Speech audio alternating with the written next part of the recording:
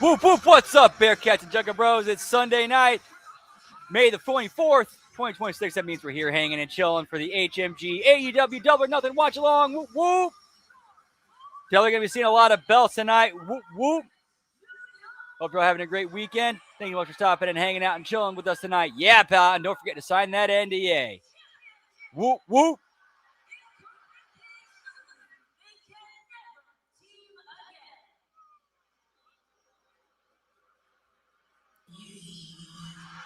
Oh yeah, I got plenty of drinks ready, Lab Rat. What's up, pal? Good to see you with the testing on you tonight. And we got Dan in the house.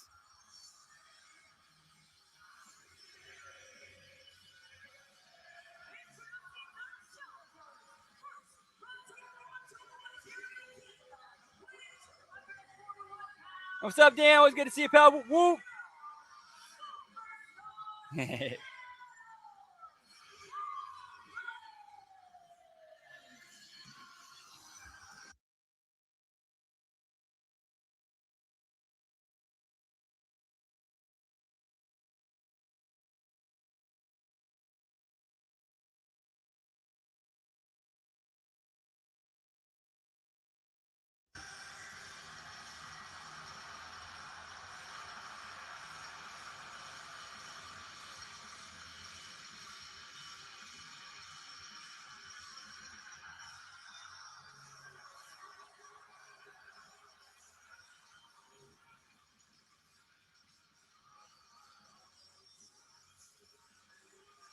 So we're kicking it off with the I Quit Tag Team title match. Whoop, whoop. You got that bucket of wings like I talked about.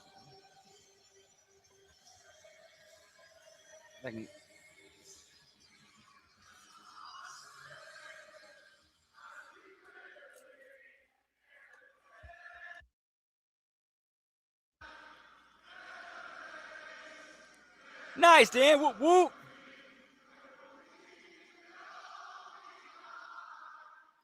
Hey, what's up, Frank? Whoop, whoop. Yeah, we got chicken tonight, pal. Yeah, they really should go under in this one.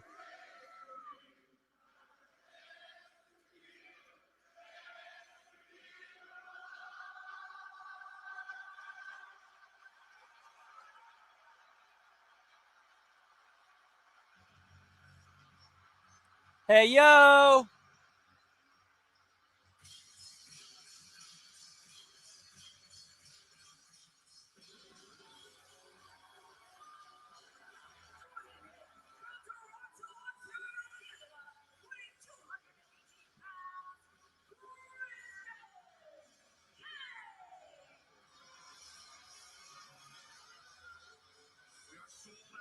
That's gotta be Zane. That's gotta be Zane. What's up, pal? Whoop, whoop. Always good to see you. Happy Sunday. Whoop, whoop.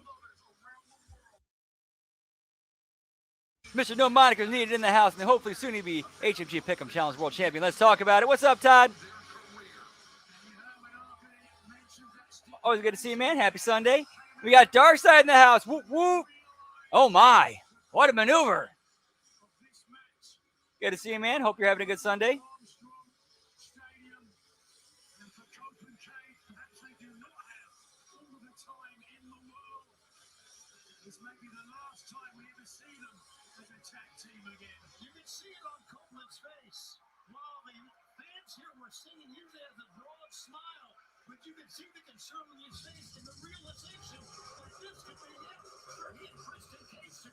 Going with 10? Sounds good. I think I'll go 15 again. So here's 2 right here. It's good to hear. Whoop, whoop.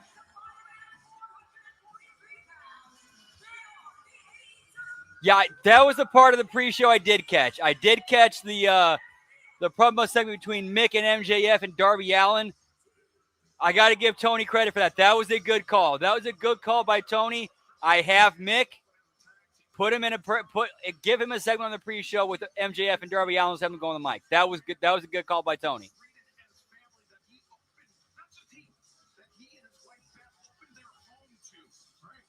Hey, what's up, Nelson? Whoop, whoop.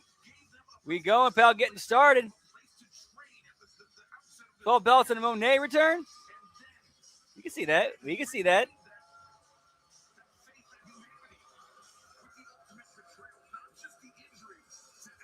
I must. Oh, damn. Oh, well.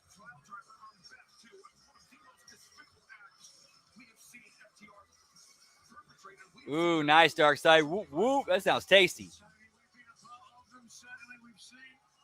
How contemptuous and abrasive FTR are, what they're willing to do. A, to hold on to the titles. B, to put down any challenger. You do not put a spike pile driver on someone unless you want to injure them and hopefully, I guess, permanently. And I guess, no, that wasn't to send a message. That was to hurt Chris Copeland.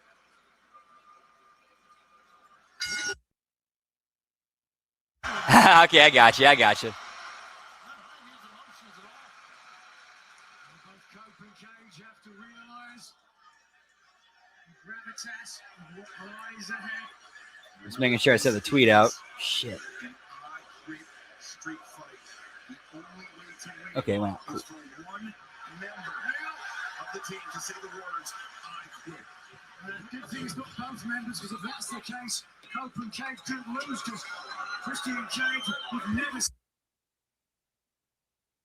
In the I Quit match with the TNT Championship, Adam Copeland. But that wasn't his voice. That was Adam Copeland throwing his voice. Whoop, whoop. You believe anything?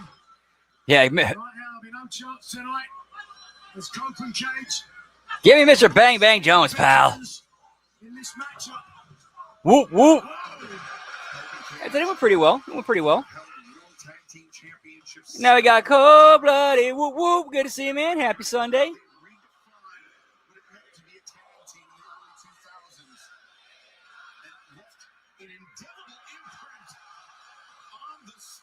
That's one bite. And it wasn't Moxley. It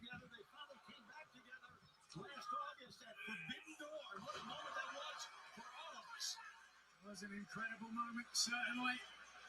You don't know how big a moment is until it becomes a memory.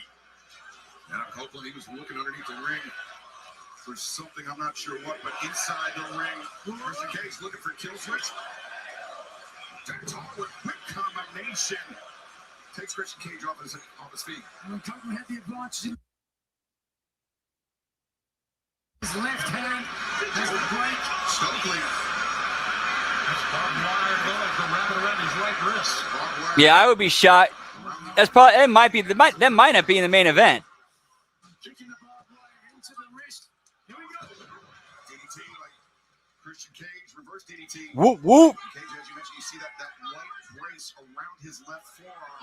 That was from when FTR attacked Christian Cage with that chair, the stomp on the chair, wrapped around the arm. I think in doing so, it gave them a clear game. Yeah, I feel you, man. I feel you, man. That sucks. I'm sorry to hear that. But let's just say there's some top main sites that you can check out that can help you out with that if you want to catch it for tonight and not to pay anything.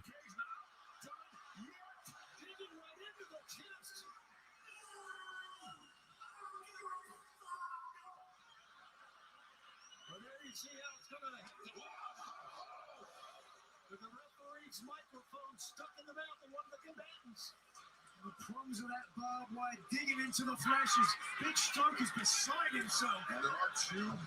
Yeah, either that, either that or Stadium Stampede. Cage just got the belt away from Paul Turner. Turner, hold on to your pants before they fall down. Repeated lashes from Christian Cage. And they're Cash Wheeler in the face. Look at what this man is unhinged. Fury being unleashed on the AEW World Tag Team Champions. Copeland's capricious, reckless.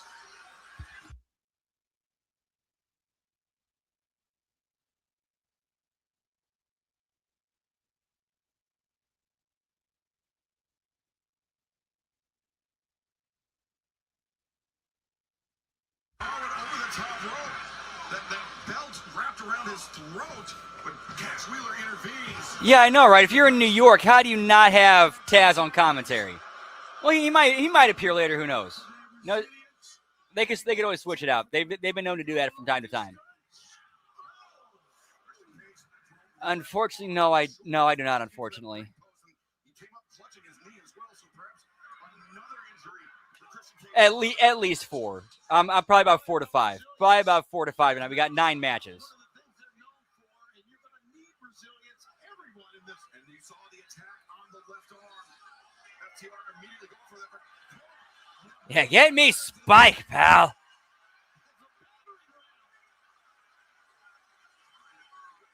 As a team, they kind of put ladders on the mat.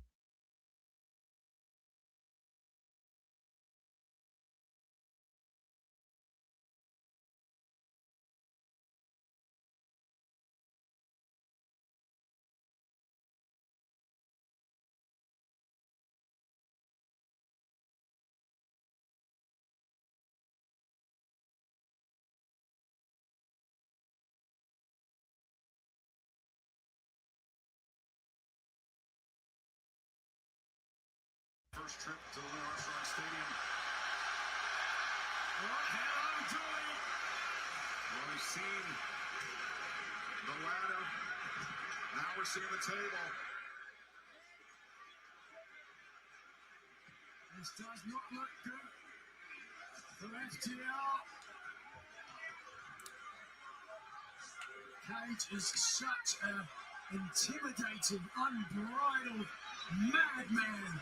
But you know, we've seen this so many times in so many matches, tables being introduced. A lot of times it backfires on the person that brings the table in.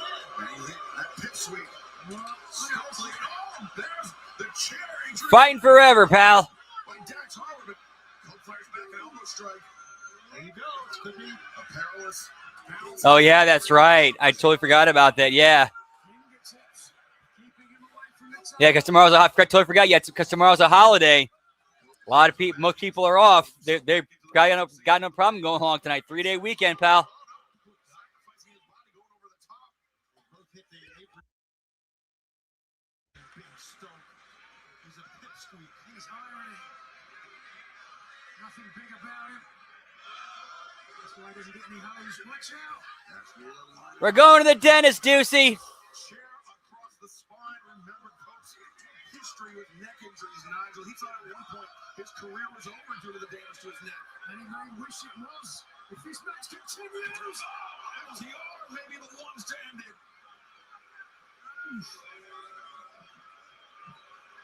And FTR, true to form, absorbed a lot of punishment and turned things back round in their favour. Where are they going now? Dax Harwood looking with the timekeepers to put out a toolbox. A toolbox. Listen, this is the toolbox they use to build this ring with. There's a lot of scary devices in there. About to find out what is in there.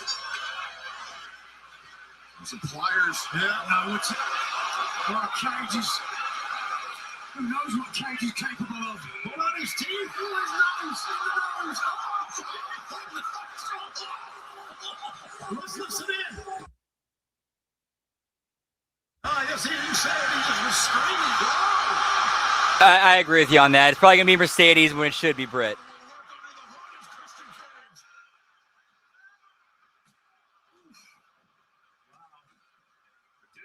I'm pretty sure I saw that scene play out with Cat Williams and why is his name drawing a blank?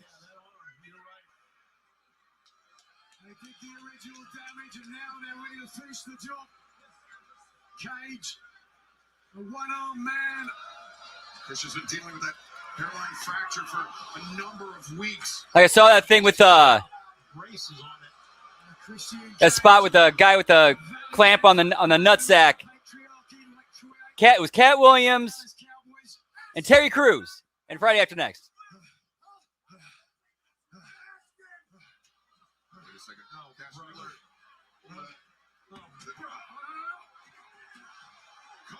Thank you, Zane. Whoop, whoop. Fighting for his life. Trying to fight off both members of FTR, both members of the AEW World Tag Team Champions. Oh, boy. Now, Cole Oh, Mil Diaz. thinking piles on the Spanish announce desk, but Well, look at this. Cash Wheeler. Ooh, they missed the timing on that, and that was ooh. Not just the pile driver, the spike pile driver, the leaping Cash Wheeler. Yeah, I know it looks like an anal hook, but that looks that's actually part of the ring. That actually is a part of the ring. That's like you actually have hooks. That's how you hook up the ropes. So you actually have like each corner or each turnbuckle, the back of it has a hook in it that you know.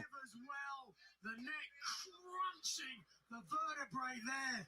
You saw the compression on the body. How and it wasn't just the downward gravity of the pile driver. It was the added force delivered by Cash Wheeler, and now a cinder block being introduced by Wheeler.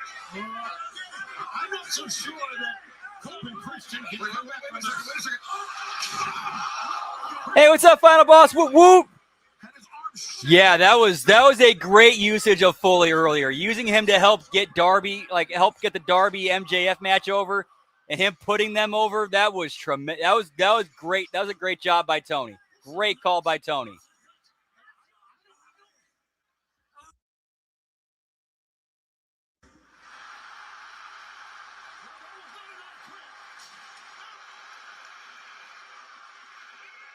That's only Christian Cage can do. Nah, not at 105. It's yeah. I think Tony addressed it. It's not a one-off. Like he even said, like he wouldn't book Foley in a match unless Foley said he told him he was good. Christian Cage fighting a pitched battle now as Adam Copeland, after the pile driver on the announce desk, has not It could moved. that'd be a good wild card. Lacey Evans, wild card for the wild card pal. It's only a matter of time now. That'd be good. Yeah, that'd be a good role for Mick, new GM. He's got I know he's got plenty of experience with that before.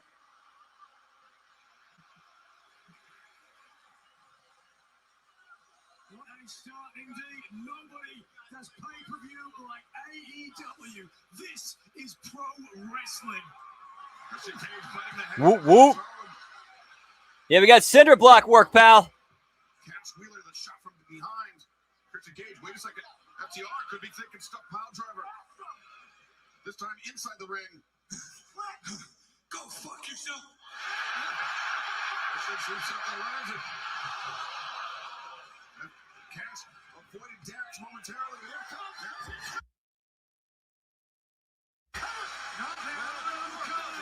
Cover stuff for work. What's Big Stoke doing? Stoke is trying to He's undo the top rope. Look at clearly Stoke's got plenty of experience with his wrists. We saw Copeland, his eyes were open, but he's still on the floor. Momentarily, we saw that. He's taking the top rope off. What on earth? Yeah, the first match of the night, we're already tearing apart the ring.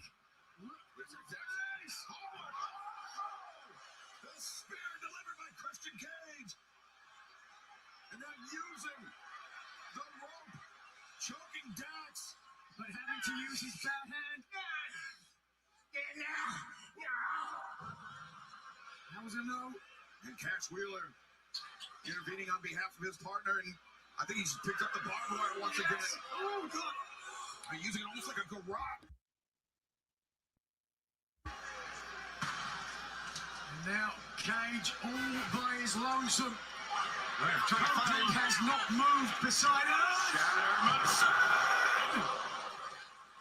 Hey, Shadow Machine works for a penny predicament, but it doesn't work here. Yeah, luckily no commercials tonight. I don't think so anyway. Do something, crazy. Something to make the other team.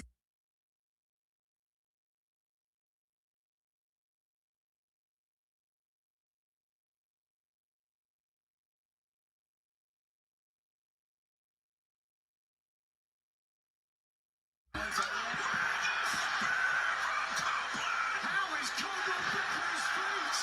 My God, you're adrenaline. A second spear delivered by Copeland just when his future as a tag team needed it most. Surge of energy because he cannot hardly pull himself out now. And those two spears. Copeland very dangerous when wielding that chair. As countless others have found out throughout their career of the rated R superstar. Like a madman. Like he is. He's certifiable.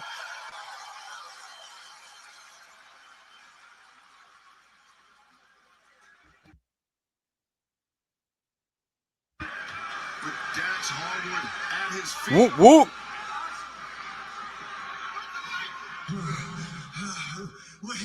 Wait. Oh God. Blair girl, please help me.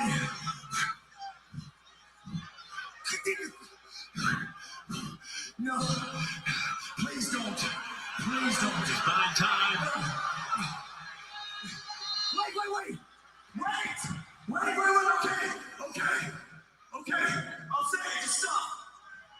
I'll say it. Stokely Got that watch in his hand. and a shatter machine this time to Copeland. What kind of a spot was that? That made Edge look completely stupid.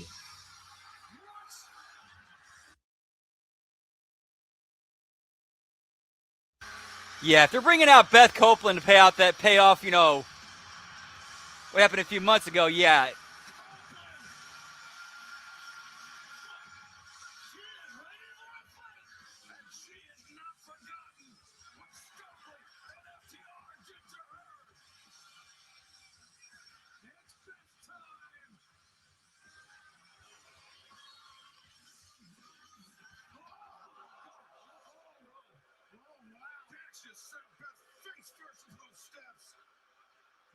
Thanks, the X.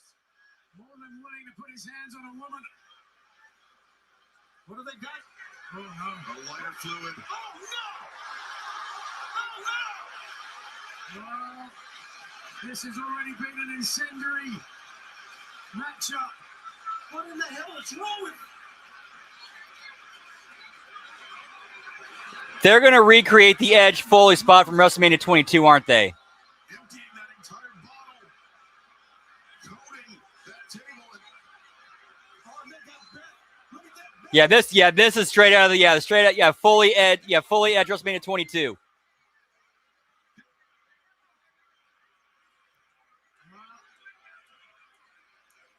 That's all gone.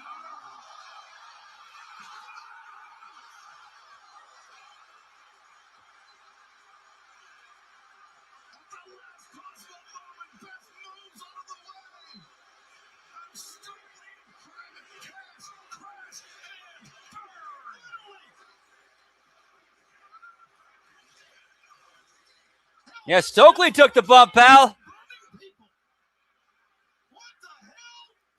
Too legit to quit in the house. Whoop, whoop. Always good to see you, Hammer. Happy Sunday. Always a pleasure. Whoop, whoop.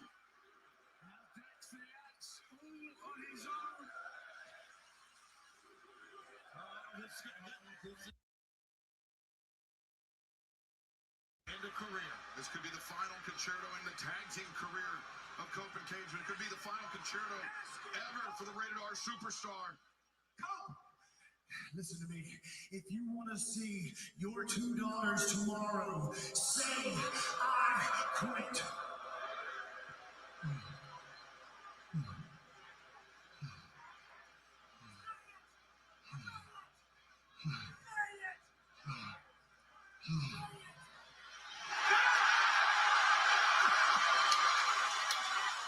Cope saw his wife. Hold for Beth. Oh, payback.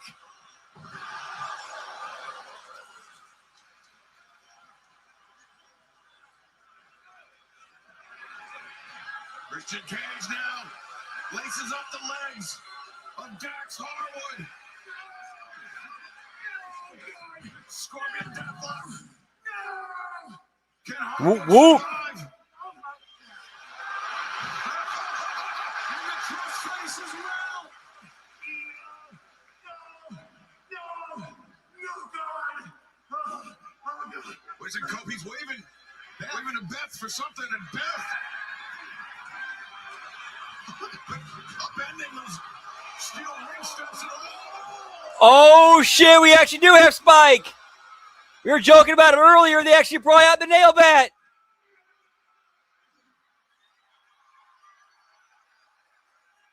And Beth Copeland whipping Spike as Dax Harwood trapped. Don't do it.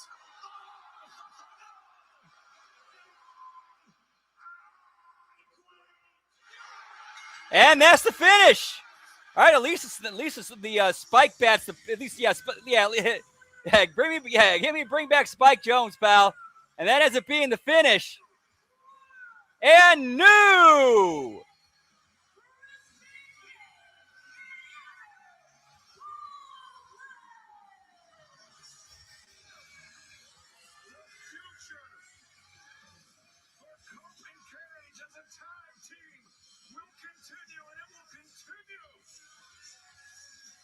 And somehow Beth's, is that her makeup, or she busted open too?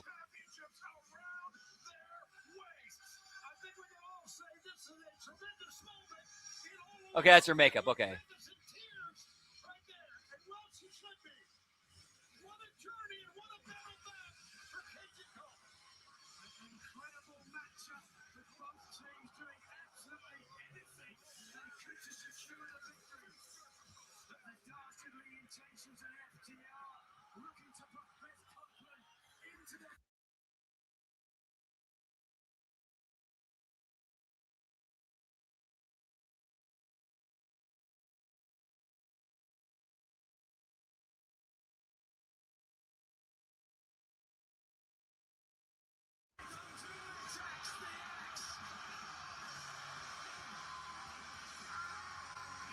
Whoop whoop.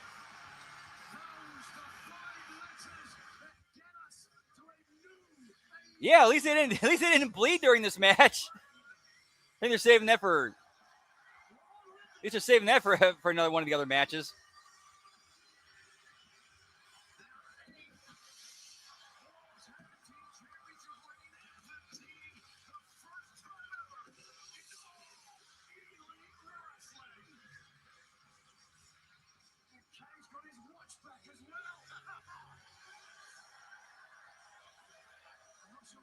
Oh yeah, he did. Yeah. Oh yeah, right above his left eye. Yeah, I just now remember that. Yeah, but it stopped now at least. Yeah, that was a weird hard way. Yeah, I feel bad for that ring crew.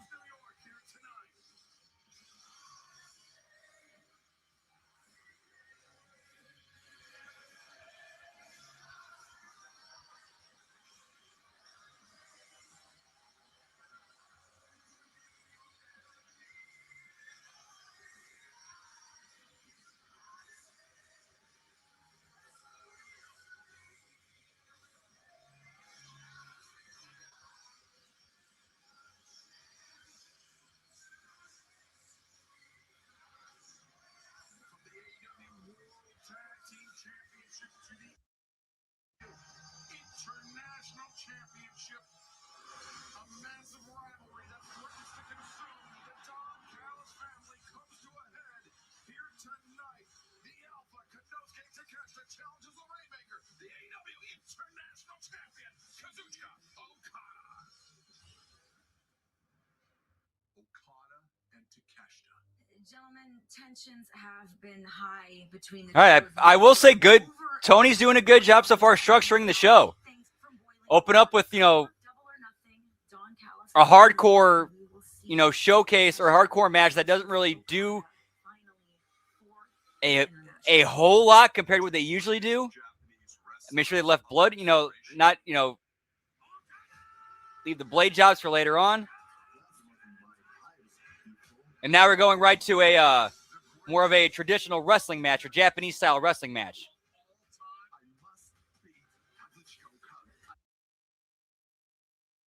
And also the payoff to an angle we've been seeing build for months. Yeah, there's heat. Like this man, like Okada and Takeshita. That's, been built for a while.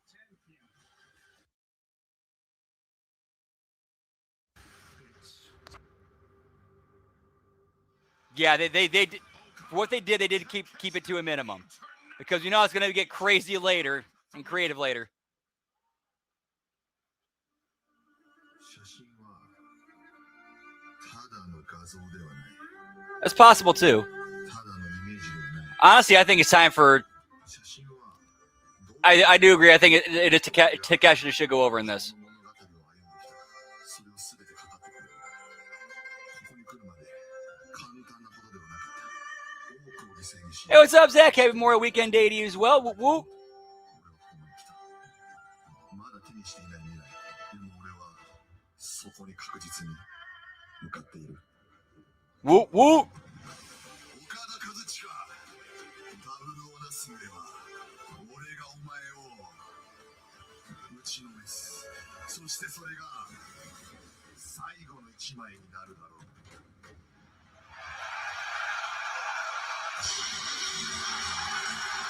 Hey, what's up, Eric? Whoop, whoop.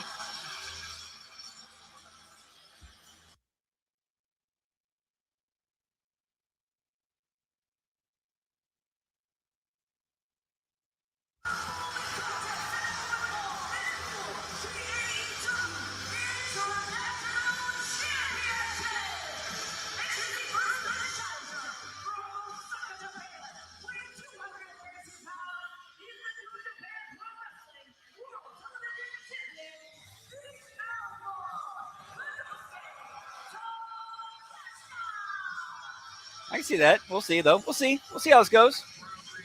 So does he have the TV? Is New Japan TV title with him? No, it does not. The challenger, the Alpha Konosuke Takeshita, in his quest not just to reclaim the AEW International Championship, Kind of a bit of a letdown. Kind of a bit of a letdown. Big fight field here tonight in Queens, New York. Two wrestlers, one family. Don Callis has done his best to keep these two Japanese icons apart. He's given his blessing for this match tonight. We had the Rainmaker come into AEW as one of the most revered and decorated wrestlers of all time. But this man right here, the Alpha, has blossomed into one of the best and future of this business. Tonight we find out who is the best Japanese wrestler for the international title. thank you, Renee, as Takeshita awaits the arrival of the champion.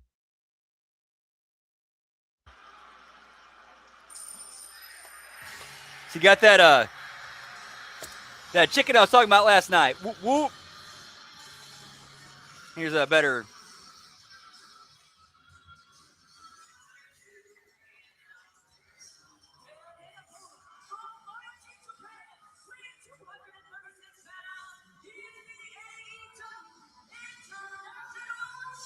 Yeah, give me Chris Elliott, pal. Yeah, you gotta grab a hold of the little hand. Grab the little hand. It's a strong hand.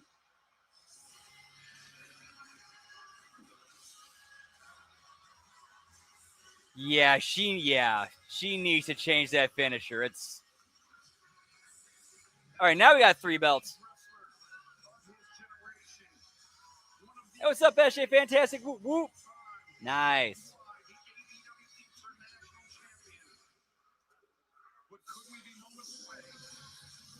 Whoop, whoop.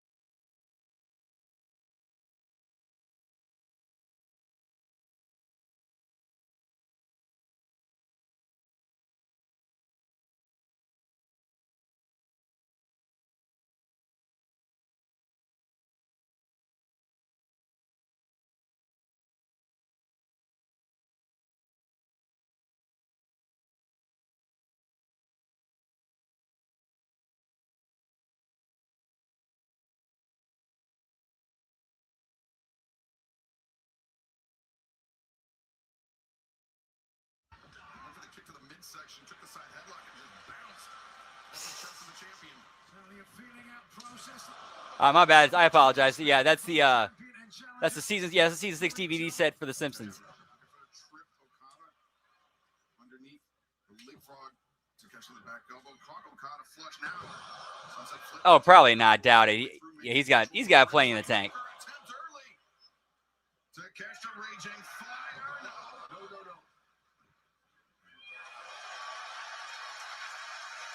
I mean, you can tell they know each other so well. I think this match, guys, is going to Nice. Whoop whoop. wanting to push the pace athletically, and Okada trying very hard to slow it down. Certainly a marquee matchup. Anywhere in the world, the first match announced, the Double or Nothing. They are on their feet.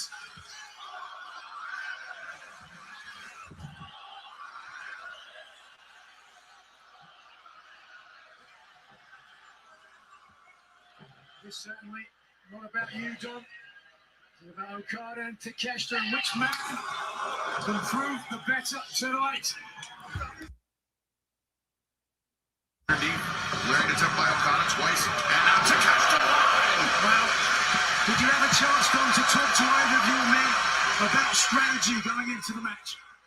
I mean, of course, I try to stay impartial, but these are two guys who they're headstrong. They know exactly what they want to do, and I think all this tension is going to be released tonight, and everyone will get along. That remains to be seen. Certainly the tension has been Whoop whoop. over the last year.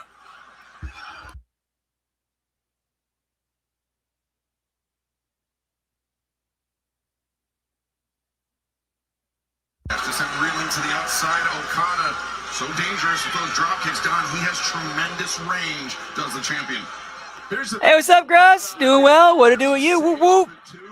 And I mean this lovingly, Takeshita's a hothead. He's a young guy. He's sick of Okada, in his mind, disrespecting him, baby brothering him even. I don't think there's anything about his mind. I think it's very clear that Okada has disdain for Takeshi, and it could be because Okada feels threatened by the ascent of Takeshita. Nigel, is it not Japanese wrestling culture? The older guy kind of doesn't treat the younger guy that great. We've had that in the family.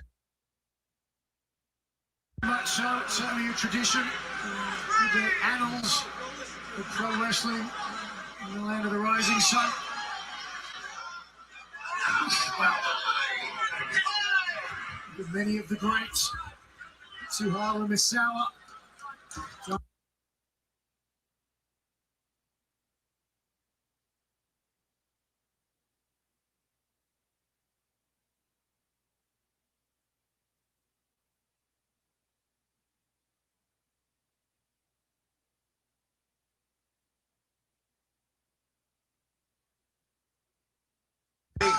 Kazuchika Okada.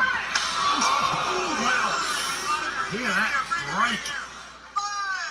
Okada trying to slow Takeshita down, targeting that low back. Okada, Don, you've called him great, Japan's greatest export ever, whereas Takeshita is the firstborn of the Don.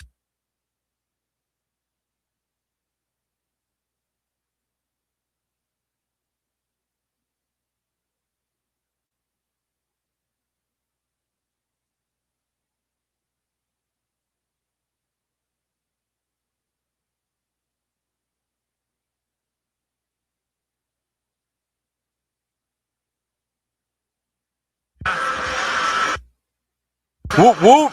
There's always one. It's been a good match so far. And that's Okada, right? But I'm a great family member, so I don't do that. I like to treat them as equals. I mentioned earlier, look at the strength of Okada, his ability to control the pace of a matchup. Absolutely commanding once he gets the advantage.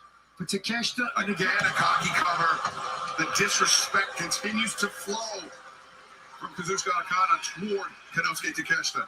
you mentioned the fiery aspect of Takeshita, and such a lackadaisical cover will fire up this young man.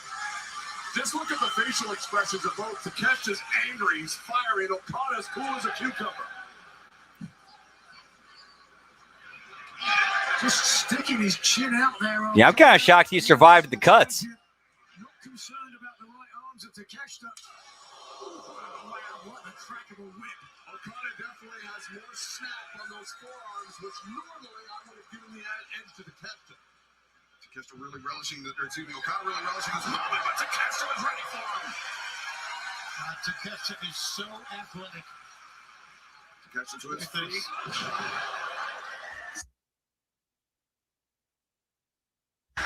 The snap in Takeshita's hips and the flexibility, the way he pops like that is incredible. Yes, it is. I agree with that, Don. It's amazing. What an athlete.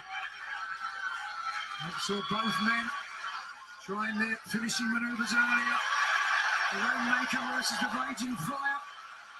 Now, backstage on it took way too long. Took a minute to play to this New York crowd and he paid for it. Yeah, both guys up on one leg.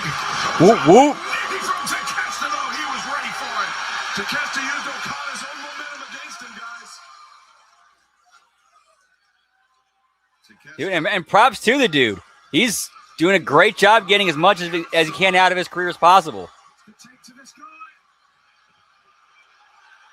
And Takeshita very nearly landing on his feet, but still scores with the tope. And favoring that back. You remember a few minutes ago, Okada drove that back into the railing. Look, the back landing. So Oh yeah, I would assume so. Like, this is the place where you finally, he gets kicked out of the Don Callis family, or something happens where he ends up leaving, or something. The only previous one-on-one meeting between these two men took place last December, World's End, the semifinal match, the 2025 Continental Classic. It seemed like Takeshita was on his way to dethrone the Continental Champion, to advance to the finals. But wait a second, Okada. There we go! There we go! Brings Takeshita to the center in the neck breaker. But Tony, we remember it. Okada used that screwdriver that Kyle Fletcher had planted. Did you know about that screwdriver, Don? That was a long time ago. I'm supposed to remember everything. Nice hammer. Whoop, whoop. That's a good point about what happened, Excalibur. Trying to use that screwdriver right now. Okada looks like he's in control here. Okada. Dude, he does look like Kenzo Suzuki. Any legs to prevent Takeshita from usurping his place, not just in the Don Callis family, but in the hierarchy of professional wrestling. Now, Giovanni, do you agree here that the longer this goes, it's in Okada's favor? No, I don't. Okay. Because Oh, that actually kind of I that's one I kind of have to think on. That is one I kind of have to think on. Finger in the face of Takeshita, the disrespect. here it comes. Building. Grab the right wrist. Takeshita to set up the Rainmaker. Yeah, Takeshita. No, look at that. There's that athleticism you talked about, Giovanni. Bypass and Takeshita. Blue Thunder, no. Almost got it. I mean, dude, like, where do you start? Looking for tombstone pounds. I mean, there's Harley Cameron, there's Mina Shirakawa, there's Anna Jay, there's Tay Conti, there's Sky Blue, there's Tekla, there's Jamie Hayter, there's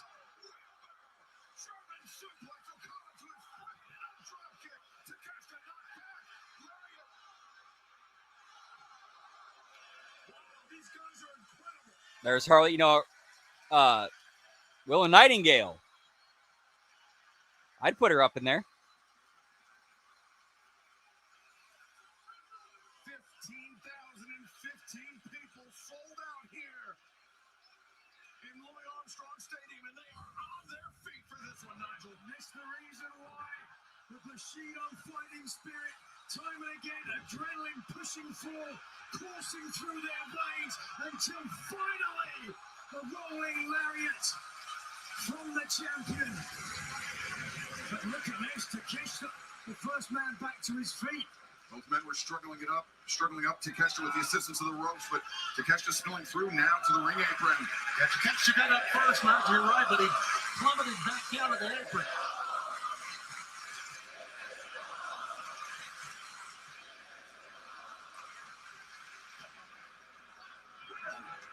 International champion out. The bad intentions of perhaps it was Takeshita that baited the champion out. Got to to be the careful apron. of footing, Nigel, here, right? Now, there's not a lot of distance on that apron, and a quick slip, and you can roll an ankle. we saw just a few nights ago, Konosuke Takeshita, when he challenged Darby Allin for the AEW World Championship in Okada's place, Takeshita was not afraid to take a massive risk to land that Blue Thunder from the apron to the floor. That Blue Thunder is one of the most incredible finishing maneuvers I've seen. What is this now? Maybe looking for a Blue Thunder. But to the floor, long way down. Maybe the raging fire. No way. Not good. No way. Not good. Okada is up, and Okada grabbing on to the top rope. Swing and miss by Takeshita. Okada. Oh, shit, I almost forgot about Megan Bain. Almost forgot about Megan Bain. That's my bad. Yeah, Megan Bain's in the conversation for sure. His eyes rolling in his head like marbles. Takeshita's hurt, guys. You know, you're right. This is concerning. Takeshita hasn't moved. His eyes closed. Just look at the neck of Takeshita. The smart moving from the champion. Landing the Rainmaker flash, but a very awkward landing on the apron for the challenger. Back to live action. Okada Nina Cross. is now on to the floor with Takeshita, and Takeshita has not moved much. This is being dropped with that Rainmaker. Got a front face lock hook, guys. And Dang, nasty. Did you hear that impact? Look at the smile on Okada's face. Raw, toothy grit. I don't like this. I mean, I don't need one of these assets put on the shelf forever here. So you can't this throw the ring. towel in, Don. This match is... No! Wait a minute, guys. Don wants to protect his assets.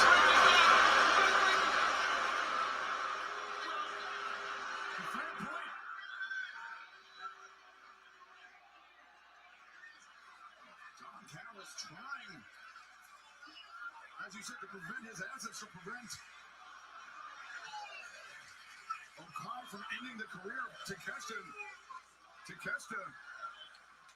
was gonna, Kurt broke his neck. I mean, this is supposed to be about getting all these bad feelings out, but I don't want to be left with someone in a hospital for 6 months. Come on. Well, you know, I kind of agree with you. I think it's about winning the match, but for Okada Right now, referee Rick Knox, he's about to count Takeshita out, but Okada intervened.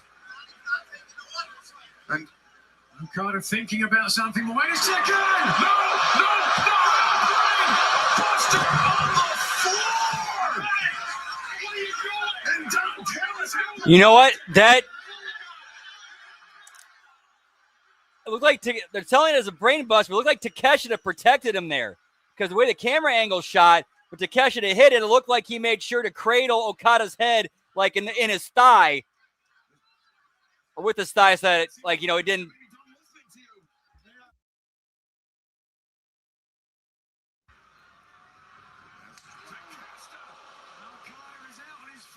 Hell of a kick delivered in the corner. As now Takeshita brings Okada to the top. Oh boy, long way out. Especially with a bad neck. Maybe thinking superplex, or it could be avalanche raging fires. It is. HG's holding on to it. Ooh, Behind Takeshita. botching a save. Good save. Good save there. Strike counter. Takeshita.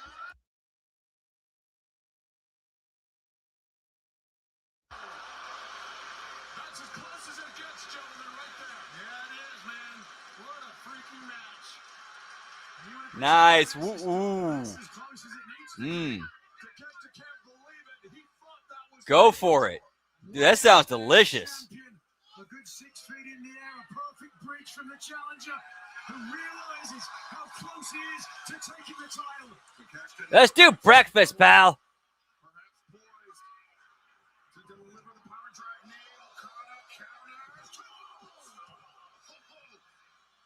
He spiked him. And I mean, I saw the mat move. And he may have been Yeah, but now it looked like he was protected by using using the thigh or leg as a cushion. famous for his endurance is spent right now, guys. Just look at this. Lying in right and to your point. Look at the head driven. Ooh, nice. Nice. Go for it. Whoop, whoop. tuck your chin and try to protect your neck as best as you can. And I think that was the issue. Takeshita didn't have his chin tucked, but he's up. What an incredible young athlete. Okada answers with an elbow strike. Takeshita replies with one of his own. There is a cool breeze blowing through Louis Armstrong Stadium, and the action is red hot, really picking up now. Takeshita may be out on his feet. Okada, Careful. Yeah, well, look at the face of Takeshita. Fine spirit now. stealing himself.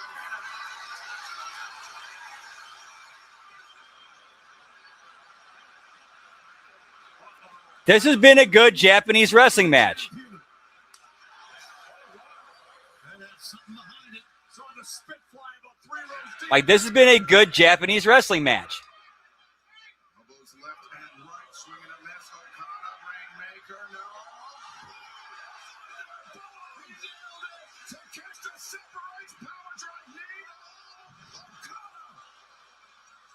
Oh, back and An forth. arrow frozen of sorts, almost completing. But this might do it, the challenger. Spaghetti legs. Rainmaker, no. Takeshita floats over, pinfall. Okada narrow escape. I thought it was a 3. And floating over, I think, cost him a 3. Power drive knee blocked. With Takeshita battering down on the head of Okada. Okada backslide. Takeshita goes through. Wrist control continues for the champion. The challenger is out. Just imagine Excalibur. I have both of these guys. They're incredible. Okada, the drop kick. Here comes. Rain. Nice, Gruss. Whoop, whoop.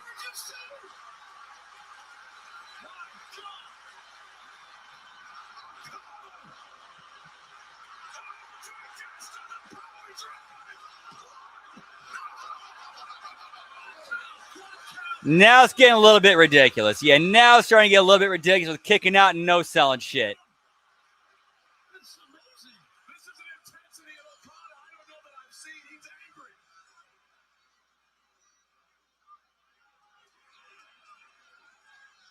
Takeshita is such an incredible special athlete and wrestler. Perhaps the knockout blow for the Takeshita. Raging fire! 1, 2, 3. And new! And cheers, genitals. Outside of like the no selling and a little bit of ridiculous at the end, that was a great match.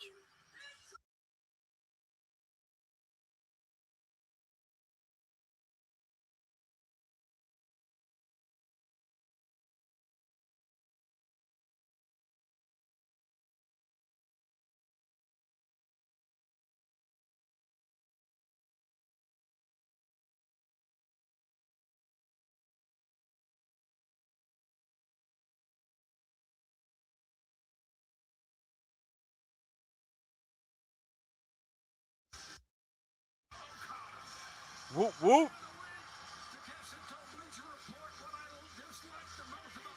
Yep, 2 title changes in a row so far. He's got to have respect for him right now, I would think.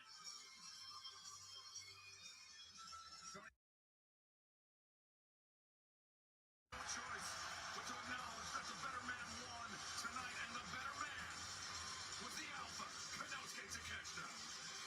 What an absolute sensational match, Nigel. Absolutely. That's an incredible moment. Everybody on their feet as Takeshita celebrates as the new international champion. The Don Callis family have made their way out here to ringside. Ramiro, the national champion, Mark Davis. Oh, wait now.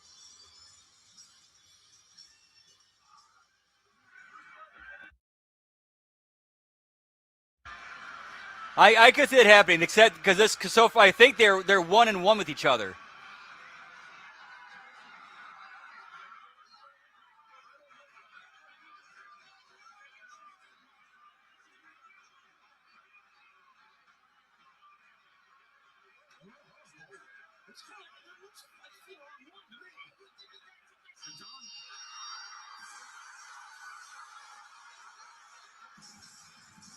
Give me Kyle Fletcher, pal. I thought he was still recovering. A man that's like go between Okada and Takeshita. And a man who very close friends with Konosuke Takeshita, the former TNT champion, the Pro Star. Kyle Fletcher, we have not seen him since his injury. Let's know the clean winner. If Fletcher's clear to go, I would have him either want to go over Darby Allin and have him and Osprey at All In.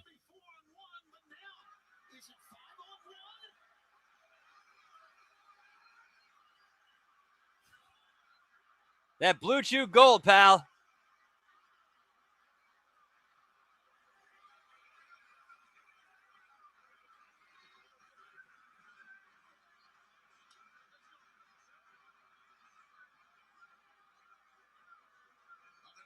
Don Callis calling off the truce. He does not want to see this completely consume the family.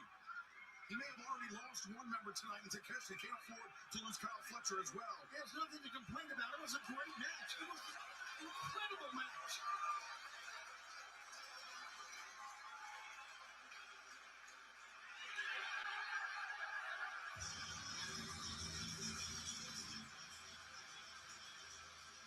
Congratulations to the new AEW International Champion, the Alpha Konosuke. Watch the ball kick, watch the ball kick, watch the ball kick, watch the ball kick.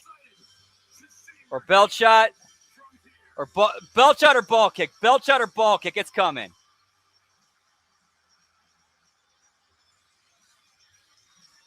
Oh, no, clothesline. The turn was coming, though. I called the turn coming.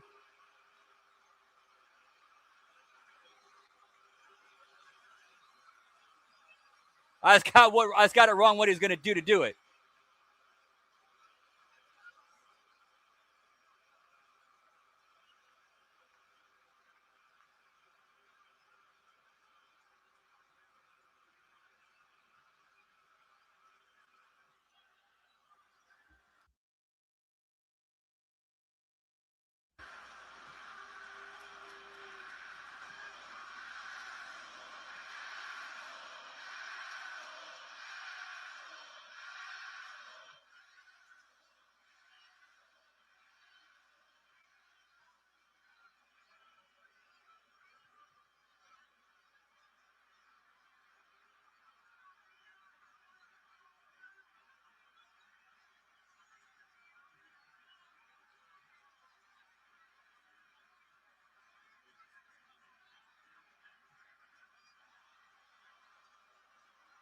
Yeah, the clothesline was a little bit weak. I would have gone for something a little bit different than that.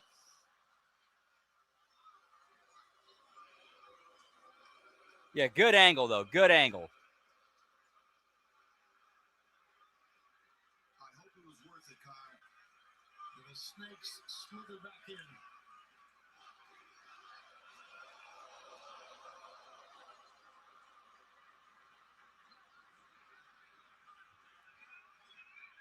I don't know what's going on here. Wait a minute. We still got some tension going on between the Don Callis family because it looks like it's not just between Okada and Takeshita, but Okada and Kyle Fletcher, too.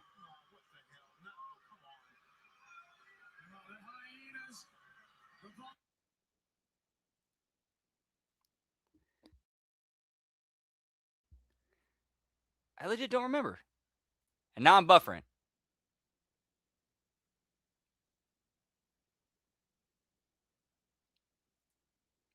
Yeah, having some hard buffering issues going on right now. Sorry, guys.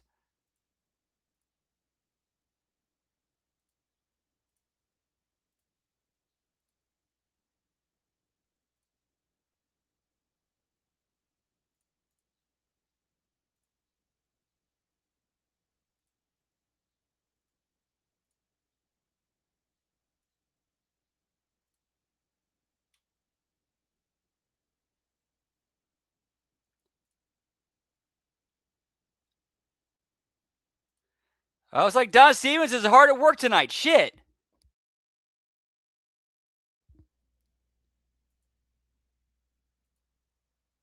All right, there we go.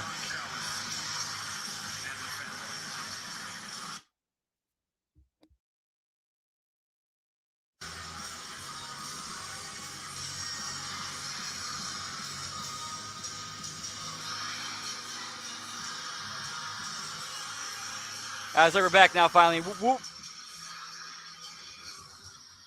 it is that time of year. The Owen Hart Foundation Tournament kicks off next. Live and Double or Nothing. It will be the Ring of Honor Women's Forever.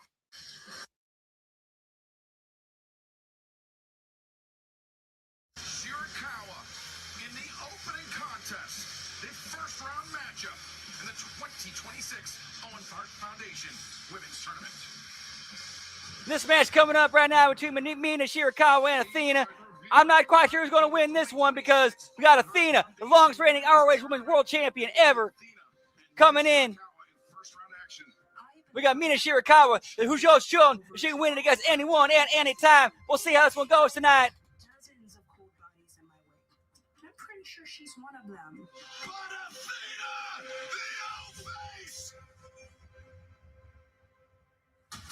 Athena, I have dreamed of winning the Owen and winning the AEW Women's World title and ending you.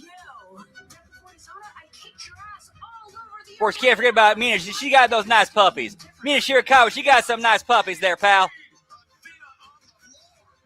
cannot dream anymore because now I will live it. And your next Owen Hart Foundation champion,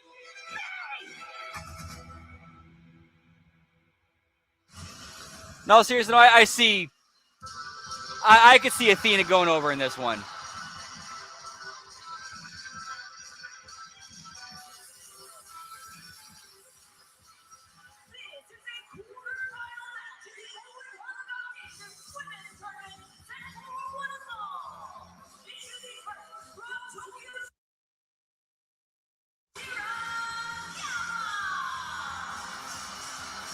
Yeah, unfortunately, she's out for the rest of the year. The winner of both the men's and women's Owen Hart Foundation tournaments not only will take the prestigious prize, but they will go on to All in London. Dude, she may have been champion for 4 years. Let me go check. To challenge for the AEW Women's World Championship and the AEW Men's World Championship. And there you see the event August 30th at Wembley. Tickets are available right now for that big event. Speaking of big events, what a crowd to see the beginning of the Owen Hart Foundation tournament. Look at this. Yeah, she'll be 4 years in December. 4 years in December.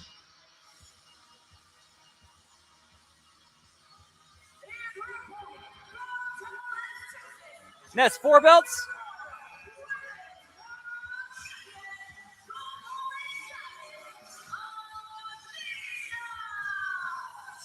Nigel, taking a look at the bracket, I would say that this woman, Athena, has all the momentum in the world heading into this tournament. Athena, she's been a dominant champion. In ROH, she's been the most dominant women's champion we've ever seen in ROH. But for some reason, AEW just can't seem quite to win the big ones. They had opportunities, but just not quite been able to win the big ones. So you're going to try again this time with the Women's Owen Hart Cup Tournament. Hopefully get that title shot at All In Wembley, pal. But she's got to work out for tonight with Mina Shirakawa. Plenty of added incentive. It was all in Texas last year. But Shirakawa suffered a hand injury at the hands of Athena and was unable to take Who's fighting for her fallen friend, the four-time former AEW Women's World Champion, Toni Storm. lost that tonight. Was Athena. Was not shied away from these big. And we start with a strong lockup, but of course, Athena getting the advantage of it because she is, of course, the stronger competitor in this match. Of the Owen Hart Foundation. Visit OwenHartFoundation.org. As Athena sweeps up the legs of Mina Shirakawa. I really think confidence goes into every match. Yeah, as strong as Mina is, you're going to need a little bit more speed and agility to overcome the power of Athena. Looking for a leg lock there, but couldn't complete it. Mina, though, slips between the ropes. And now has Athena reeling after the enziguri. Like that. She's using more springboard stuff like that. Springboards and kicks. Captivating, energetic. Nah, Mina, you cannot take time. You can't take time like that to be showing off and posing for the fans when you and then leave a competitor like Athena like that up to stand up out like that again. Thanks, Hammer. Whoop, whoop. With some difficulty, as Shirakawa now the hammer throw reversed by Athena. Athena charges. Oh, just a flying kick. But of course, Athena, she got as powerful as she is. She can also move and be agile as well. Oh, this does not look good.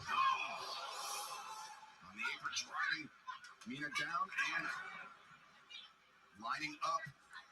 Whoop, whoop. Shirakawa against the. Oh, again. Cheers, genitals.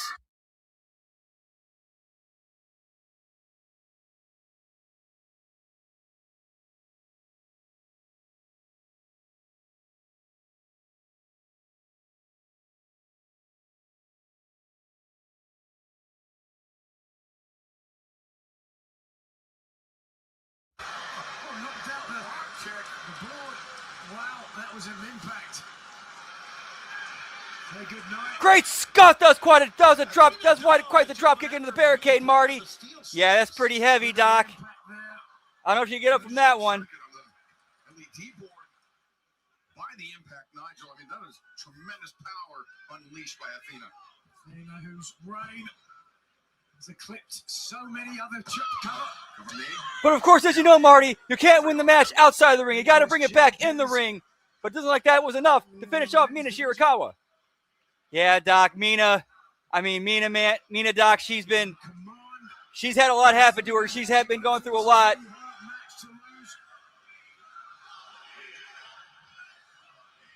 You know, her and Tony Storm, they've been, working together as a tag team.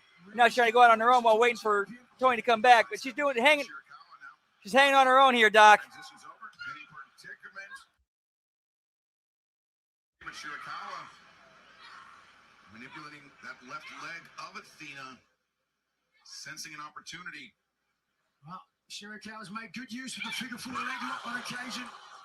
So the damage to the left knee. And Marty, as you see right here, Mina's going to work on the legs on Athena's legs because she knows she's strong and agile. So take out the legs, you take out the base and power. That's right, Doc. Remember you teaching me that one a few times when we were you were pointing stuff out when you go back in time to the 50s and 60s and watch some So she's still on the hunt for who attacked the timeless. watch some old Pat O'Connor, Doc. Tony Storm whereabouts still. But Mina Shirakawa just knocking Athena back into the corner. Shirakawa. Oh man, I have no idea what's going on right now. All I see is two hot chicks just going at it. Oh man, I'm so hot. During the buy-in about Owen not only being a great wrestler, but what he meant outside of the ring.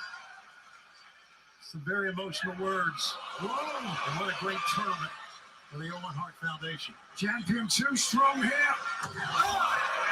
Classeca spots cover. Mina whipped down Athena the cover, but Shirakawa able to kick out. As you can see on the face, the champ's got. This was a slobber knocker here, folks. Some barely contained rage by Athena. You'd have to imagine this match with a potential knee injury with the rest of the tournament lying ahead. Exactly. Puppies!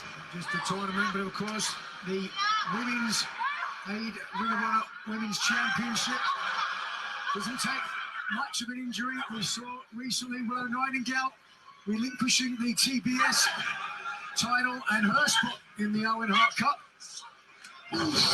And that's nice counter by Mina Shirakawa. Springboard. That's the agility you need to use. You need to use that agility, Mina. You're faster than she is, but you're more technical than she is. You can break that leg down.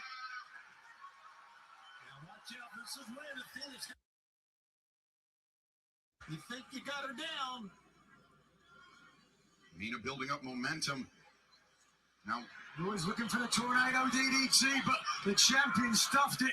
Didn't want Yeah, the back when high challenges. spots were actual high spots, like emotional high spots, not just Mina a bunch of, you know, For a second attempt, got it this time. high impact dives and moves and dropping everybody, you know, kicks to the head, drops on the head, everybody falls down, and the crowd and then the crowd stands up and applauds. You know, like a gymnastic floor routine. Ooh! It didn't look like Mina caught all that. It looked like the apron caught some of that, but it looks like she still got Athena enough. Stuck the landing, taking down the Ring of Honor Women's Champion. Who is on the back foot now. Like I said, Tony, that's when she's at her most dangerous. Mina, drop kick delivered from the Top rope drop kick. Mina in serious trouble here. You got to follow. You cannot let her get back up. You got to keep her down. You got to keep her down. You cannot let Athena get to her feet. Well, the challenge is going to help the champion all the way up there. Athena elevated on the shoulders of Mina Shirakawa. Shirakawa got in mind. Drives down Athena. Awkward landing for Athena. Dude, the workout routines they used to do back in the day, because they would go so long in the ring. I mean, it's man. Takes down Shirakawa and Mina. Athena on one leg, sweeps the leg out of her opponent. Super Dragon's playbook with a curve stop. With a bad leg, though. See, that's why you cannot let Athena get to her feet. You cannot let Athena get to her feet. If you get Athena down, you got to stay on her. Otherwise, that's what's going to happen to you. I don't know. That knee, Nigel, as you take a look at it right there, it's really bothering me. Well, so the damage has been done. It looks like Mina has at least done a little bit of damage to Athena. In like 77 matches. Yeah, one of the greatest win-loss records in modern history now. And thank you, Athena, for actually selling the legwork so I can call it. Could be looking for the old face. Her finishing corkscrew stunner. Simon Killer's going to have a little bit of trouble trying to get to the top rope. The middle instead. Wait, it was blocked. It was blocked. Almost got her. Athena able to kick out, swinging a miss. Mina on the move. Mina Shirakawa. Oh, face plant. She got her. Champion who hasn't moved. Shirakawa, her version of the seatbelt too. Oh, how did she just barely kicked out of that one? I did not know how Athena could get out of that one. But that is why Athena has been the ROH Women's World Champion for almost 4 years, kicking out of tight spots like that, being able to come back from it.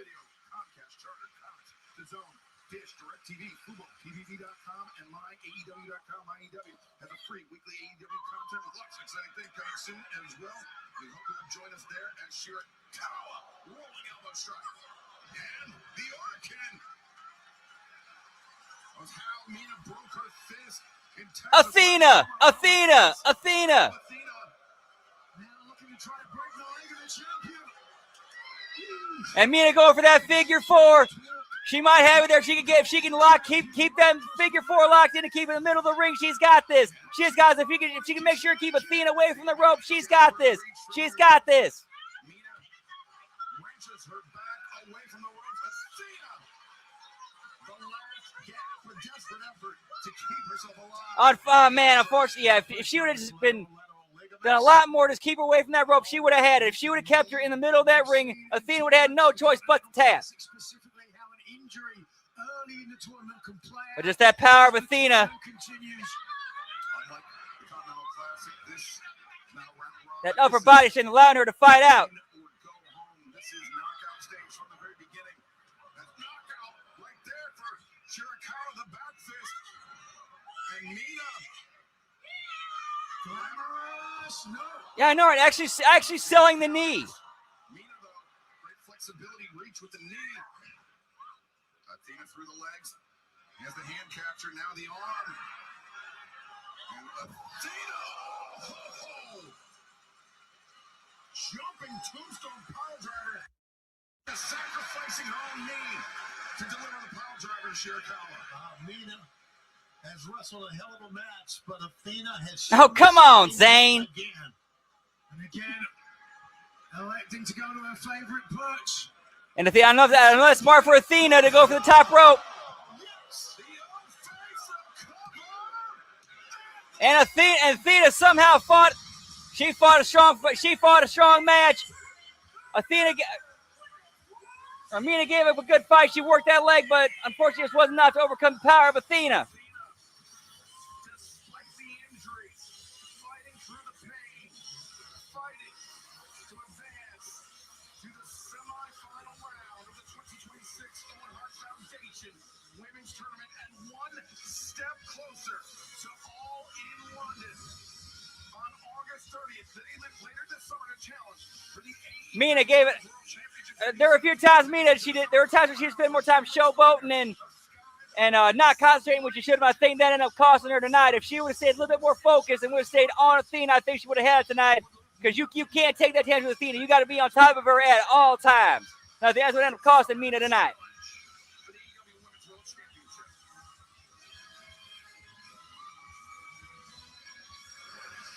But coming up next, it is an AEW Continental Championship match, and there is absolutely no time limit when Kyle O'Reilly challenges Jon Moxley next. She should have done a little bit towards the end there. She could have done a little bit better on selling the leg work there, but overall, still great match.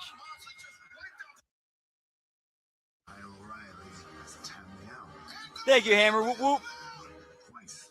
All right, I need a bit of a breather. In fact, while we're doing video package, I'm going to step outside for the smoky toky time. Be right back. Whoop, whoop.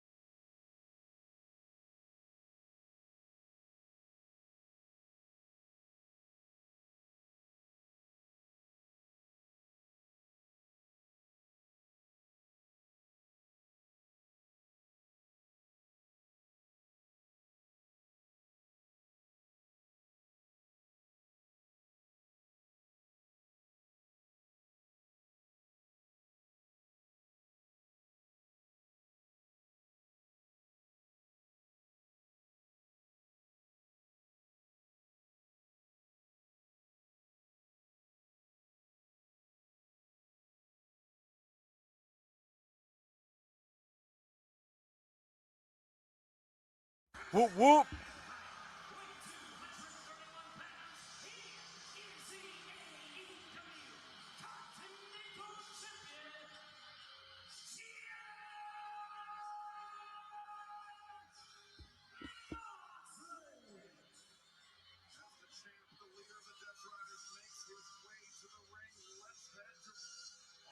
That's a good question. That's kind of a tough flirt.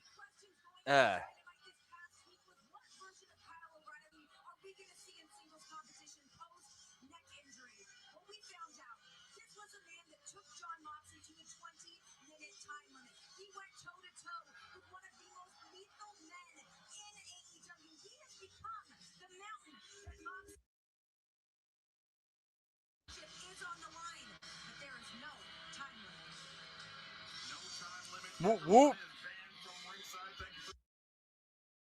It's all time for a cheers, genitals. Whoop, whoop.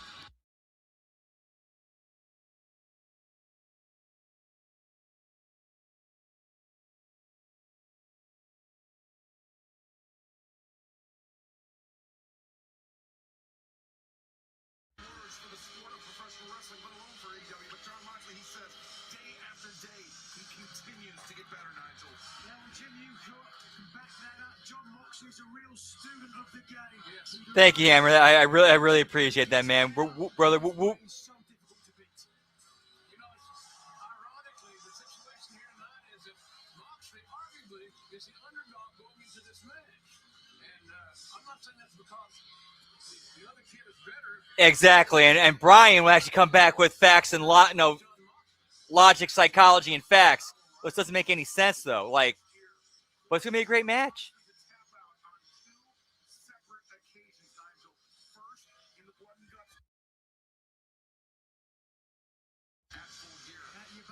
Oh man, I don't think I got the energy for the Don West. I can't match the Don West energy. Unfortunately I do not have that. O'Reilly has proved to be the kryptonite to John Moxley's Superman. On more than one occasion, O'Reilly had Moxley. We saw Moxley tap one. It'll be a tough night for the Continental champion. Whoop, whoop. It's personal and it's professional. And when you get that combination together, it's a recipe that tastes great.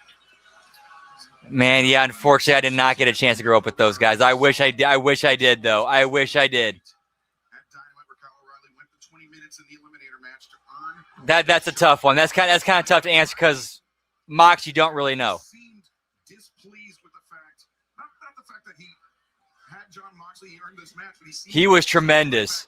He felt like Moxley was on the verge of tapping out, and O'Reilly didn't get that satisfaction for a third time. Dude, as they shoot, this is the story of how Don West got involved in professional wrestling. When Russo was in WCW, he saw Don West on selling baseball cards, and he was like so blown away by how good Don was. It's like, okay, if he can sell me baseball cards, he can sell me wrestling. And he tried to get him hired with WCW. Ended up not happening, but Jeff Jarrett was decided to go, you know what, I'll go with it, and Jarrett hired from TNA. Dealing with the fact that Moxley has tapped out twice to this man, something that Moxley has rarely done throughout his career. You see that reaction to that kick, Jim? Yes, sir. Yeah, that's coming. Like it is coming. At some point, like Alvarez is gonna have that moment where it's gonna be like, this is your intervention, Dave. Like I gotta show you tough love, and this is gonna be, I gotta do your intervention here. I can totally see that happening.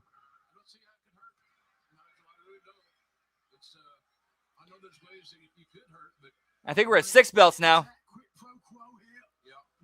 Yep. I do. I remember that. I was watching during that time, and it was Dixie who pulled the plug on that, which was bullshit. Right now, he's got a legitimate chance of upsetting John Moxley, in my opinion. It was full gear last year. Kyle O'Reilly forced John Moxley to tap out for the second time in the span of, I believe, 10 days. My bad. O'Reilly was relishing I guess so. Whatever stooge they had in the chat heard that. It's like, no, we gotta get JR on here. And took him out of action for 5 months. Took O'Reilly out of the Continental Classic. The tournament, which John Moxley, ironically, would go on to win to claim the Continental Championship. Moxley suffered from that ankle injury as the tournament continued. And Whoop, whoop. I would have to think that perhaps he's still not 100%. Standing guillotine with the body scissors. We'll have to look to see what Man, I would have to watch some more Mike Tenay. I would have to watch some more of his just so I can get a better. It's been a minute since I've heard him on commentary, so I would have to go back and kind of refresh on it. Under the legs of O'Reilly. And just a running power slam from Moxley. Moxley's looking to float over into a mount, but Kyle O'Reilly, great defense there. Moxley guard. Moxley is a little bit bigger. And that could prove to be something very valuable. Dude, he was so good at that. He was so entertaining with that. He's got control of the wrist of John Moxley. Now transitions around. Moxley was landing body shots unabated, but O'Reilly. The armbar full extension. It's over to the Jujikatame. No, doesn't have it fully extended. You can see the angle there. A nice escape from Moxley. Moxley, the ankle lock. That's how Kyle O'Reilly forced Moxley to tap out. Both these guys are great students of the game. They figure out ways to beat you, and they may be unorthodox. So if you want to talk strategy, Jim, what gives the advantage to both men? Well, I think that the advantage that Moxley has, he's bigger, he's thicker, he's stronger. But the thing about this other kid, O'Reilly he's in an opportunity here of a lifetime on a major pay-per-view in front of a sold-out crowd here in the shadows of New York City. He would make it. And O'Reilly doing a bit of playing John Moxley's game here on the outside, dirtying it up with the champion. This is usually what we see Moxley do, but O'Reilly has now gained the advantage on John Moxley. I could only imagine. No, I have not, but I need to check that out. That sounds entertaining. Opportunity that O'Reilly has. It's pretty damn amazing. No, I think this might be the fourth. This might be the fourth or fifth. I'm not sure. I think fourth. We saw it on Wednesday night. We're seeing it again here. And now, mid kick. Oh no! Moxley stepped out of the way. O'Reilly, you could hear his shin contact the. Vicker right there. You make a major mistake like that. Now the issue in my mind is how does Moxley take advantage of that situation? There's no doubt that he's going to. Not right away, but now, the challenger barely able to put any weight. Man, I would have to do Stevie Ray. I would have to listen to some more of his because I can do a few sound bites, but I can't really stay in character as him. The blink of an eye, if you want to go cliche-wise. Moxley is a man with no compunction, no boundaries. Wow, and no conscience. Take a look here. The rare miscalculation from O'Reilly. Moxley moving at the very last second once O'Reilly was committed to the kick. Once you get in this kind of situations, Excalibur, it's you got to go where your opponent thinks you can't go or won't go. Oh, no. O'Reilly. Yeah, just reflex. Kicking with the right when the damage Oop, and congrats on that, Hammer Man. Seriously, that's good shit, pal. Whoop whoop. He has to be salivating at that opportunity. And I said, that. Cheers to you and yours, pal. Whoop whoop.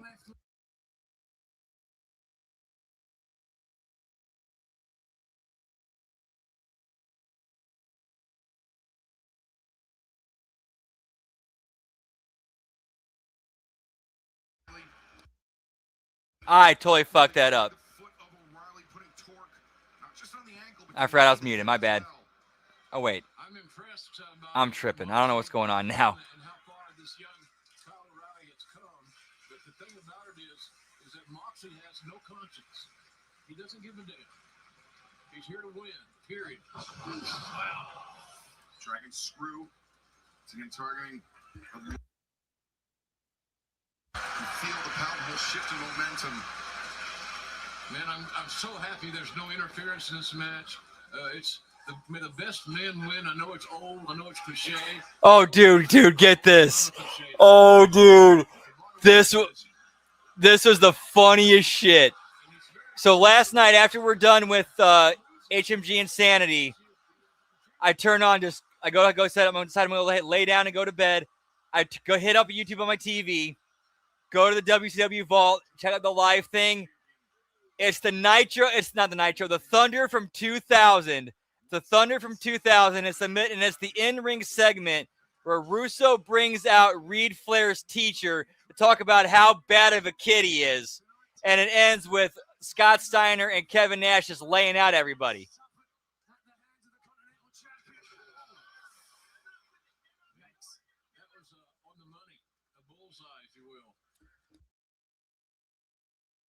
O'Reilly's grit and resilience.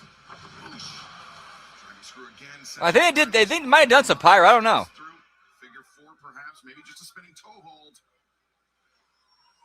But he's focusing on the legs, and I think that's something. Moxley, almost second to none when it comes to dissecting a body part. Moxley has detected the vulnerability in the legs of Kyle O'Reilly, and whatever Moxley's gained, shifted things to target the lower body of O'Reilly. And so ironic, we talked about the damage to the ankle of the champion, but instead it's the leg of the challenger. Ooh, look at that. The nails down the back and now into the face. And Look at that. Man, how barbaric do you want to be?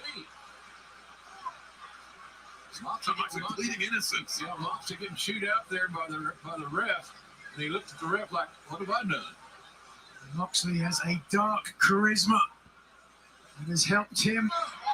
Yeah, this is match number 4. Death Riders. And also, Nigel, a very devious mind in how he perpetrates violence on his opponents. O'Reilly had that one spotted, Excalibur. He had that one figured out. Both champion and challenger have a lot of friends. Man, that was such a great time. But on the Continental room, it is one-on-one. The decision will come down to these two men alone. Man, I remember I was playing baseball during that time, and several of my teammates were also wrestling fans. Standing guillotine. This time not with a body scissors. Ooh. Man, that knee right to the solar plexus will take you. Get me pole matches, pal. O'Reilly very gingerly walking on the left knee. Well, I think it's the shin. Cracked the Yep. post. Oh, no. Yeah, the first time he had talked since he cut the promo where he ended it with, the only thing that's for sure is nothing's for sure. To cinch in the front guillotine. O'Reilly's in the ropes. Referee Paul Turner telling Moxley to relinquish the hold. Yeah, he called what was it, J.J. Dillon a coward and told Hogan he was a dead man? Making use of every one of those seconds. Like somebody else who used to be a member. Oh. O'Reilly, though, wrenching the arm of Moxley, driving him down. JR, that's a quick way to separate somebody AC joint. You're not lying. You're not lying. Jumping knee with the bad injured leg. Now O'Reilly, simple mount. Yeah, too many kickouts. Yeah, I agree. We're relying too much on the kickouts. The cross-arm breaker. Moxley has the S grip in tight, but he's losing it. You can see he's trying to fingertips. And O'Reilly, as I mentioned, with his purple belt in jiu-jitsu. More than capable. I don't know. Probably never. Oh, and there it is, folks. Let's see if there's a tap. I'm not sure. Well, Or maybe not. Moxley, who spent plenty of time rolling around with Marina Shafir, will know 100 ways out of that into this. Half crab by Moxley on The damaged left knee and leg and shin. Now you have to imagine with Will Osprey using that death ground, his version of Juji Gatame, the Death Riders have been training extensively, not just on application, but defense as well. No question about that. Osprey will have a chance to put that into action against Samoa Joe coming up, but right now it's O'Reilly who's battling. It's all about the stars, pal. In this Continental title match. Moxley now using his kicks, his knees Targeting that left leg of O'Reilly, drags him to center, dragging through. No, O'Reilly sits down with it. Again, how smart was that? Strategically brilliant. Two. This is it. The ankle lock in. O'Reilly had it tight, but Moxley using his heel. O'Reilly transitions around. Those are desperation kicks. And O'Reilly drop and lace his You know, there is a way you can kind of sort of bring the scaffold match back in a way, but turn it into like a, instead of like falling off a scaffold, like a Goldberg device type thing. And look how O'Reilly is turning the toe of John Moxley in towards Moxley's head, wrenching at the tendons, the ligaments, not just in the ankle, but all the way down the leg, JR. Yeah, and you got to take consideration. It might be a smart idea for Moxley to have a short night here because it's just For an example of what a Goldberg device is, check out the movie The Goonies. Very early beginning. Or towards the very beginning of the movie. O'Reilly steps back and stomps on the Achilles of Moxley. oh, wow, hard kick. You can hear that one outside.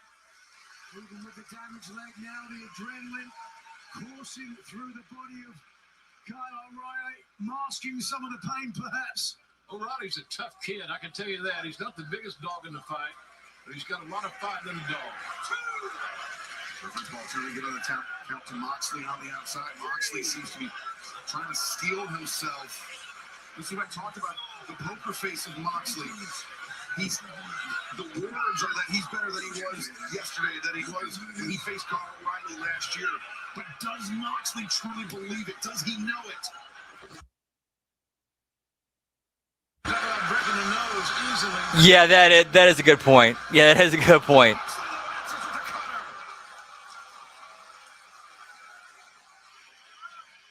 Now the question is, how badly damaged is Kyle O'Reilly?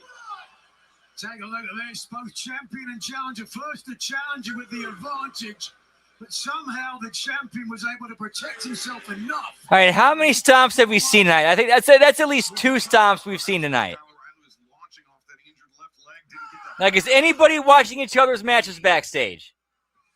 Had Moxley rattled as Paul Turner, the referee, now up to 7 count on both men. How much of an effect it is, but it's not. Here's one. Even at the super low indie level I was at, we were still aware of the fact of pay attention to each other's matches, make sure we don't repeat shit in our matches.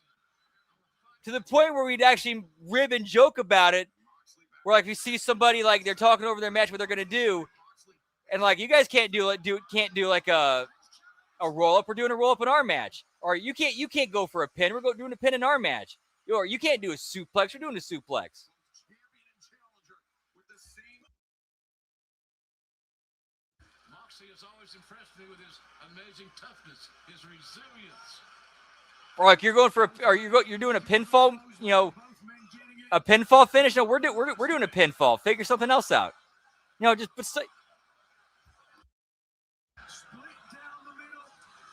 What a night. yeah. Oh yeah. Yeah, Darby Allin a scaffold match, bad idea. Bad idea. Yes, that's a bad idea.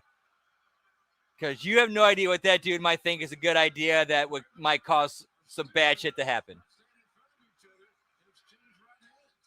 Gritting their teeth, trying to protect against the knockout.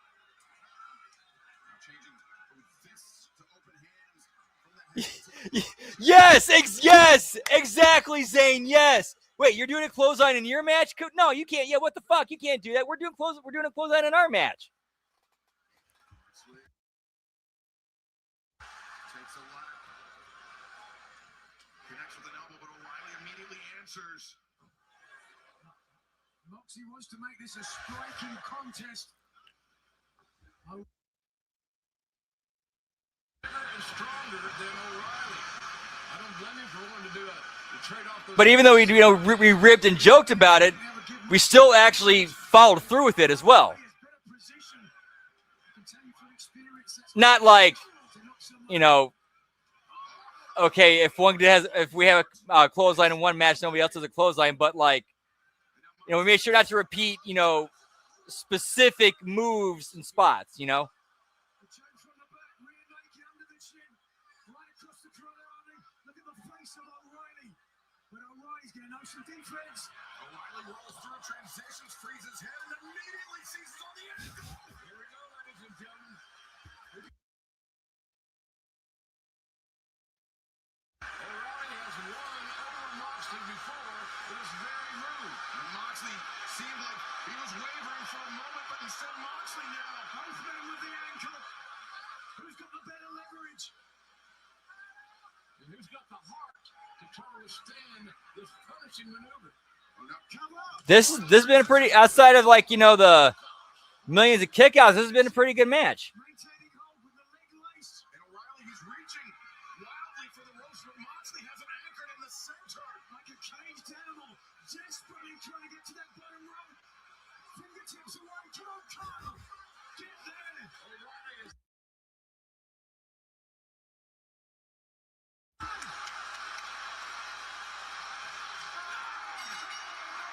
forced to tap out. He had no other option, Excalibur. He had no other option. Tap your smash.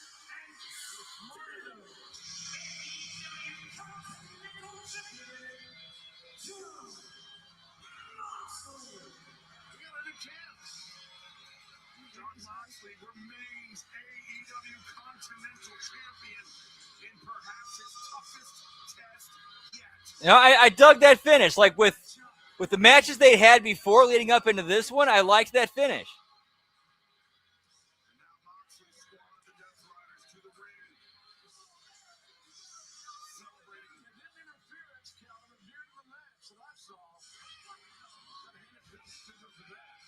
And likewise, O'Reilly's organized conglomeration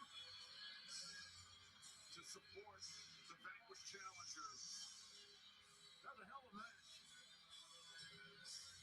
Incredible effort by Kyle O'Reilly, who would like to point out tonight still remains 1/3 of the AEW World Trios Champions alongside Robert Strong and Orange Cassidy. Yes, but nonetheless, what a rivalry between these two men. Oh wait, that's seven belts. Roddy's got his out. No less disappointed that he was unable to add to it with the Continental gold as well. Very closely competed, very competitive, and this is a great rivalry. I can watch Moxley and this kid, Kyle O'Reilly, wrestle every day. That's classic. You don't see enough of that. Respect is a two-way street when it comes to Jon Moxley.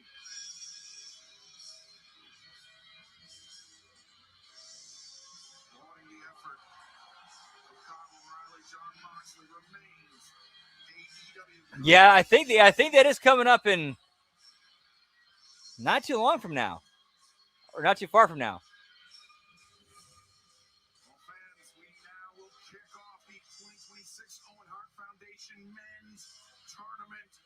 8 men all vying for a shot to challenge for the AEW World Championship. Right, like yeah, they knew each other so well at that point. Yeah, and the respect at the end made perfect sense as well. You know, with where Moxley's character's going, where it's been going. Hey, you got me twice. Tonight was my night, but you know, and tonight just happened to be my night. I hope and I pray that you're not suffering from Stockholm Syndrome. We had your back. What kind of relationship do you want? Do you want one of convenience or one of confidence? We can turn you into a weapon like professional wrestling. And how did I know this is going to be the next match?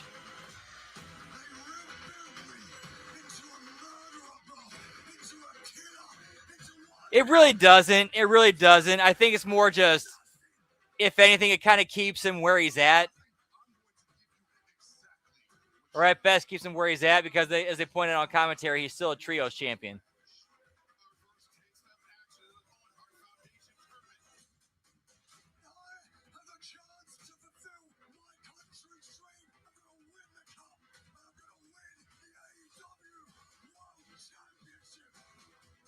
It's just so very unfortunate.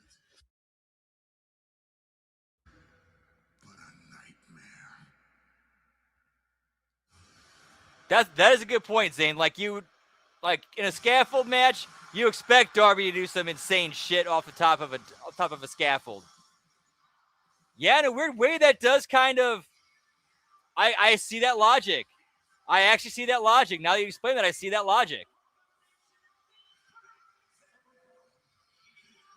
Like, because if there's a scaffold, well, you know he's gonna do something off the top of it.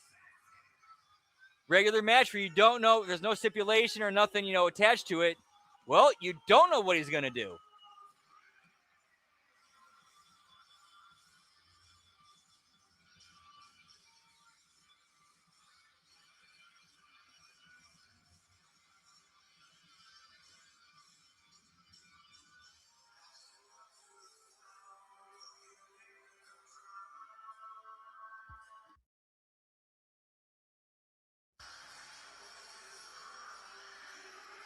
Yep, I could easily see that happening. Yep.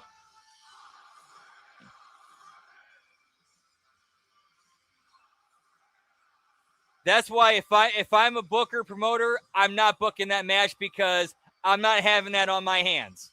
I'm not having the consequences of that on my hands.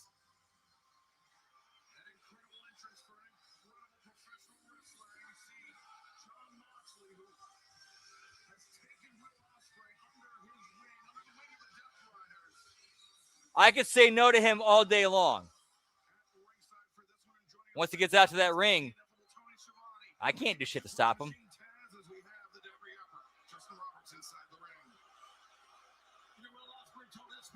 After all that's going on, the results be with the Death Riders speak for themselves. I can't argue with them at all.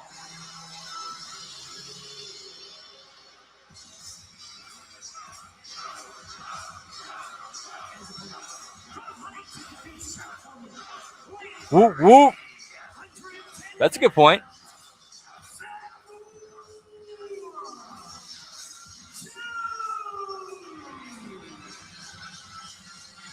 You have a long history with Samoa Joe. You've known him for many years. You've known competitor he has molded himself into. Do you think Will Osprey is ready for this test? No, I don't. And I had a long talk with Joe earlier about how great Osprey is, and he is. He's spectacular. Will Osprey is one of a kind. But that man right there in the middle of the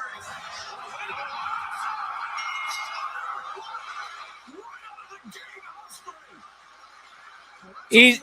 I think he's more of an associate or ally who's being trained under their tutelage, I think.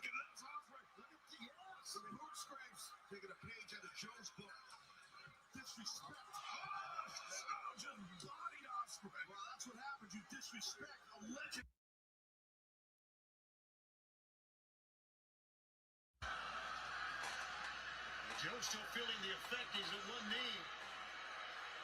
Man, he is mad. Take a look at it. Yeah, that's the last thing you want to do is piss Joe off.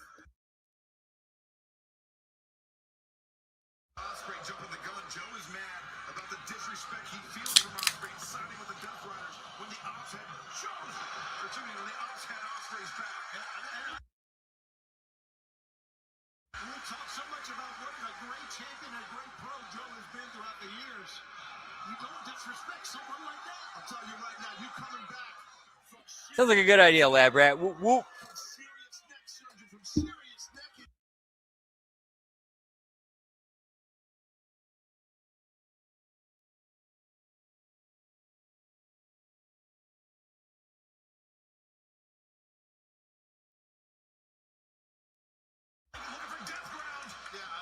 Excellent transition by Osprey in an attempt of a Juji Gatami, and Joe using the ring as his ally, getting that bottom rope to break the hold.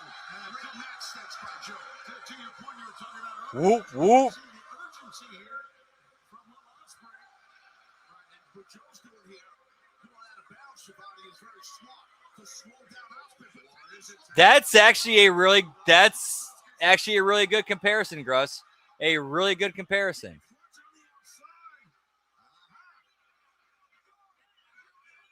And Osprey trying to fight for his life. Back Joe up against the bell.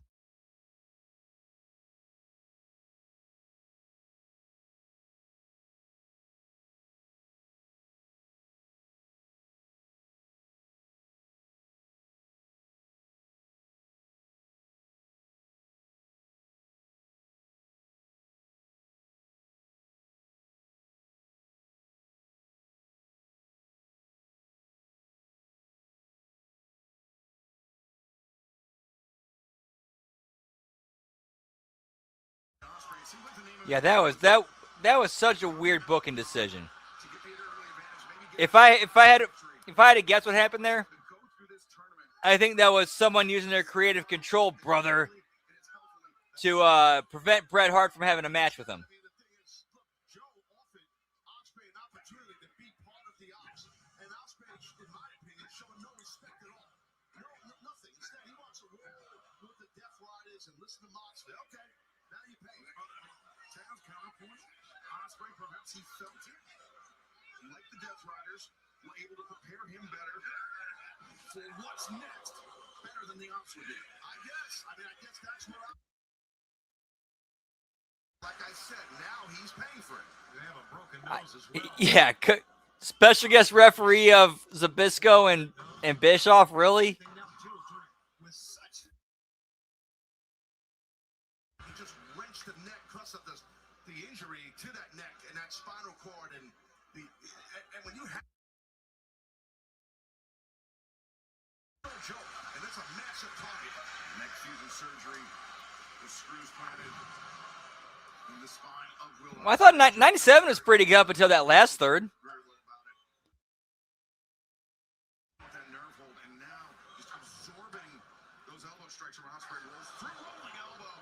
Yeah, they did have that Nitro match, but that was more of it, like you said, more of an angle. You got to keep a guy like an athlete, special athlete like Osprey on the ground, on the mat as much as possible. Avoid flying around. Wrenching the neck of Osprey, now stepping on the back of the knee. Well, Joe will just dissect your body. I mean, all the decades of... I mean, he's having fun right now with Osprey's neck. I mean, yeah, but there were so many other things they could have done with him than that. Coming up later this summer, Sunday, August 30th, in London. Osprey, of course, would like to challenge for the EW World Championship. Yeah, 96 was a game changer.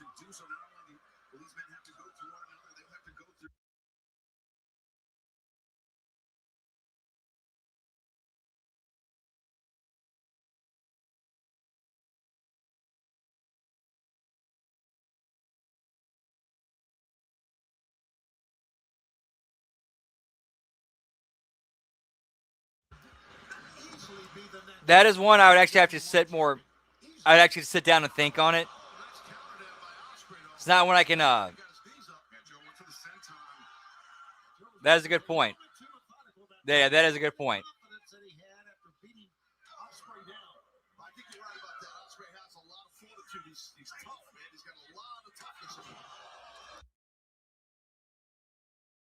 He certainly is. There's John Moxley. That made the Yeah, especially the summer. Especially like the summer and like the last half. weapon like pro wrestling has never seen. I think Osprey knew that the muscle buster was coming right there. Stop. That left arm, Joe. Taz, throughout his career, has dealt with issues in that left arm. That's why it's almost consistently taped up in his matches. Well, you're right. It's a bad secret that's kept. And I think Osprey did his homework. Leaping Gary took Joe off his feet. Well, I got to give Osprey credit. He fought back here to get both of them to a position where neither man can get to their feet at the moment. So you can kind of call it even. Osprey springs up to his feet. There's Joe on one knee.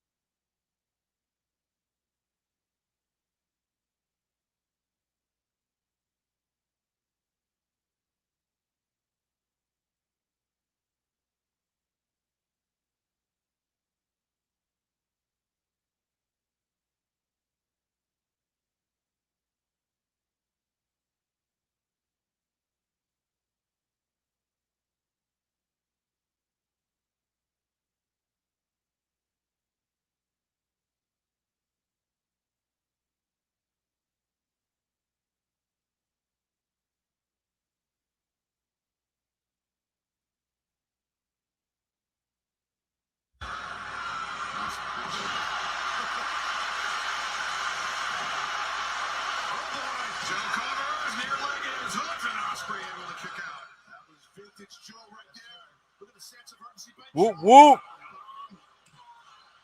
Two. Osprey kicks out and Joe immediately. Great transition to a version of the Boston Crab. No, it actually is a full house, Frank. This is actually their second biggest U.S. house behind last year's All In. On the neck, the face of Osprey. I don't know why they're lighting it like that because that actually is a full house. On the upper body to maybe get a tap out, but Will knows he's trying to get to that rope. Each and everything Joe does is just wrenching on the neck of Osprey. Many different angles. Yeah, this is like a legit. Yeah, this is a legit sellout. Let me check the numbers real quick. Samoa Joe is one of only two men to have held the TNT Championship and the AEW World Championship in his career. The other man is in our main event tonight against MJF. And that's Darby Allin. Wow. Yeah, top to bottom, we have such great Yep. athletes that just Yeah, they sold. Yeah, 14,292 all sold out, That was a hell of a round. and total seats on the map Look at the state. again because they had to make room for setup and whatnot. 14,823. Yeah, by all metrics, this show is a success. Like they sold a sellout. So, congrats to AEW, y'all did well. And Osprey great for gritted teeth now. Wow. What will come back here? With Joe open his shots momentarily.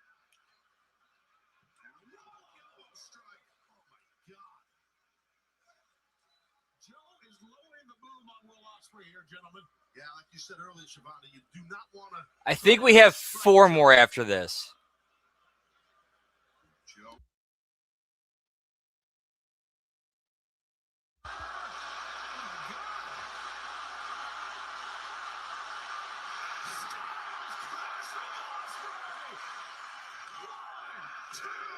Yep, just behind All In Texas.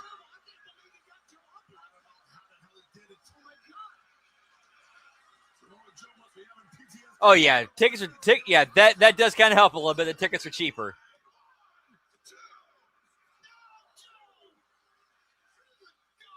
There's pure toughness by Joe, but excellent shot right there by Osprey. You can see Will's eyes; he's locked in. We'll do it again. Do it again, but with no elbow pad this time. It'll be bone on bone as Osprey. Oh, Joe! The power slam! Known for that snap power. The key on that. No one does that better than Joe, I promise. Second time. Yeah, that's always one of their biggest flaws is like they'll have a great pay-per-view and the follow-up is abysmal. And there was the power slam. Twice.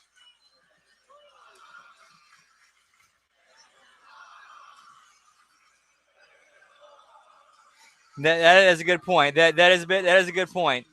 15,015.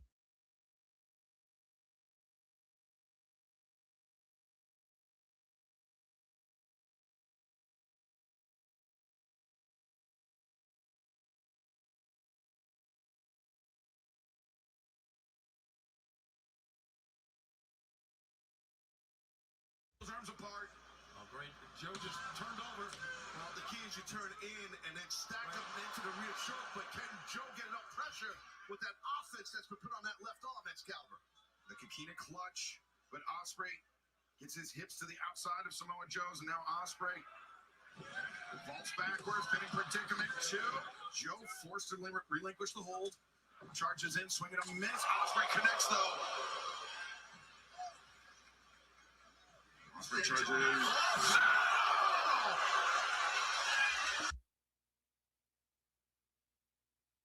Kikina clutch Osprey within sight of the ropes, but not within reach. Taz. No, it's close. Joe's got the legs in though too. Will's attacking the grip, trying to get separation from Joe's arm to his throat. The body lock is in tight. Osprey, he's fading. You can see the hands driving. Joker out. Match is over. I'm telling you. That's it. Whoa.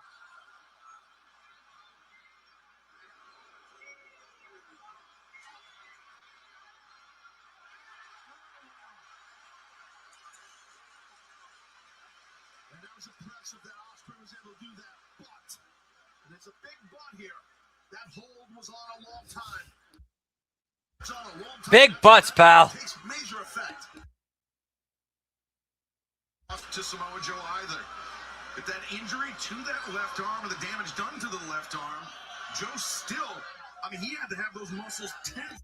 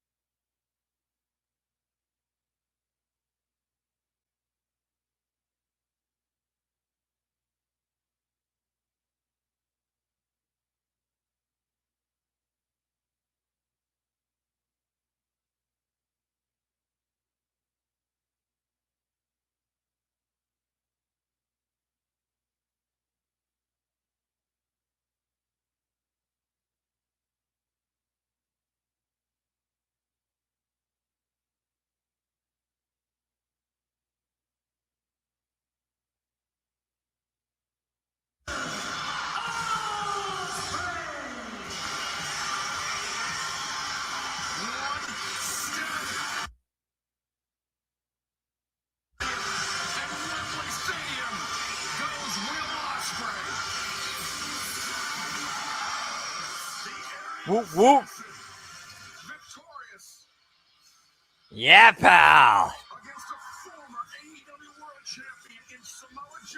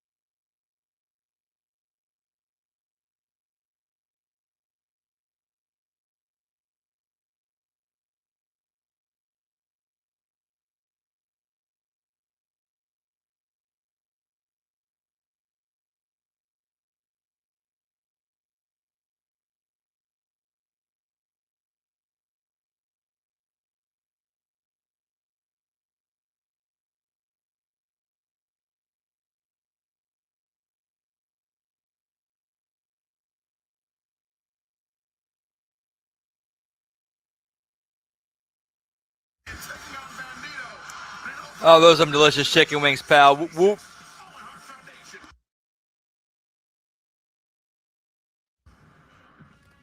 I told everybody that I was after power. About roughly, yeah, about another 2 hours. Real power. Nobody will stop making sure. Yeah, we got a long one tonight, boys. Bandito's my very first opponent. Do I care if he gets back up? It's a free person for the Owen Hart tournament. By any means necessary. Swerve made a house call here tonight. I'm going to get through this, Owen. Swerve! This battle, you will not win. Oh, from behind Bandito. Now wait till double or nothing. You may be the most dangerous. Not often that first round tournament matches are this personal with Bandito and Swerve Strickland. This has reached another level. But I am the more. You won't be a danger to anyone. Power and championship. This is necessary.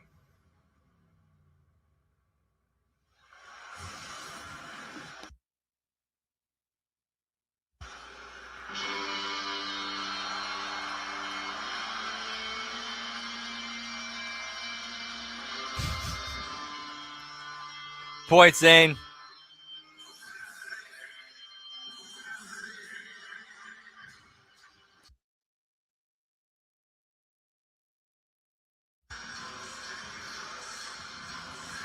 Good. That's a good question. I don't know.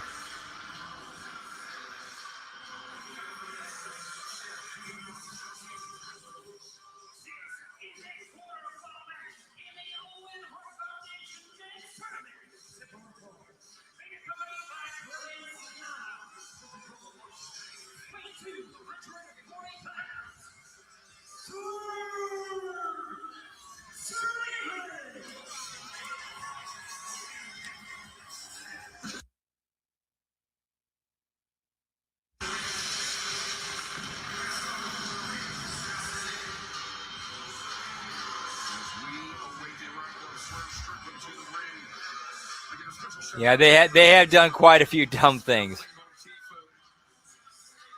the top of the stage, a hallmark of the landscape of New York City.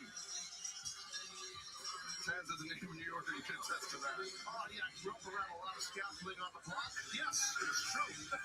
Yeah, I feel you on that one, man. This is exhausting to get through. Cut down the amount of scaffolding present, but it is here in full effect tonight out in Queens. First match for Swerve Strickland. Whoop whoop. On Dynamite in March against Kenny Omega. So it's been quite a while since we've seen him wrestle.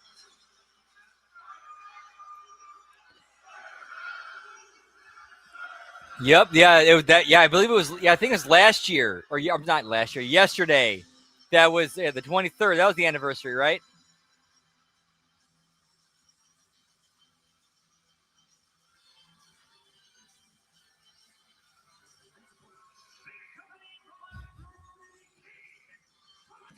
Oh, I think it's 7 belts now. 7 belts, I think.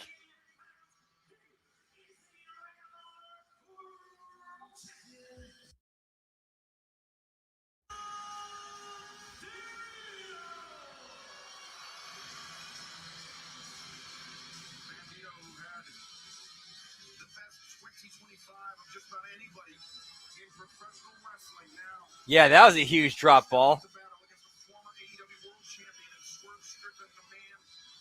Who, as you mentioned, Tony, in that battle against Kenny Omega. 7 earlier. Okay, cool. So now we're at 8. We're now at 8. He's always professed to be, or claimed to be, the most dangerous man in professional wrestling, but now we've seen something even more. Yes, I believe he did. Yeah, we saw what he did to Bandito 9 days ago when Bandito had defended the Ring of Honor World Championship.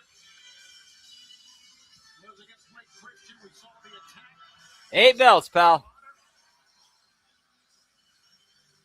That Joel said he is ready to go, brothers. But Bandito has to be ready for a fight. Now, Bandito is agile, but Strickland's going to try to pound the mat, I do believe. Yeah, exactly.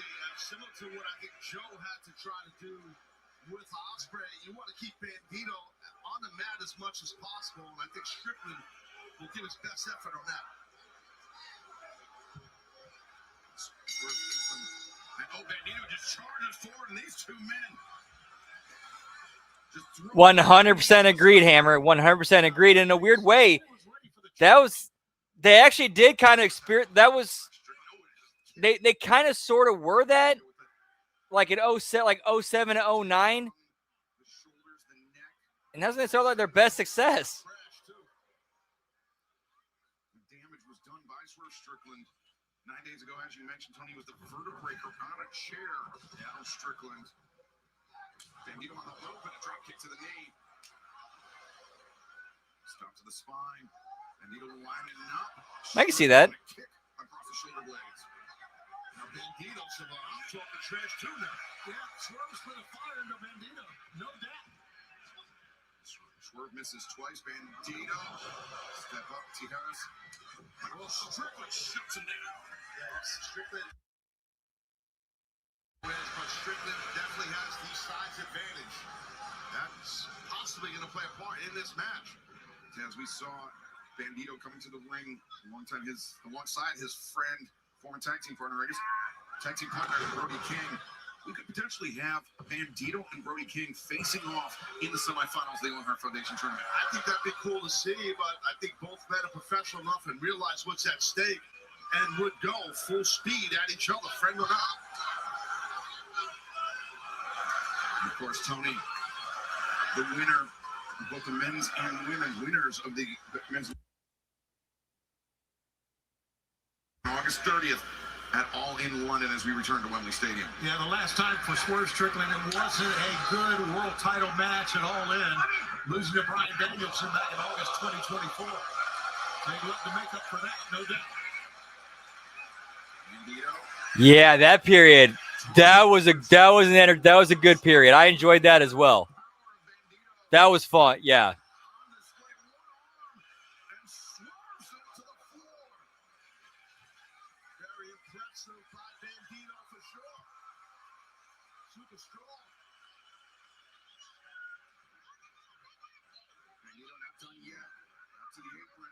Sizing up his opponent and Yeah, that was such a bad decision. And from what I understand, that was a because Hulk and Eric thought they could do it, and no, no. taking a risk, but it paid off. Yeah, he's not, we need to be very, very careful out here. This is, I feel, is more of Swerve's domain than it is Bandito's. We'll see how it plays out. Yeah, I think you're right on that, Siobhan. It just, if you're Bandito, but if you're going to play games on the outside here with him, that's... Yeah, how's that for some counter programming? We get Bret Hart and Shawn Michaels in the ring for the first time since Survivor Series '97.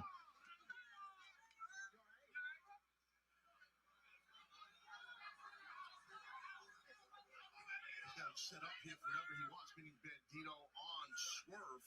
Yeah, I think he's going to go back in the ring, which is not a bad idea. But he's taking a lot of time here.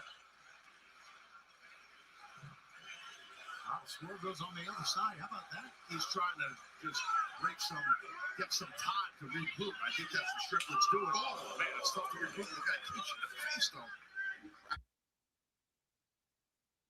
Swerve's last time at Wembley Stadium was when Swerve was AEW World Champion, and he had to face the winner of the 2024 Owen Hart Foundation Tournament, the American Dragon, Bryan Danielson, in a match where Danielson wagered his career. Channeling Big Brody King, his buddy. Bandito off the sentinel.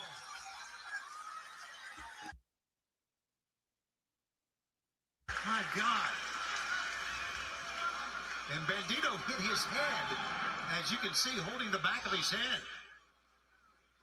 Taz, as we've seen, Swerve Strickland 100% agreed. throughout his AEW career, he's not a man that was afraid to fly, but now he's put on some extra size and is really. This it seems like it's kind of come to a screeching halt. Flying is his domain. Yeah, no, listen, you're right about Strickland. I agreed. I think that he has changed his style a little bit, being that he's put on size, but in my opinion, that keeps your career longer. There's more longevity when you're not flying around. Let's be frank. There's nice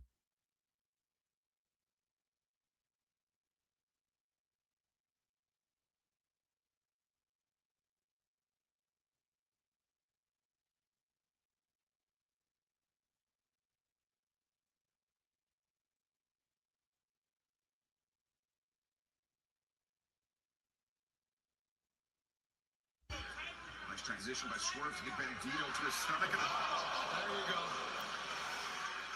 German suplex. Yeah, release German into that top buckle. Man, how safe is it to give a guy a German into the top turnbuckle? I mean,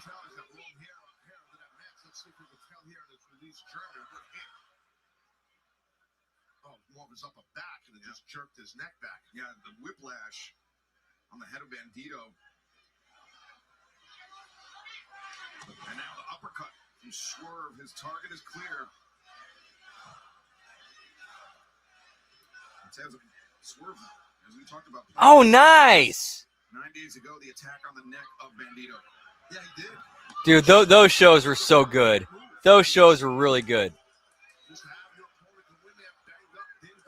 I mean, there was some stuff on there that was obviously, kind of out there, but overall they were good shows.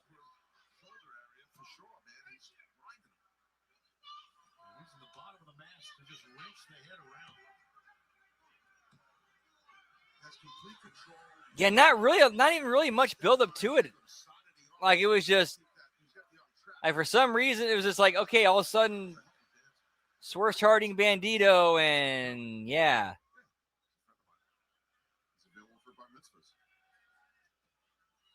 Swerve doing a good job of controlling the head and neck of Bandito. Now cranking Bandito. And Swerve, nothing fancy about it, Taz. Yeah, right to that area he was working on. And there was these, never forget the one thing that some of the like the pre-tapes that Pop Me that they used to do. for a period there was when they had New Jack and they paired him up with Shark Boy. That was so funny. That was so entertaining.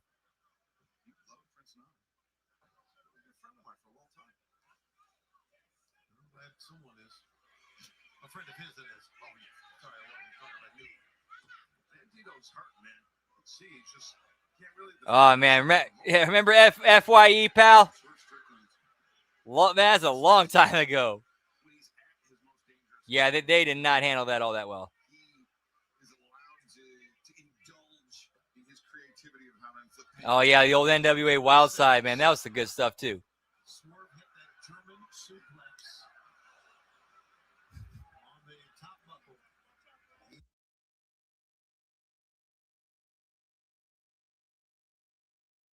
Bandito to the top. Beautiful tornado.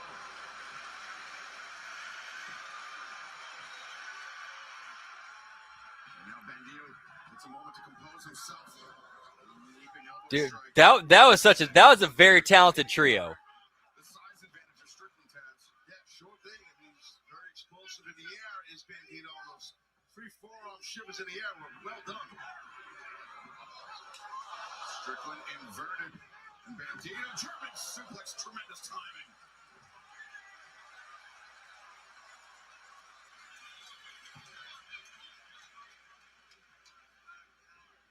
Bandito once again springing to the top, finds his footing. I remember that, yeah, when they signed Destination America in like 2015. And so it was Fox last leg covered, leg hooked, and Strickland able to kick out. That was a long, long way to go. I thought he would go to the other side, Bandito, but he went to the turnbuckle on our right. Look at this. Yeah, you can see right here, showing a lot of respect to the late, great Eddie Guerrero right there. Obviously, Latino heat.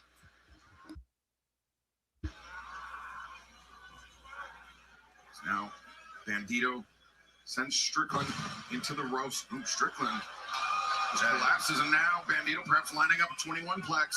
Strickland saw it. Yep, ready for it, leaps, and it's the flatliner. Cover, 2. Bandito able to kick out, but smart by Strickland playing possum. Yeah, I could see Strickland. He was looking. He had his head tucked on that middle rope, and he was watching what Bandito was doing. You could see it coming all the way. Tony. Not only is No, it wasn't a tagline. It was like something that, like, when they signed, like Chris Daniels was interviewed and asked about it during an interview, and he said the landscape has changed. Coming back from a long injury as well. Got a half Nelson there. he's sending off for the house call. Receiving big pressure. And I think they might have lasted a year on Destination America before they got dropped. Bandito, vertical suplex attempted. Bandito lands his feet though. Swerve backs off into the ropes and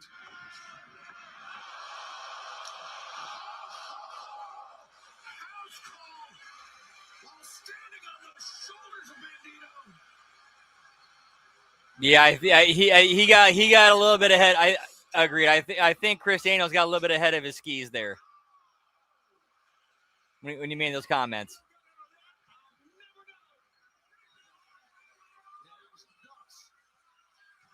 Look at this athleticism by Strickland. Unbelievable balance from Swerve Strickland and then to follow it up with a swerve stomp.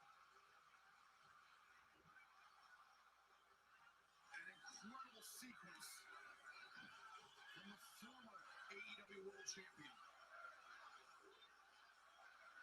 Well, there's just a little glimpse of why this man. And he's always going to be a threat for that title because of his being so innovative and so athletic. A victory for Swerve Strickland would advance him to the semifinals of the Owen Hart Foundation Men's Tournament and get him one step closer to August 30th at Wembley Stadium in London.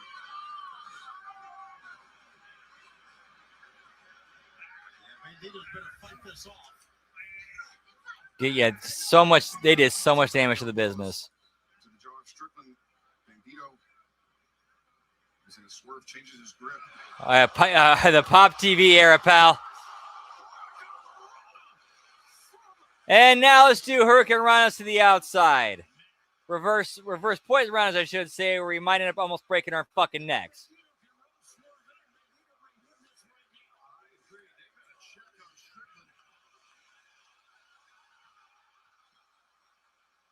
Okay, that one at least looked okay. That one at least looked on the replay. It looked kind of safe. That one looked like he at least Swerve got his arms up to. Still though.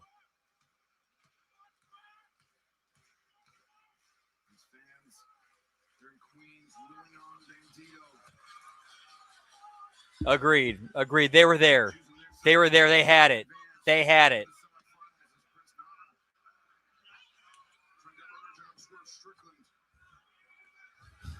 Whoop, whoop.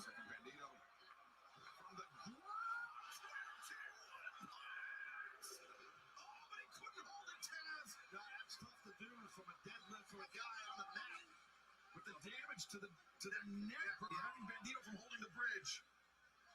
Yeah, well, a lot of people realize that when you hit a suplex, especially a back suplex, which is a German suplex, man, you're going to need your head and neck to help support. And he's got issues for sure from the attack earlier by Strickland. And Strickland smiling about those attacks on the neck. That was a hell of a 21 breaths, gentlemen, from the ground, the mat. Wow. Great execution, but nothing to hold it down. And if it weren't for the damage to the neck, Bandito may be moving on to the semifinals, but now that remains up for grabs. Sunset flip attempted. Swerve rolls through. Swerve, sunset flip of his own. Bandito rolls through. No. Bandito.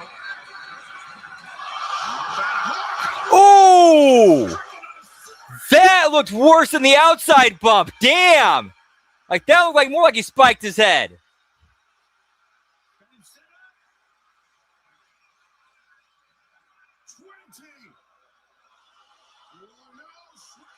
Yep, video game wrestling era, pal. Hey, what's up, Snowcloud? Quicksilver, whoop whoop. Good evening to you as well. Hope you're having a great Sunday. Whoop whoop.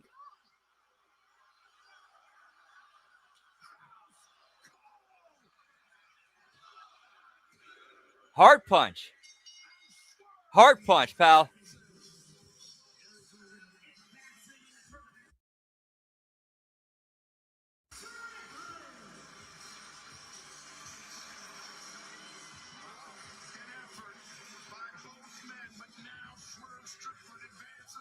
Those are good ones, too.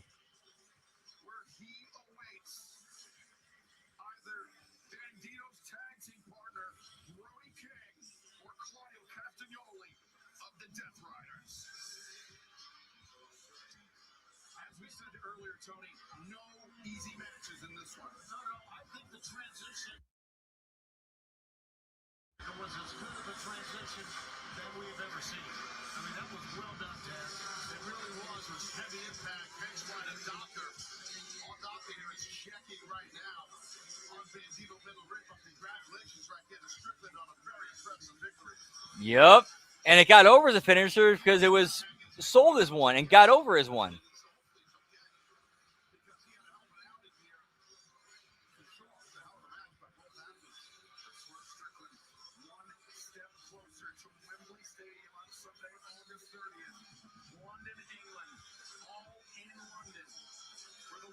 Yeah, how about a good old bear hug?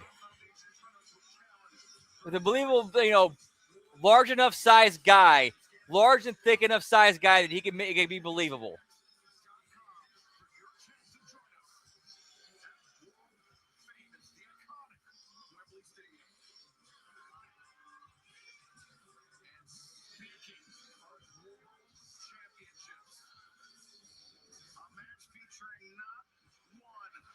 Nice. Woo, woo.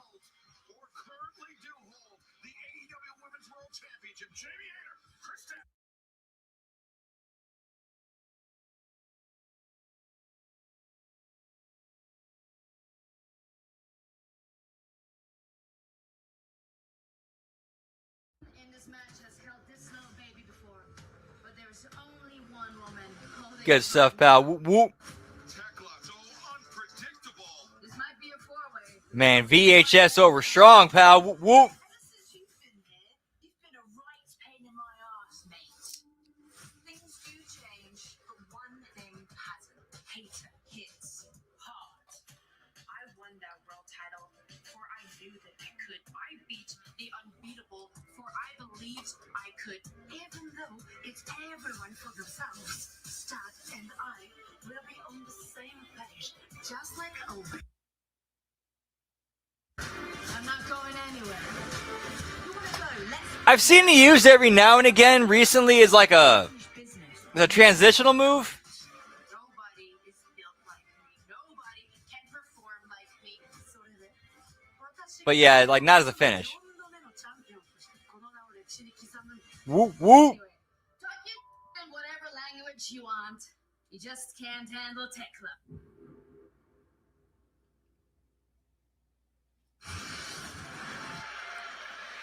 Give me some Ox Baker, pal. Whoop, whoop. And I checked. I saw that clip of him on Price is Right. That was tremendous.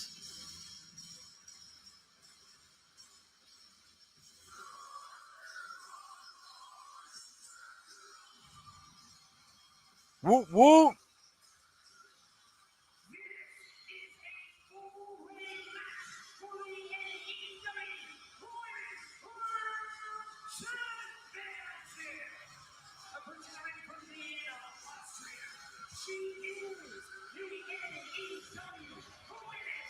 Now that's 9 belts now. Yeah,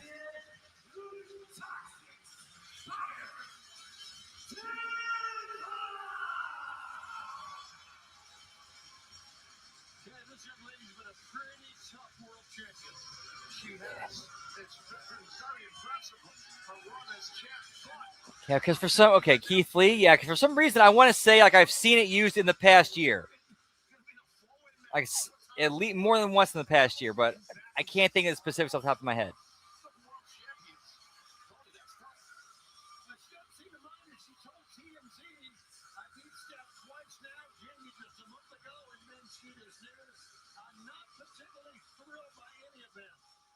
Respect her confidence. Okay, nice. Yeah. Whoop, whoop. Potentially, we shall see.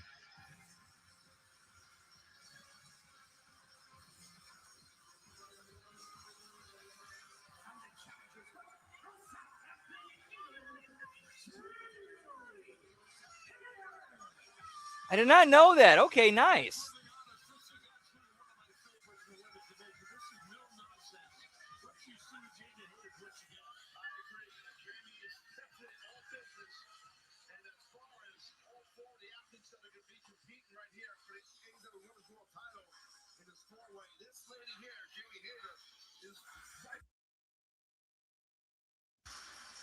Out of all four ladies, in my opinion. Yes, sir.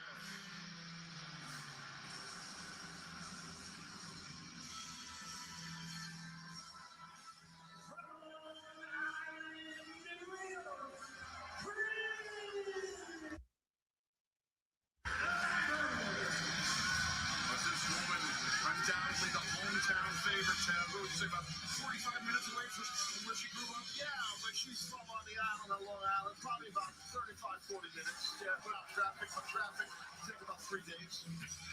Yeah, it is kind of in of a downswing, but I think in the last 3 matches it's going to pick up. See what do we got left? We got the wild card. Yeah, we have the wild card match for the women's Owen Hart. Then we have Stadium Stampede, and then we have the main event. Yeah, MJF and Darby hair versus title.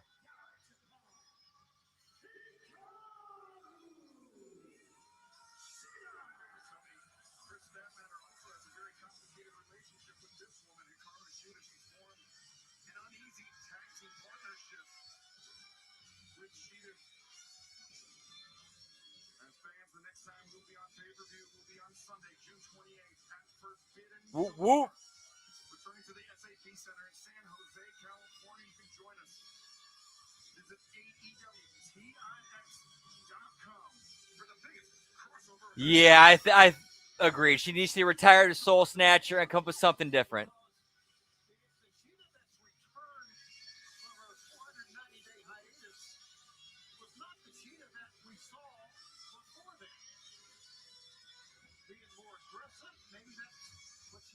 Much more outspoken also. Outspoken, absolutely. It's, I think Hikaru Shida, due to that lengthy layoff, forced to observe things from the outside and watched how the women's division in AEW has changed, and she was powerless to do anything about it. Yes, you're right, but By observing, Shida, very intelligent competitor, so I'm sure she did her homework tenfold. And Temple said, let's go, bring it on. And all three challenges put it on. Yeah, uniting to take down the Toxic Spider, AEW Women's World Champion.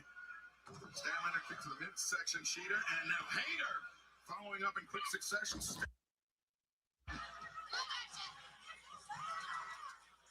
And Shida, oh, wait a second, Hayter and Statlander inside the ring, Shida and Tekla, the running knee lift. so it don't matter if you're Tekla also, you got to play defense. You got to realize you can lose your title without getting pinned or submitted. That's right. That's one of the cool things to be considered about a four-way match like this or a championship. Again, it's cool, but yet for the fans and everything, that's for us to call. But like for the champ, though, it's tough, man. Because you got to play defense. In a situation like this, Tekla's not in the ring. And Tekla does not have to be involved in the finish in order to lose her championship. To your point, Taz. And now, just gouging the eyes of Hayter. Yeah, well, Tekla's giving up size and power to Hayter, but no matter how strong you are and the size advantage you have, you go after someone's eyes, it shuts you down. It don't matter, big, small, whatever. Yeah, great. I see Tekla going over in this too. We've talked about it at length. But Hayter is the big win. Whoop, whoop.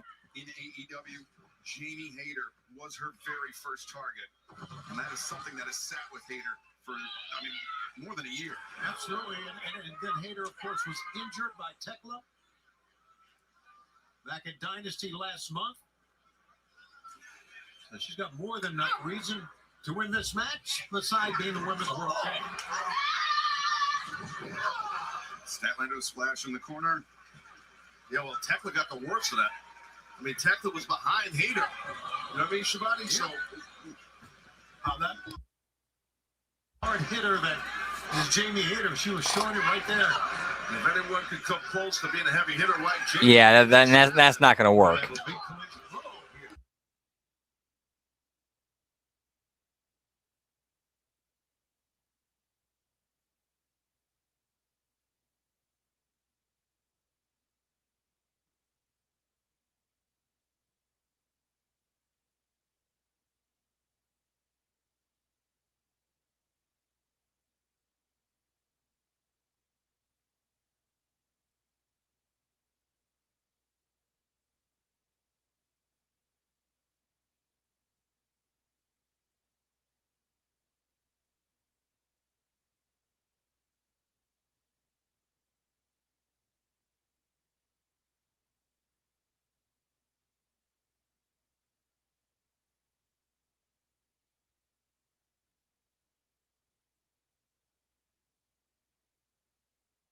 Now, double pin and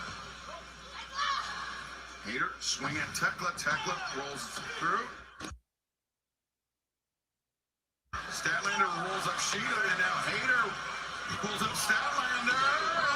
Oh, that's the closest one yet.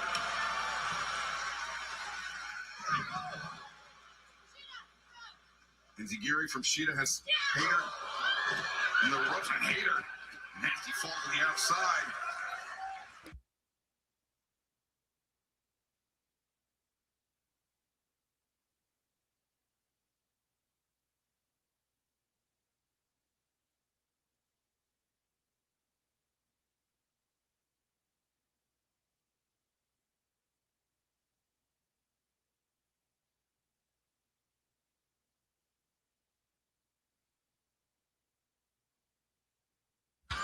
She is smart. She's picking her spot.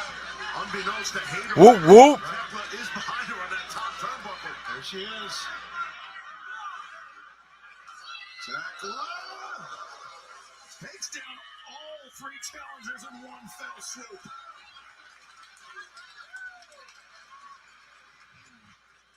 like Jamie took the worst of that too.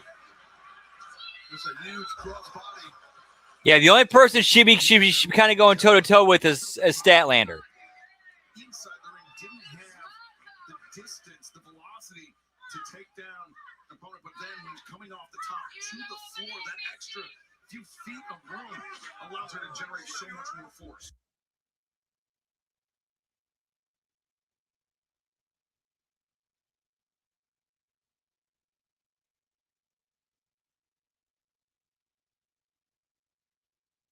Earlier, Excalibur got 3 former world champions. All right, 1 sec. I gotta grab a couple sodas. Be right back. Whoop, whoop.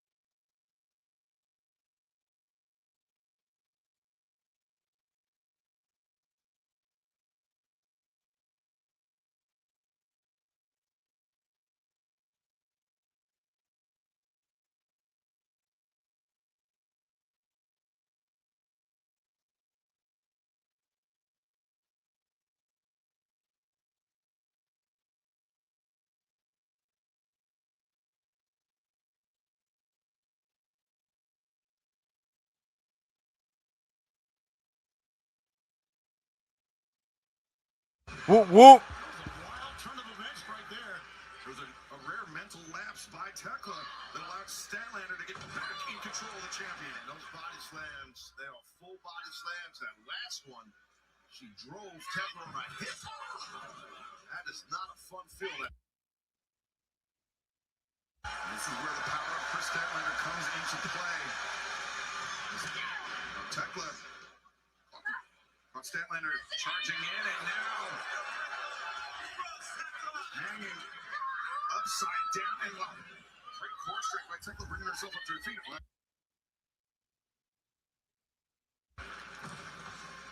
And whipping Tekla face first in that top turnbuckle. Exactly, Frank. She knows and gets her character. You call this hater, and she didn't get back in the ring. I mean, this could end with both those ladies down. They've been down since that crossbody from Tekla. And Tony, I'm not sure if it's a case of injury or biding their time. Could be. But either way, Tekla now has Chris Statlander.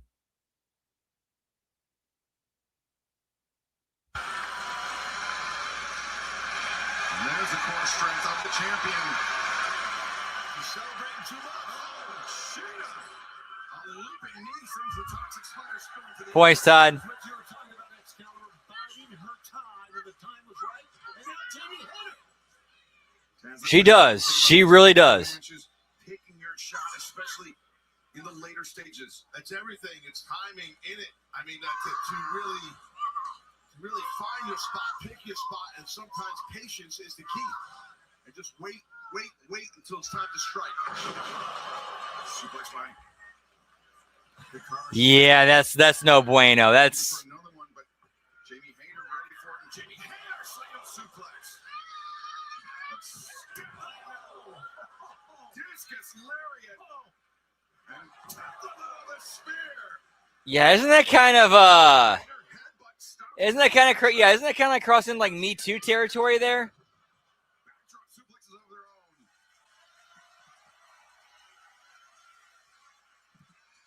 Fans appreciate the effort of all 4 ladies. That could be a mistake that leads to a loss or a win, of course. It's up in the air right now, in my opinion. I don't know who has the advantage out of all 4 competitors. I think it'll be a small miracle if Tekla walks out of here with that world title, in my opinion. I agree. Anybody's match. And Tekla's hopes, as this match continues, of retaining the AEW Women's World Championship diminishing. Now, just wild blows, a flurry of wild blows from all 4 women.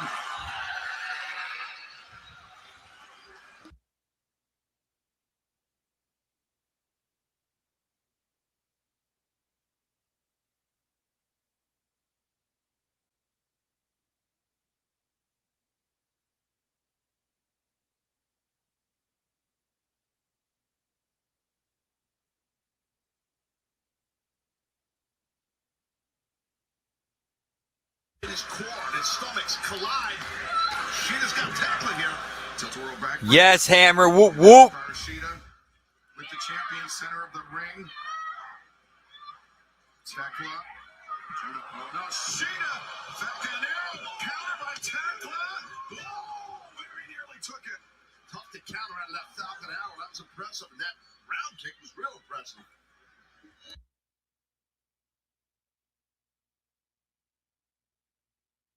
Tekla.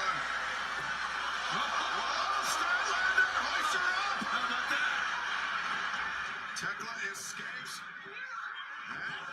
Hater. Exploded with an overhook of the leg. Don't go chasing waterfalls. Wait, I did it a little too early. My bad. Flurry of blows from Jamie Hater back, or excuse me, from Statlander backing Hater. Look, that's where they were going. Jumping knee. Not Sheeta's intended target, but she'll take the result.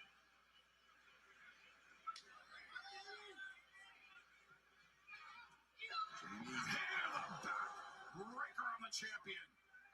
She's not done. She's still got her. The overhook Taz. Yep. Oh, quick dump right there by Tekla. On Tekla.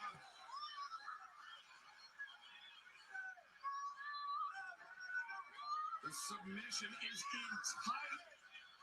Wrenching on the arm of Hater as well. It's compressing the neck. But Hater frees the grip of Tekla and then a backbreaker. Oh, that's where having that strength advantage help Hater.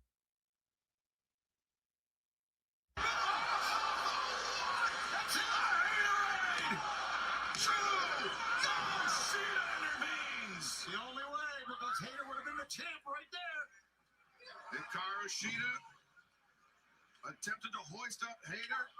Hater that had the shot intercepted. Shida countered the elbow strike. Falcon Arrow. And now Hikaru Shida transitions.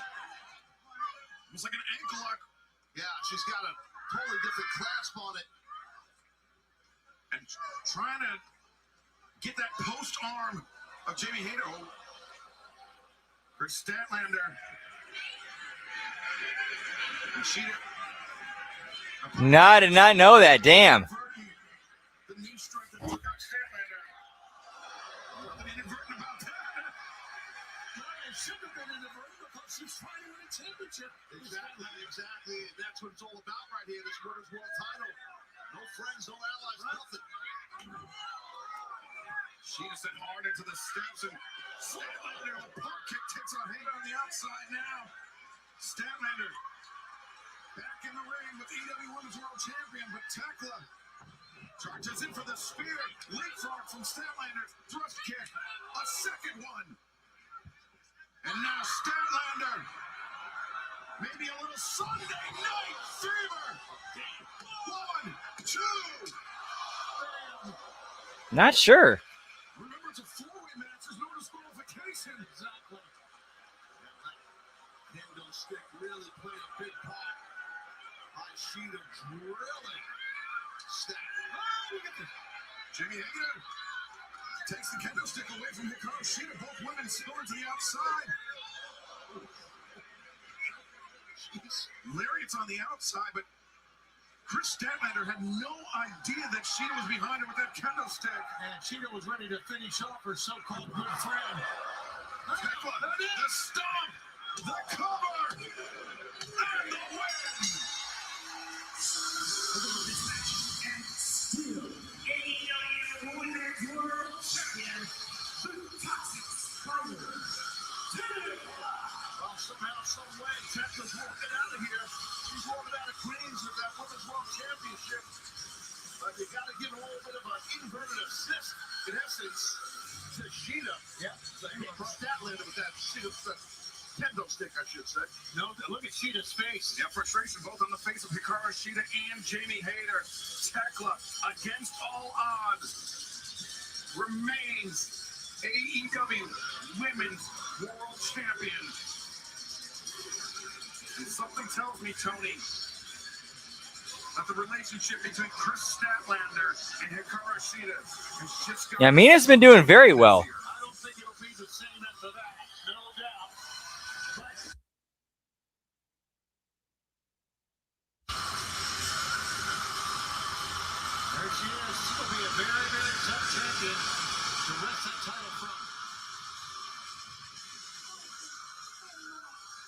She is 31 years old. The Toxic Spiders reign as AEW Women's World Champion continues.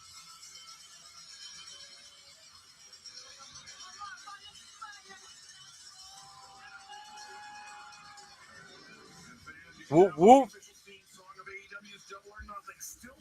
Hey, the rumor is she might tonight. She might be the wild card tonight. That is one of the rumors. But up next is Stadium Stampede. So that means the main event tonight will be MJF versus Darby.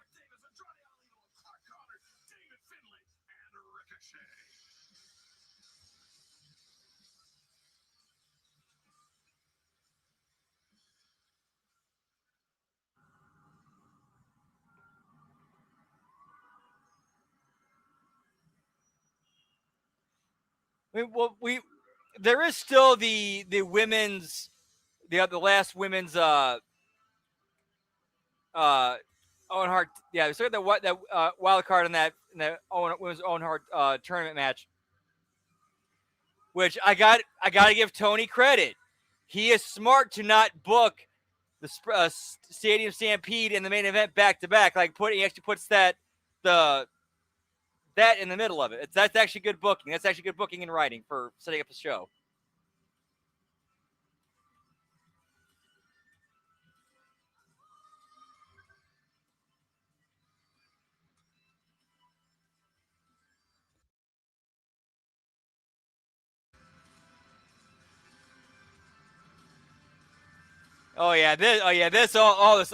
This is totally all pre-taped.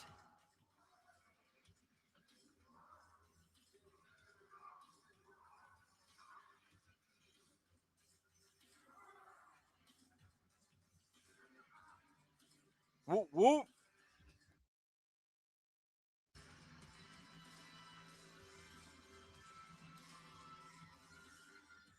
That would work.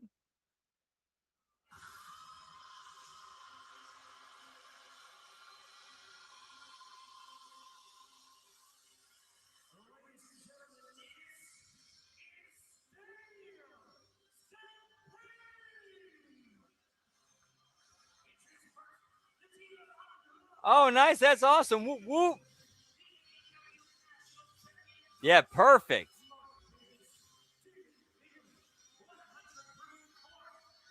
Yeah, I heard about that too. Wardlow might be returning, pal.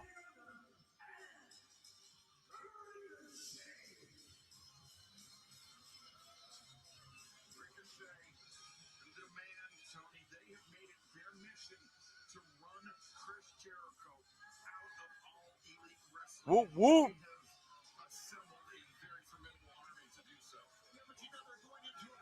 Yeah, this has got to be starting at. Yeah, it's going to be a minute. This match going to go a minute. Oh shit! Hang on. All right, 9 belts.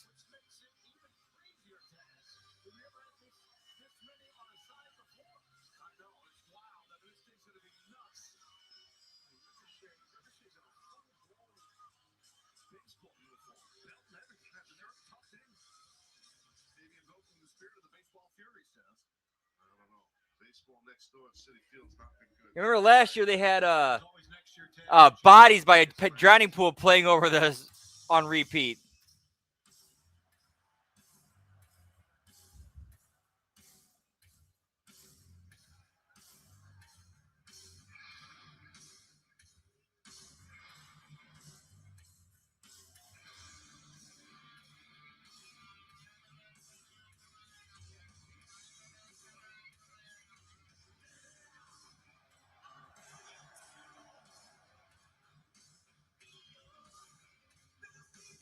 You know what? I like this. I like these intros.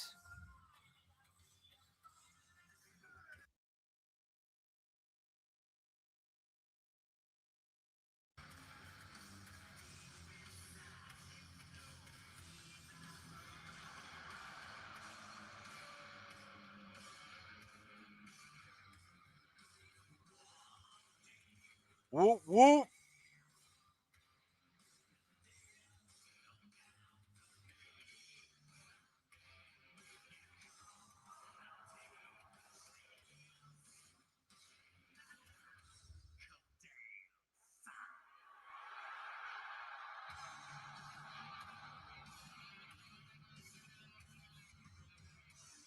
No, I like this. This interesting they're doing with the baby faces.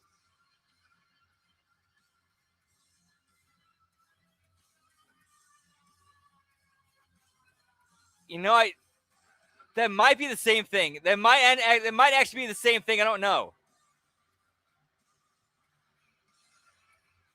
Whoop whoop.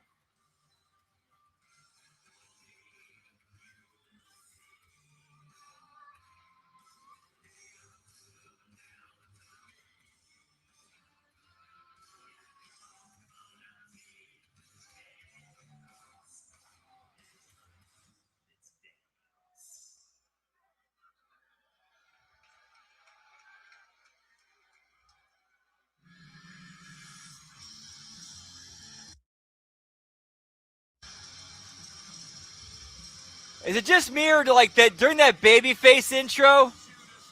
I don't know. I don't know. For some reason, I was kind of sort of getting some like like opening credits of Reservoir Dogs vibes. If that makes any sense. Looking back on the track for a little green bag.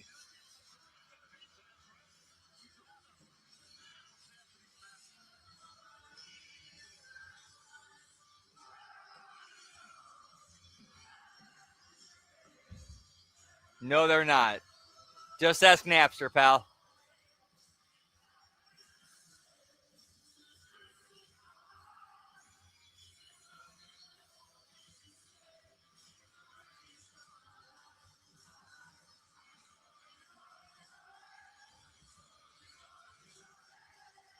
We'll make see 30 minutes, but at least they're not having separate entrances.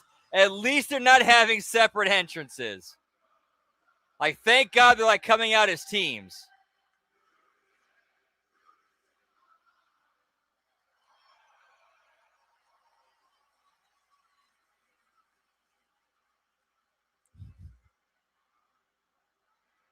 Dude, love that movie, pal. Whoop. You know, we talk so much about the talent in AEW. Take a look at the ring. This is just some of the talent. A lot of bodies and a lot of firepower. I gotta talk to Kenny Omega. Don't inhale cigars. I digress.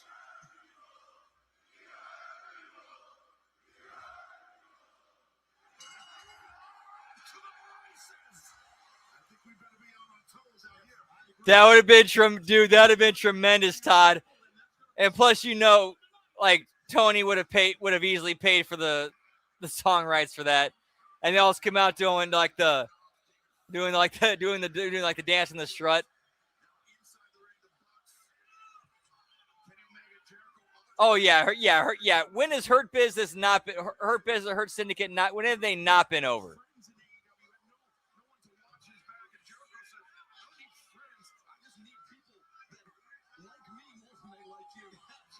Oh, okay. Well, there we go.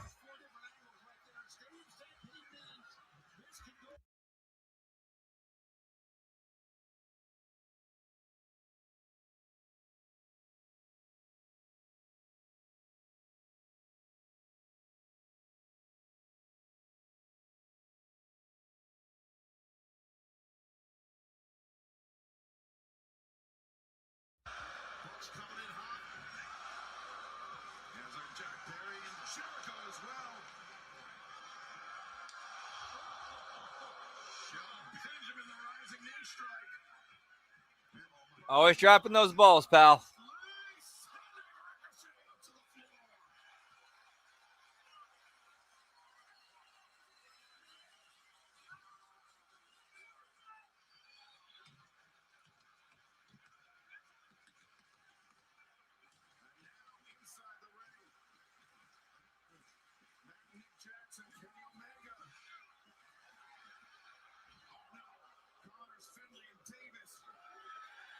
Yeah, big time missed opportunity.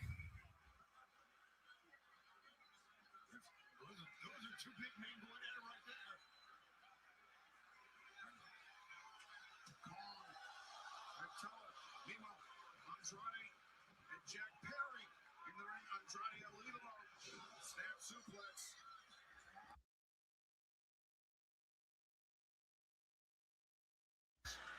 Quick hips right there. Doing those three amigos. Maybe this is the third one here. Oh, I can see that. I remember that one. Ahmed and LOD versus the Nation. Whoop, whoop. Perry, of course, the former AEW national champion, that is, until he ran afoul of Mark Davis. Big whips. Shelton Benjamin. And it just took out Shelton right there, low high.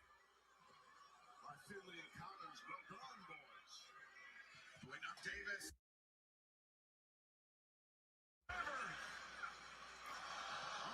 I don't think so. I'm pretty sure he still's in.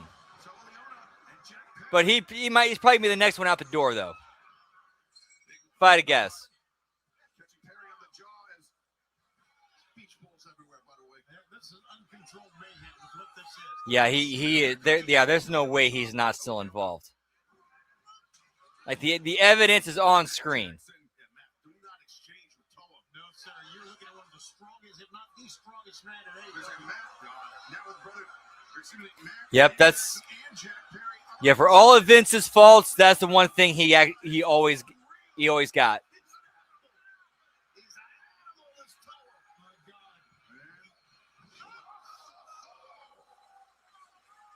And I don't think I've ever seen anyone do that. That is a first. Try to remember the three human beings on the shoulder. And Ricochet drop kicks sends Omega sprawling out to the floor. And Ricochet, Escalera, shooting star press to the floor. What are we even seeing? Oh yeah, that was that short-lived faction with it was like Lashley, MVP, and the Street Profits, and they very briefly feuded with Final Testament, which was Cross's group with AOP.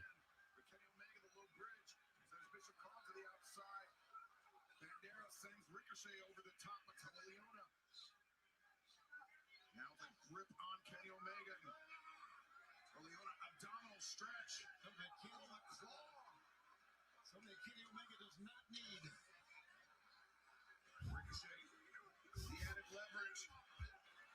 Whoop whoop. Leverage Davis and Andrade. Connors. It's crazy. And now Bishop Khan. How can Kenny Omega survive this? As if Toa needs help. And now we're doing goofy ass indie spots.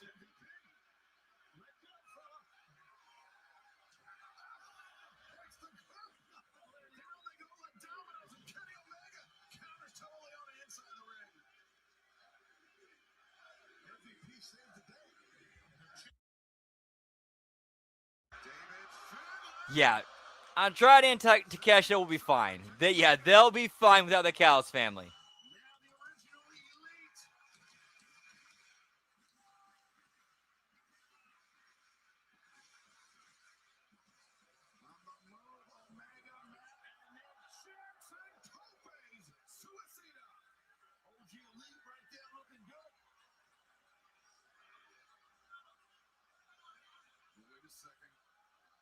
Benjamin. The gears are turning.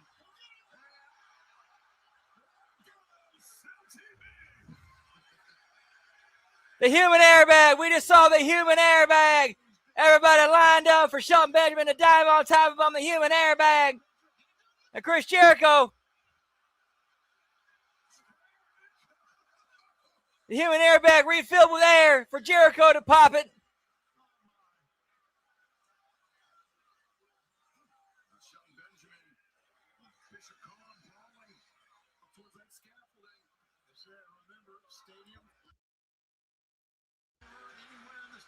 I have to imagine. I would love to go to Japan and eat some good Japanese food. Whoop, whoop. The advantage seems to have swung in the favor of Team Jericho.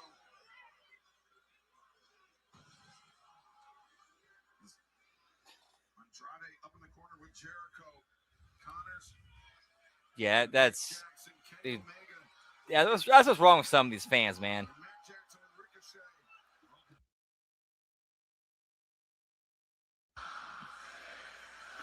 To be fair, that is a good point. Like, they actually saved that for this match. That's actually a really good point. Jack Perry.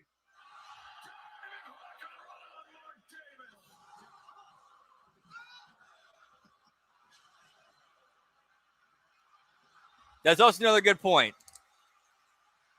Yeah, Mania payday, and you wake up every morning in Scarlet Bordeaux. Yeah, yeah, can't complain. Can't complain.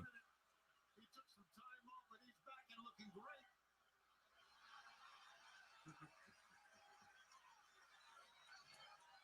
No, don't turn your back on your opponent. Man, taking a moment too long to celebrate.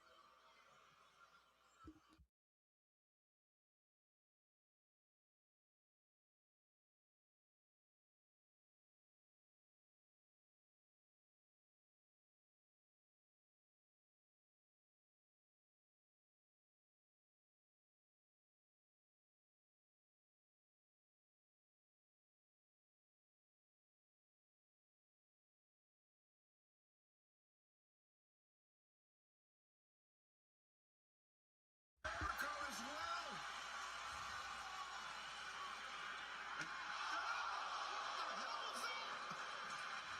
I think it might have been the tag for a vacuum cleaner. It could have been. And Jack Perry. What? Some sort of power. Yeah, Absolutely, yeah, makes perfect sense.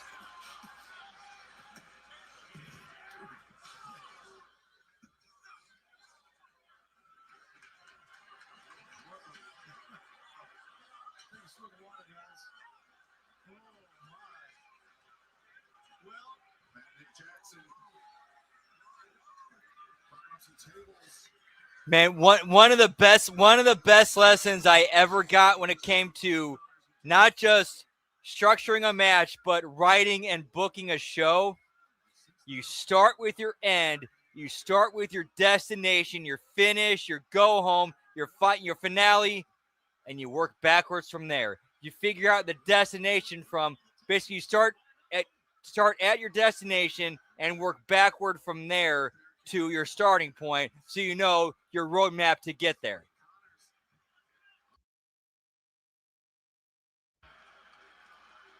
And I remember Al Snow even pointing it out, saying like it's just like if you're, going on a road trip. You know your you know what your final destination is, and you know the road you're traveling to get there. Same as a wrestling match. You start with where you know your end point is, work backward from there, and that's your journey to get to the to your destination.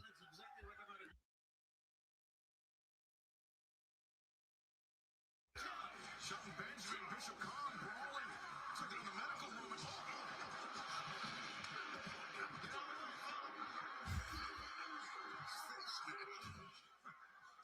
Bobby Lashley totally on a battle now as well. attention to that. You better Oh, Lashley. clear out of the way. Lashley's trying.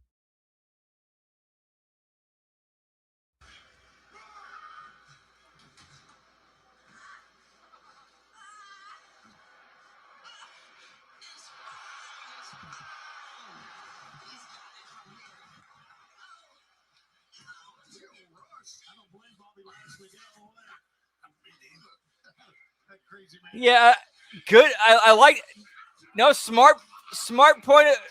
I like the Leo Rush cameo. And Bobby, okay, I love that. That was good. I got to pop for that. That was a deep cut payoff right there. Leo Rush getting popping up, getting attacked, and it's Bobby Lashley making the save. A callback to their old WWE that act when they were together back in WWE. That was funny. That was good shit. Good callback. Whoop whoop. Ricochet and Jericho, the two men that are of this match, at least for 2026, Taz. Yeah, absolutely. Well, right now, that's what they want. Jericho and Perry would love to just pick apart Ricochet, and Omega's joining in. Kenny Omega and Ricochet, they've had their share of issues dating Back to the time they spent in New Japan Pro Wrestling. Same could be said about Andrade, Ricochet, and Omega. Back elbow from Jericho.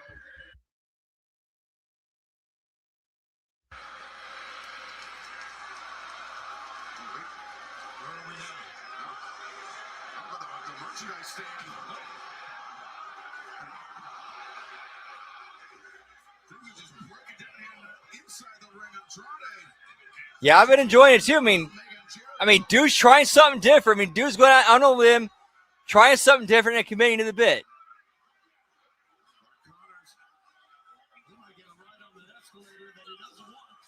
Whoop whoop.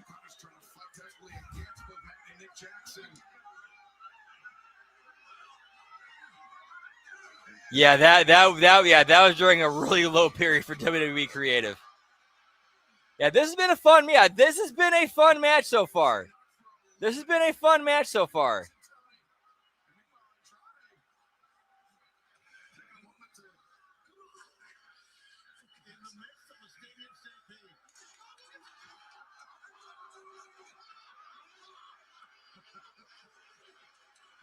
Okay, that's good shit. That's tremendous. That is tremendous.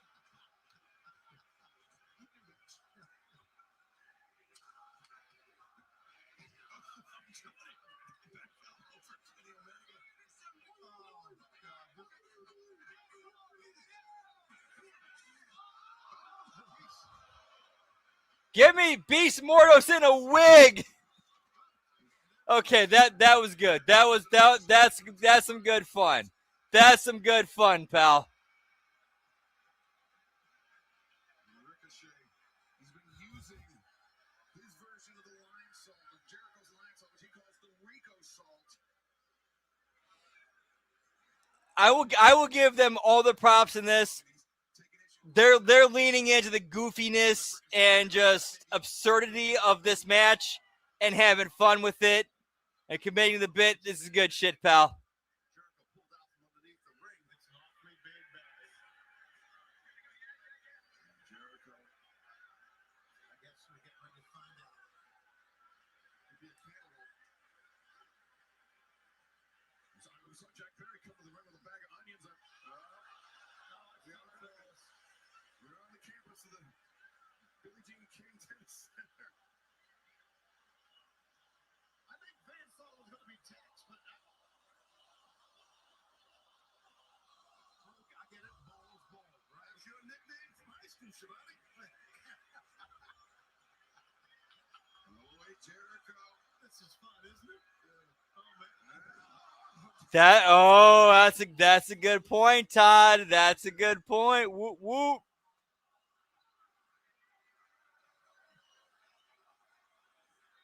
Stadium stampede match. So unpredictable, as you said, Taz. Impossible to prepare for. No, you just can't. It's a fight. You just go nuts. Using anything and everything at your disposal. Ricochet reversing the walls of Jericho.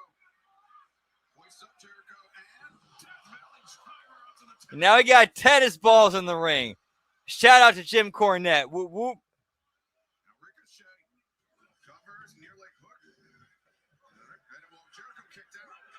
But right now, looks like Jack Perry, Mark Davis are battling it out and catering. You leave Jack alone. Davis, national champion. I'm not.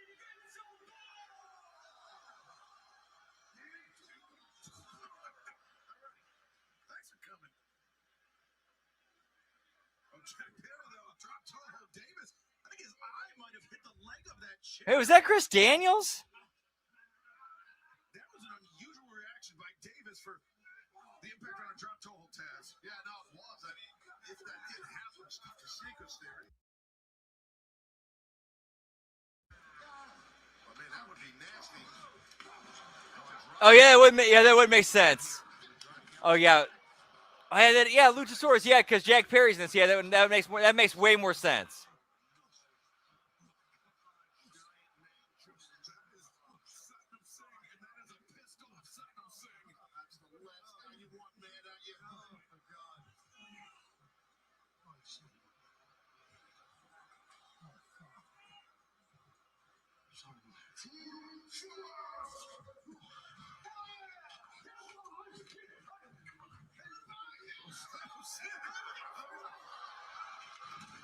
And now you have a food fight and catering, pal.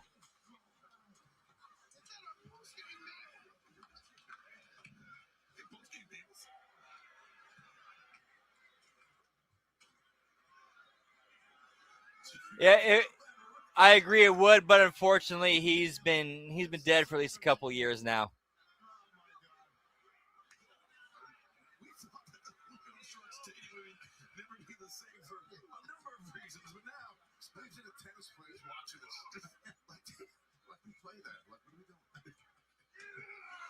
Yeah, that is Vince McMahon loves himself some food fights. Food fights is a total straight Vince McMahon staple booking or creative.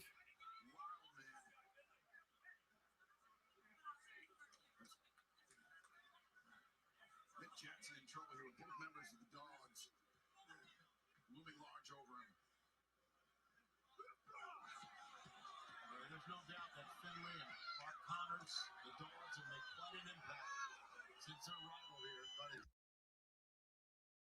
But very savvy. Yes, sir. He bit into something here, and there it is. Matt Jackson. These guys on. Big into a trash can right there. Shot this. He's going to not just a trash can, a shopping cart as well. Charges in, and he goes down in a heap. And football. Where did football come from? That's it.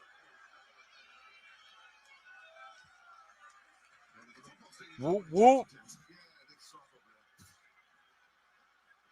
Dude, until the day Vinnie Mac dies, his tentacles will be in everything. And even then, maybe even not.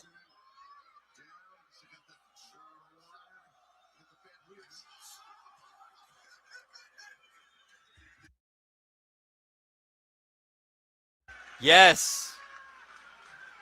Yeah, I remember him. Yeah, he did not last that long until it was just him and Ralphus.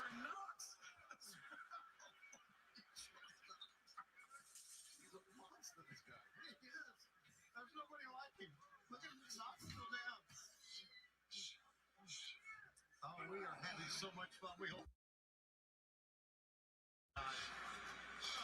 this is tremendous. Total Leona putting Nick Jackson in the shopping cart. Matt Jackson, the head bounced off the.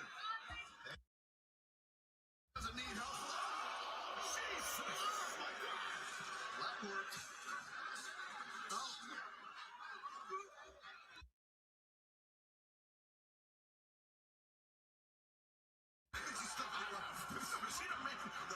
Shopping cart as a weapon. No, I mean, in super boxes, yeah, but not wrestling. But not over their head like that on frame. Shelton Benjamin heading back to ringside. Am I right when we've seen only one attempt at a pin in this thing, and that was David Finally, the Shillelagh just cracked Shelton. That's legal, by the way. Get me Mr. Hughes, pal.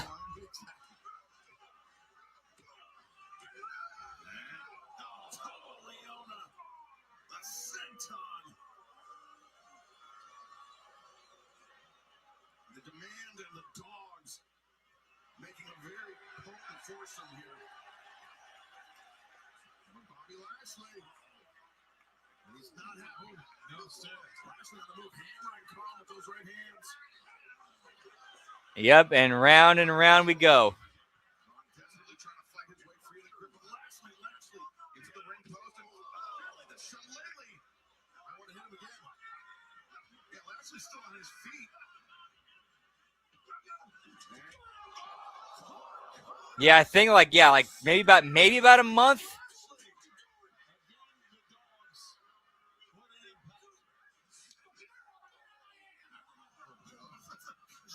Yep, unfortunately. Get out of that man's way. Uh-oh. Oh, no. Jericho and Ricochet.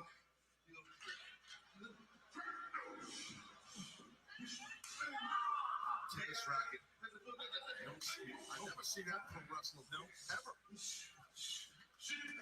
Jericho getting sized up by Ricochet. Ricochet swinging a miss. Jericho All right, now you got the tennis racket. takes Ricochet down.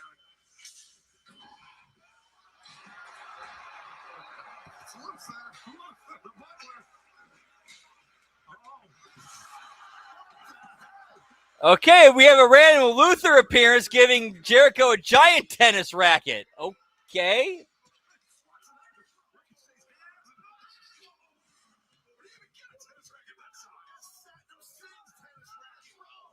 Yep, Cornette used a tennis racket, and also a little bit of a callback too. Jericho, like, remember that?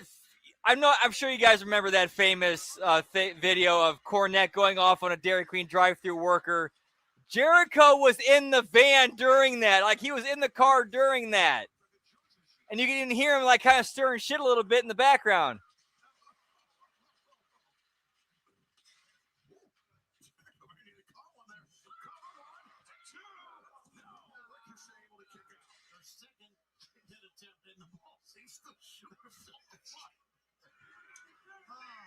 Meanwhile, at the shopping cart, Inside the ring, Clark Connors, Matt Jackson, and tennis balls. Shelton Benjamin getting right hands to the face by Bishop Khan.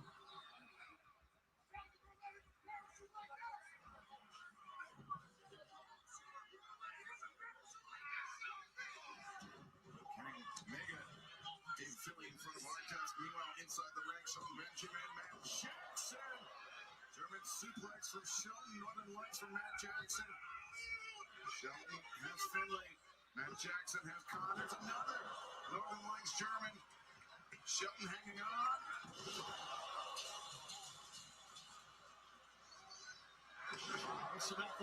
Oh, that's right. Yeah, because they were the I think they were the Thrill Seekers at the time.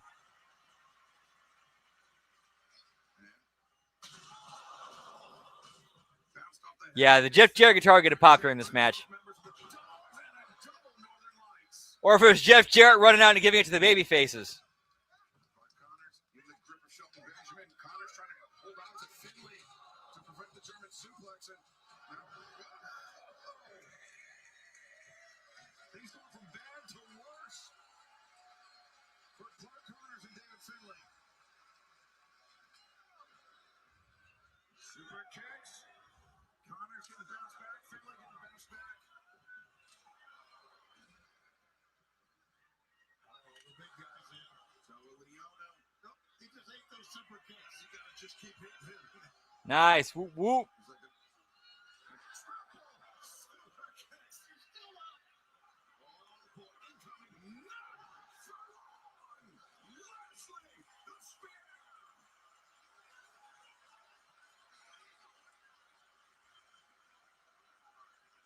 Oh yeah, he is still working for AEW.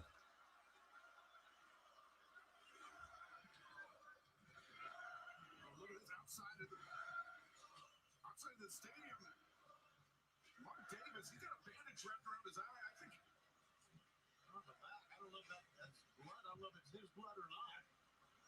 Whoop, whoop. Davis. Oh, there's a knife and the note. Asshole.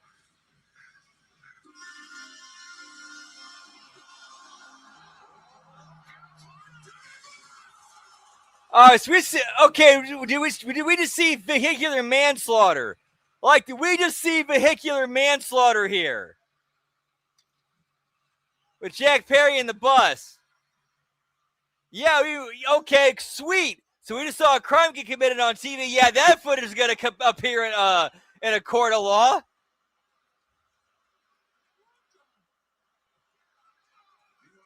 Yeah, Your Honor, I present Exhibit A.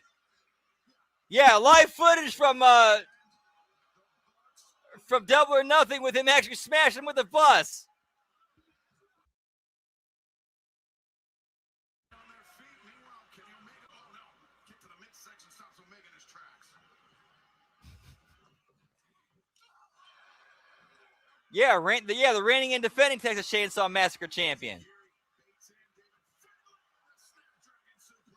Oh, really? That's awesome. Whoop, whoop.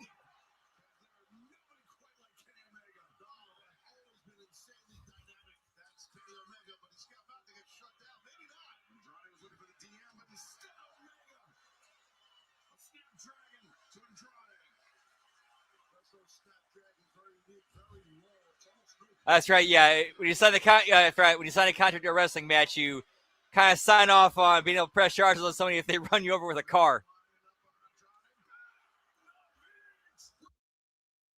All right, this we still got a little bit. We still got a little bit to go. I'm still outside to a smoky toki. Be right back. Whoop, whoop.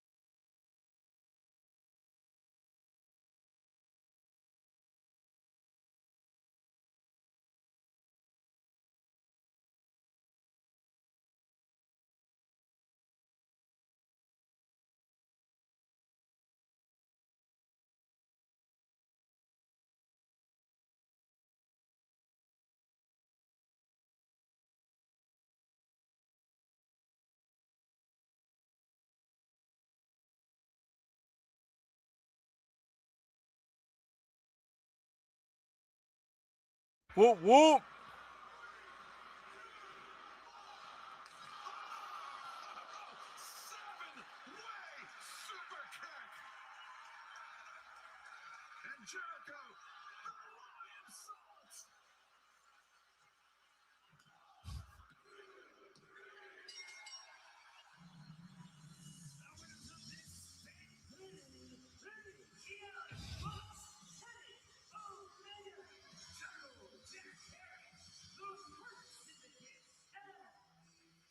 Man, that was actually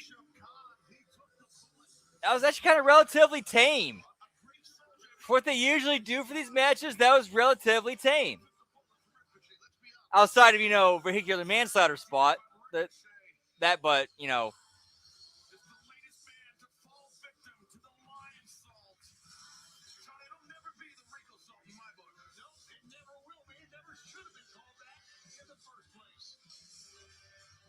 who I'm sure will be back next week and say, or on Dynamite. Live on Dynamite!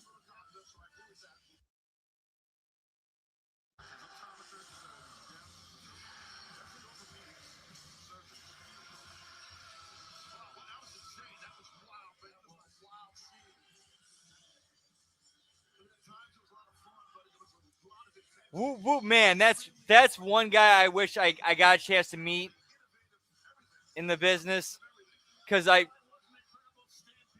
got kind of tight with one of his students, Manimal, and everything like he told me about Mac was like, man, this is a dude I would love to just sit down and have a conversation with and learn from. And unfortunately, the opportunity never presented itself. The seal of approval, the thumbs up for Shelton Benjamin, Bobby Lashley, and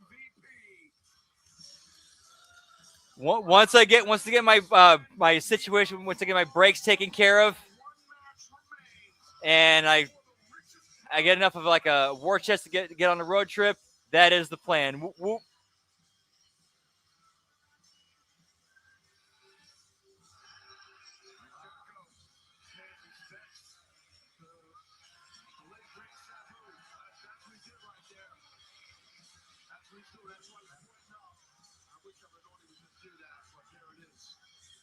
Yeah, that was they did not overstay its welcome. No, that was a good match. That was a good fun, entertaining match.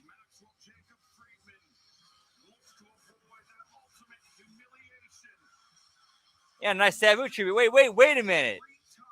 We're going right to the main event? What about that wild card match? Wild card, pal.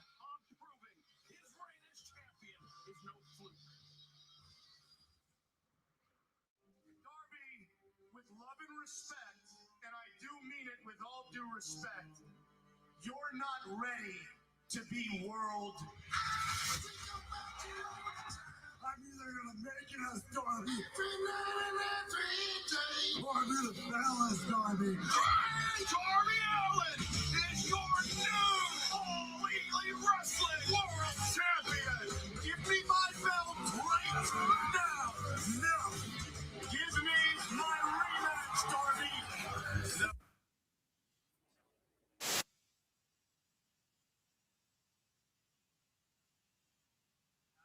Times on that one, but yeah, I know, right? What was the wild card on that? Yeah, I know. I'm thinking it's like, did they just cut it? Yeah, that's really weird there. Unless that's the main event because there's some sort of swerve happening. I don't know. That's really weird. That's really weird.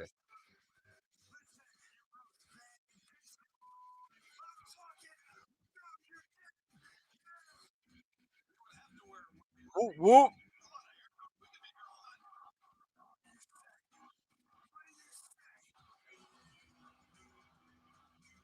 Nice. That had to be awesome, man.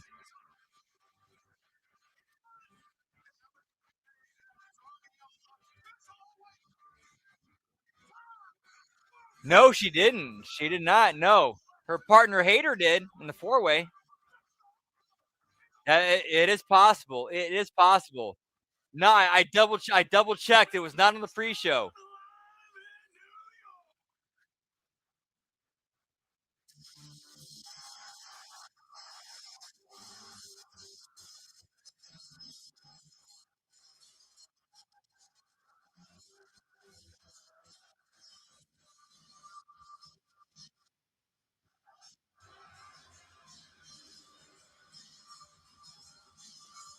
Let me look see what the time was on that.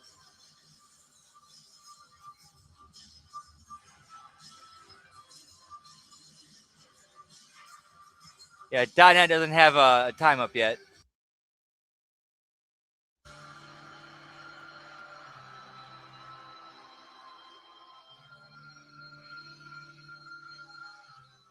Man, I could have swore they had the wild card for the pay-per-view.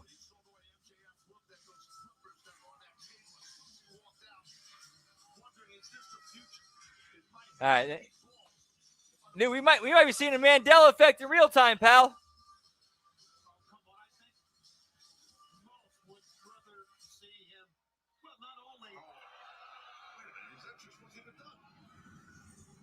Cheers, Generals. Main event time. Whoop, whoop.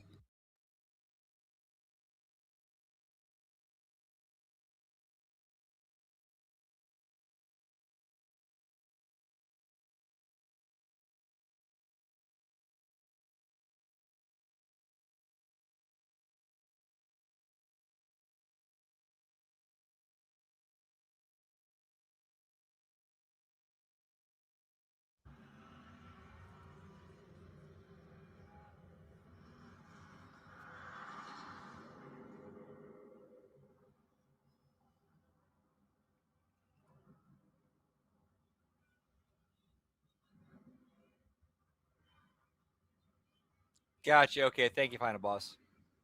Yeah, I don't know why. For some reason, I thought that wild card one was on tonight. I don't know why. That's on me. I apologize.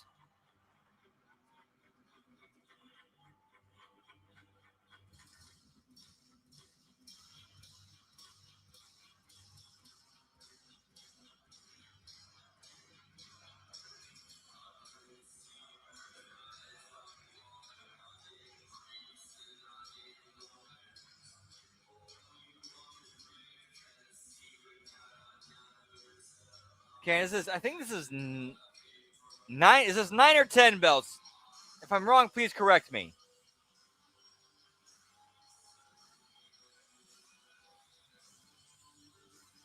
Yeah, that is a sweet intro. Whoop.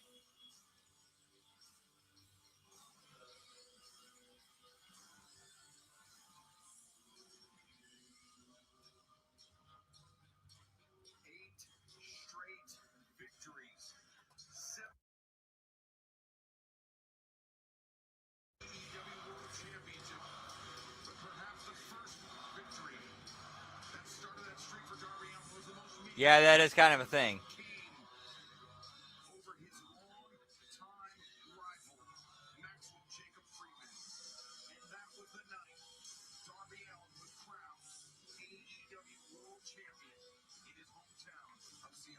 Whoop, whoop. All right, let me go back through this. Let's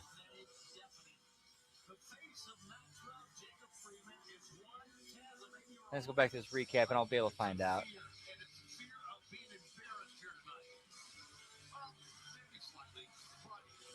Two, 3,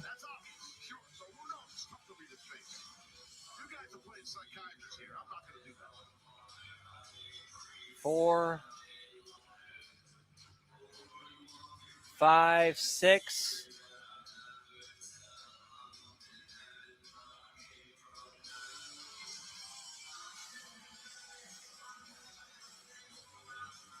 7.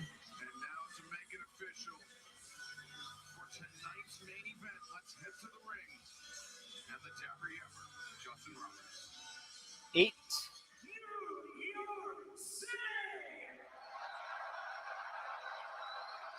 9.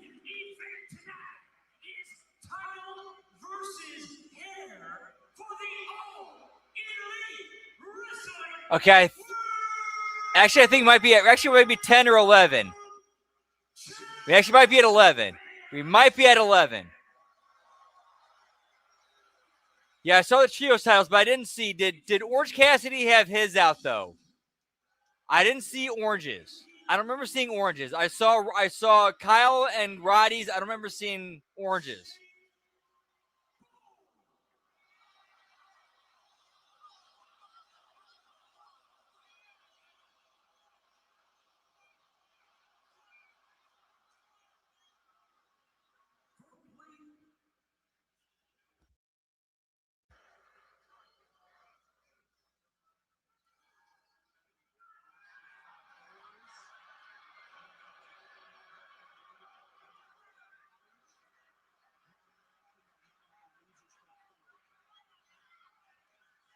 Yeah, that was wonky too.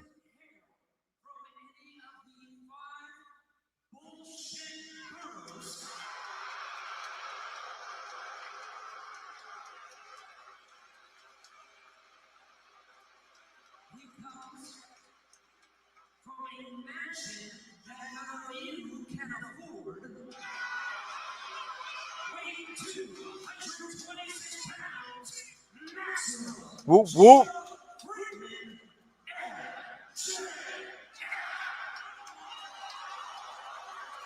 All right, he was wearing his. Okay, so the belt. So yeah, it is 12.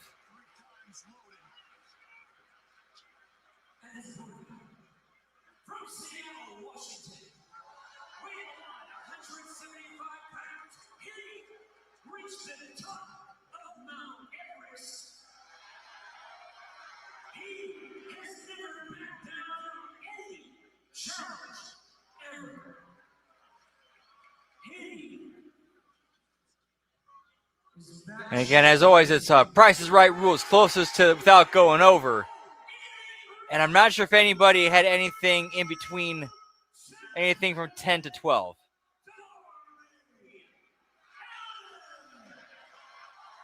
Or anyone else had anything between 10 to 12, I should say. Besides Todd.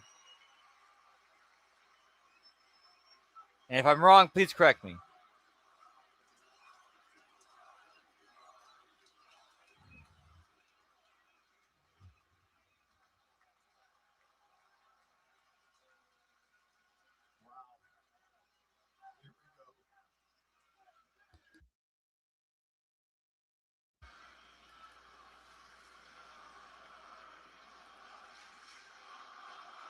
Yeah, so right now, yeah, so based on that, you're still kind of you're still kind of at the head of the pack right now. So you're the closest without going over.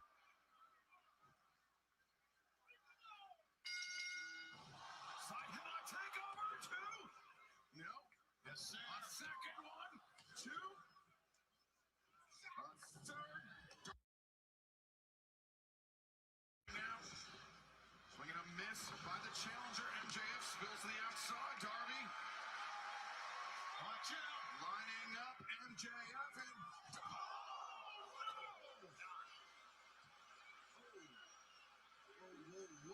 MJF Ooh. I hope that was a work spot. I really hope that was a work spot. I really, really hope that was a work spot.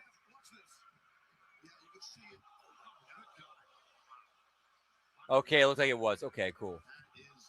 Okay. It was worked. Okay, yeah, because he landed on his shoulders and sold his head. Landed on his shoulders and sold his head. Okay, cool. Whew, thank God.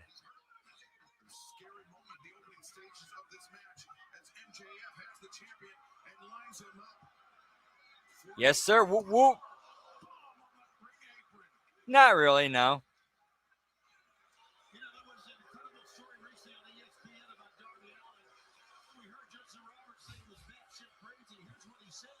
That's awesome, Hammer. Whoop, whoop. Man, that sounds like somebody to have that's a blast to work with.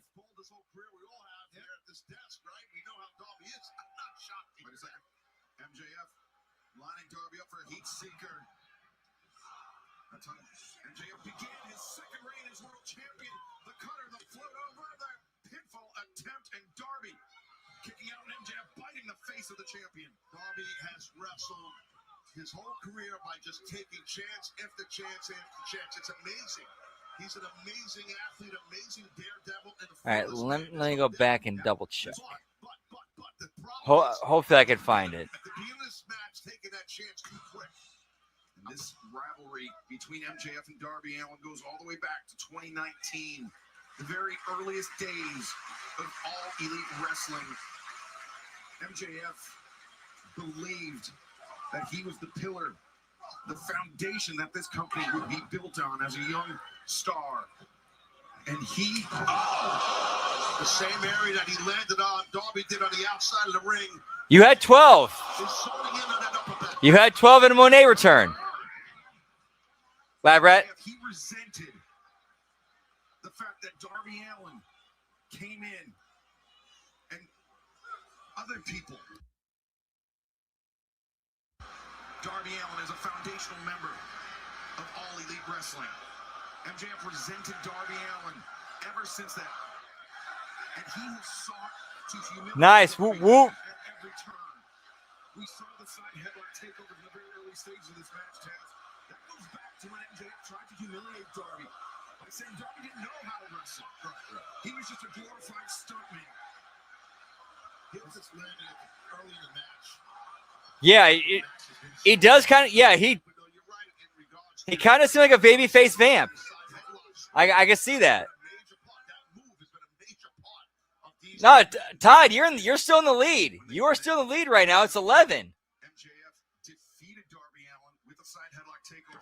You're close without going over. Whoop, whoop.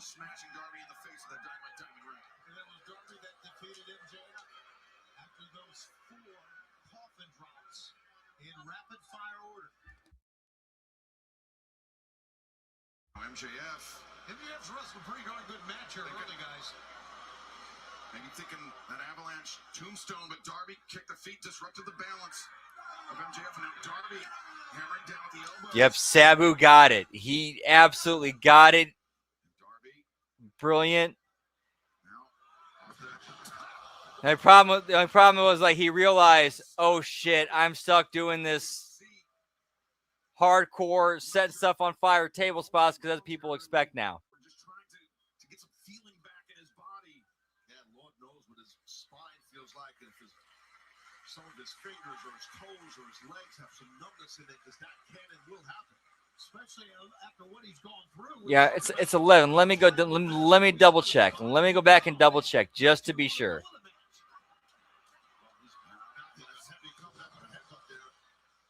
All right, tag team titles 2. It has those humiliations that MJF looked to inflict. Wait a second, coffin drop. Oh no, coffin drop perhaps incoming. And then MJF yeah, international 3. to the outside. And Darby. And then Athena's 4. MJF rocketed. Yeah, Athena's ROH Women's World Title 4. Literally in front of us at the announce desk.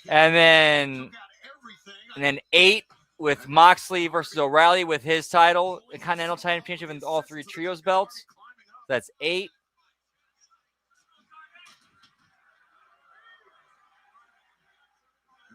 Osprey Joe, no titles there.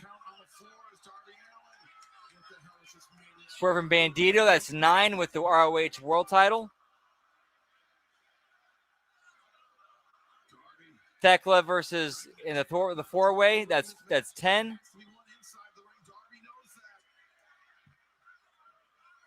And then Stadium Stampede, that's 11 because of Mark Davis as the national champion.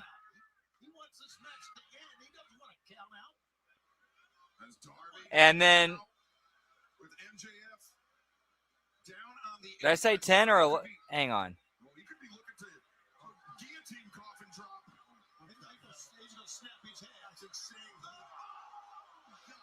Yeah, and then 11 with the world title.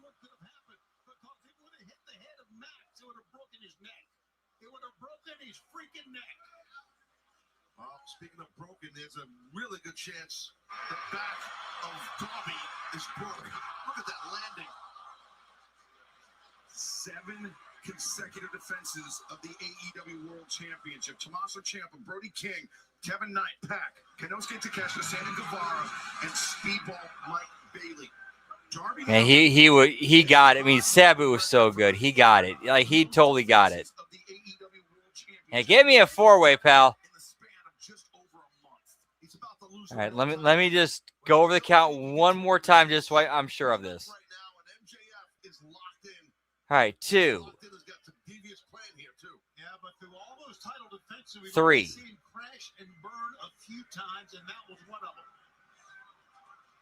4, 8,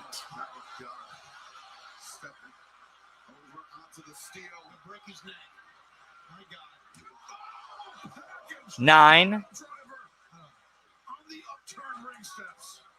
10,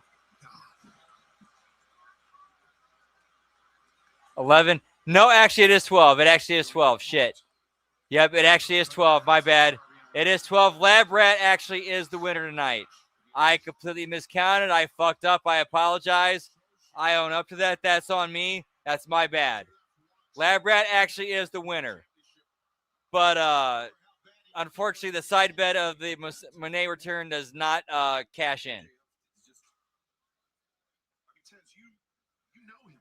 Yeah, I know him very well. Very well. Yeah. He is one of the most vain individuals I think I've ever met. That's not an overstatement, but that's part of, in my opinion, what makes him great at what he does. And why, before he's even... Yeah, my apologies. I fucked up the count on that one. That's my bad. Human error. Shit happens. I apologize, guys.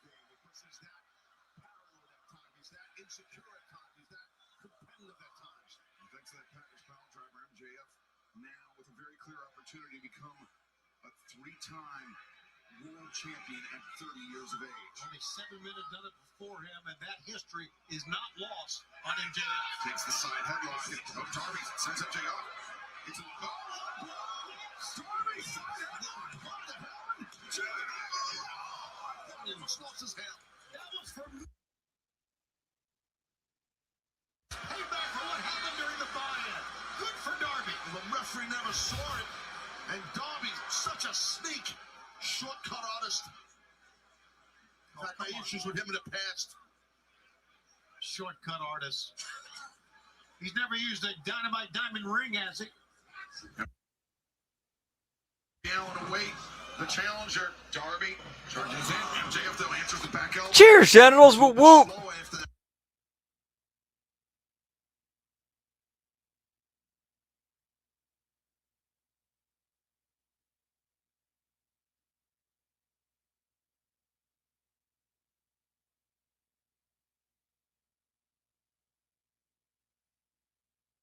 Whoop whoop. To the earth, but instead Darby Dude, you could get so much, bro. You could get so much out of a headlock takeover. steps through. Like if you knew how to sell and work it, you could get the guy, not just the guy taking it, but the guy giving it. You could get so much out of a headlock takeover. Whoop, whoop. And not only that, working your way up out of a headlock takeover.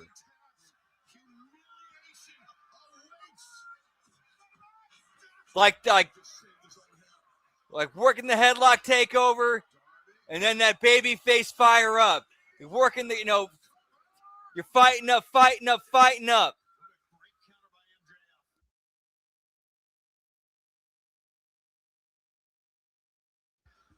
before he was going to tap out, says, I don't want to be bold, so he grabbed the rope. Darby Allin, in those 7 defenses of the AEW World Championship, has spent more than 2 hours inside the ring wrestling against world-class opponents. In that same span of time, Dude, that's one dude I gotta really go back and see is Bob. Because I've seen. MJF suffering back-to-back losses for only the 3rd time in his AEW career. He undoubtedly the fresher man than the champion. Whoop whoop.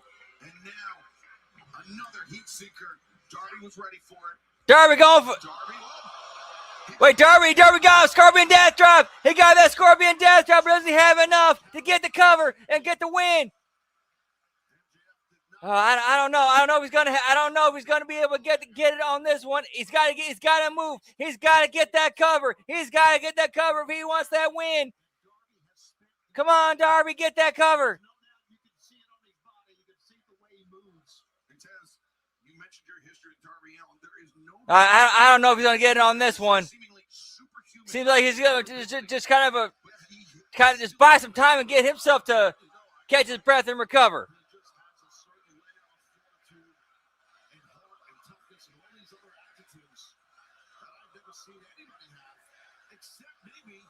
And smartly he's doing so. He's getting that distance between himself and MJF. He's going for that coffin drop. Man. Smartly, good, smart move by Darby, making sure to check, before he leaps off blindly.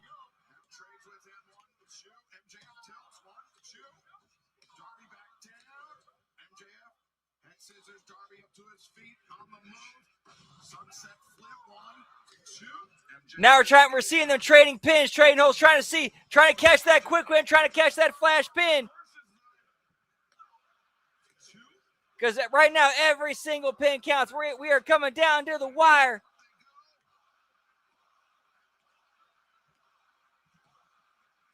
I feel bad for that ref. That ref's got to be out of breath. I used to be a ref back in the day, and trust me, I was in those positions, and man, I was out of breath. And it looks like, yeah, that was not enough.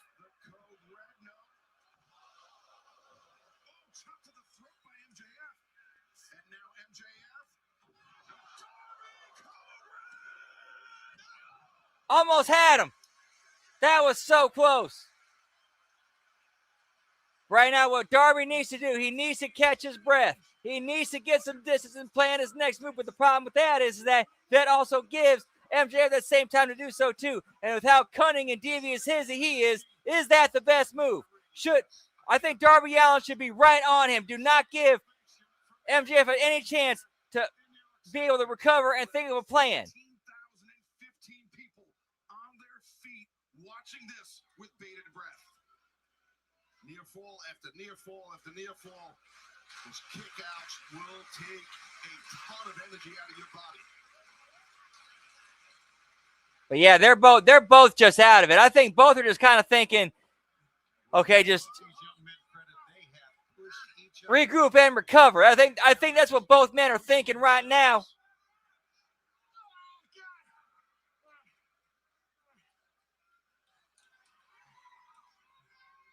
But I think though MJF though, I think he's planning something. I guarantee he's planning something. He's putting together a strategy in his head right now.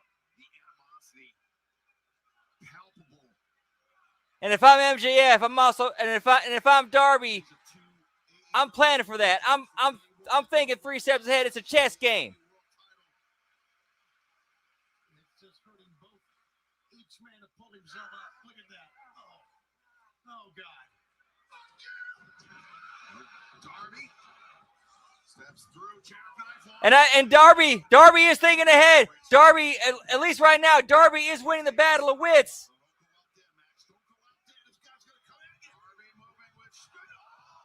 But MJF being just smart enough, being just that much more quick-witted, he pulled the camera guy in the way. Can we get some paramedics out here? We need some help for that camera guy. Can we get some help for the?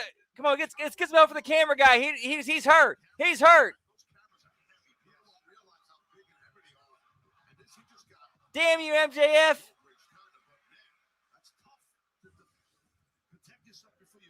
It's one thing to cheat and do some dirty shit to your opponent, but bringing an innocent cameraman into this. Where's Tony Khan? Where's Tony Khan out here?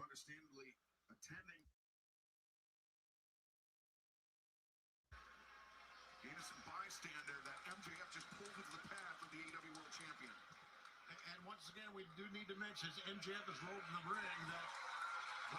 All right, at least we got. Thank you for the rest of the production staff. Thank you to the rest of the production staff who are his family and boys that are actually out there taking care of him instead of sending some actual medical crew and medical staff to help him who actually would be better for him. That's the first time I can ever remember a cameraman being. I mean, Tony, what the fuck, man? In all my years. Well, there's no lengths that MJF won't go to avoid the humiliation of having his head shaved bald. Even remains points. I mean, Tony, I know you're a busy man, but I hope you take care of this. I mean, I know you're very busy. You're kind of running shit, and you can't really have your eyes on the you can't have you don't have 50 eyes in the back of your head. I get it, but hopefully you take care of this and address this.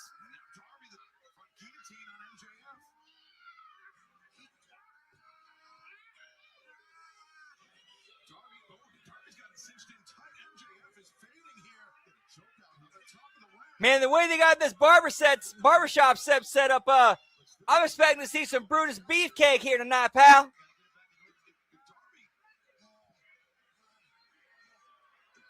As they shoot, if Darby goes over and we have a Brutus beefcake appearance, I will pop for that, because that would be the perfect spot for him to do a cameo.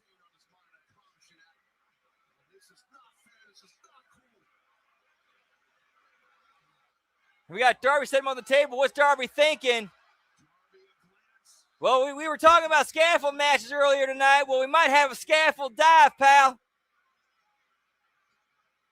This is a man in Darby Allin that was hit by a New York City bus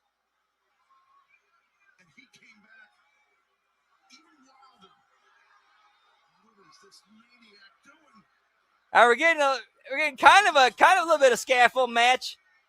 He's on top of a scaffold. He's going to dive. Bang bang! Oh, he's doing the Foley elbow. The Foley elbow. Whoop whoop. And I called back to earlier during the pre-show. Which I'm kind of going back into shoot Brandon mode here. That's what I'm glad they did that, because that made this mean so much more. Because they did during the pre-show. At the end of the pre-show, they had a promo segment with Mick Foley and MJF and Darby Allin. So that's what made Darby doing the Mick Foley bang bang, elbow dive off make more sense. Call back, pal. Call back, pal. Continuity. How he landed, but a scary moment for both champion and challenger alike. Darby. Oh, Darby, he got nasty gas. And they're both beaten down. They're both. Oh, damn. Looks like Darby Allin might land on the back of his head. He's got a nice gusher there, pal. I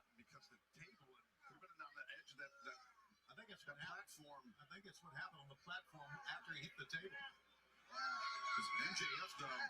He's out. MJF is out. Being drugged to the ring by Darby Allin. And Darby, though, struggling. God, Max still loses hand here. I can't believe this. So Darby flexing the fingers, Taz, typically a sign. Whoop whoop. Darby trying to get some feeling back. Man, I don't know how Darby is able to keep going. He's got to be out of it. He's got to be punch drunk on his feet with that. Oh, he's out. Yeah, he's as a shoot, he is out. As a shoot, Darby, I have no idea how Darby's able to keep going right now. He's got to be going on instinct right now. He's got to be just going completely on instinct. I mean, I have no idea how he's able to move. He's stumbling, he's staggering. That gash on the back of his head, he's clearly got to be out on his feet. Well, you know what? You're right about that. He does. And that the fact that he doesn't want to... I have no idea how this man is able to still keep going. I mean, this man is unbreakable. He is indestructible. He is undestroyable. He's like the Energizer Bunny. Darby hammers down once, twice, 3 times, 4. Can Darby do anything else? Does he have anything? I mean, this might be the smartest thing to go. Great Scott, Marty. I have no idea what's powering this young man. It seems like he's like some indestructible super soldier from the future. I don't know. Yeah, I know, Doc. It's pretty heavy, man. Like, I have no idea how he's surviving all this. Did he get some sort of version of the Great Sports Almanac and some sort of some sort of serum from the future? I don't know, Marty, but as soon as this match is over, as soon as the show is over, you have to get back to the DeLorean. We have to figure out who it is who's supplying this stuff. Oh, gee, Doc, I don't know if I'm up for that, man. Jennifer's giving me some trouble, man, and Marty Jr. He's getting in trouble at school. I don't know, Doc. Marty, the future of the humanity depends on it. The future of the world depends on it. Oh, gee, Doc, I don't know, man. I guess I could hire a nanny, Doc. I don't know.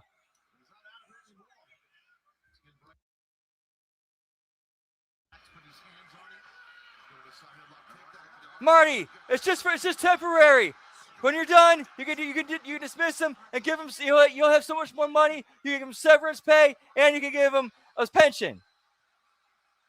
When you put it like that, Doc, I think I'm in. All right, Marty, let's back to the match. I mean, look at Darby. The superhuman serum strength. We have to figure out what it is that's causing it and how we can cross-engineer it to help humanity instead of exploit it, Marty. I'm with you on that, Doc. I mean, it's pretty heavy, but you know what? If we're helping all of humanity, and erase any future paradoxes, I'm in, Doc. Darby Allin. Oh no. Great Scott! Oh, Doc, should we get the DeLorean to prevent this from happening? No, Marty. Some things are meant to happen. Some things you have to let play out.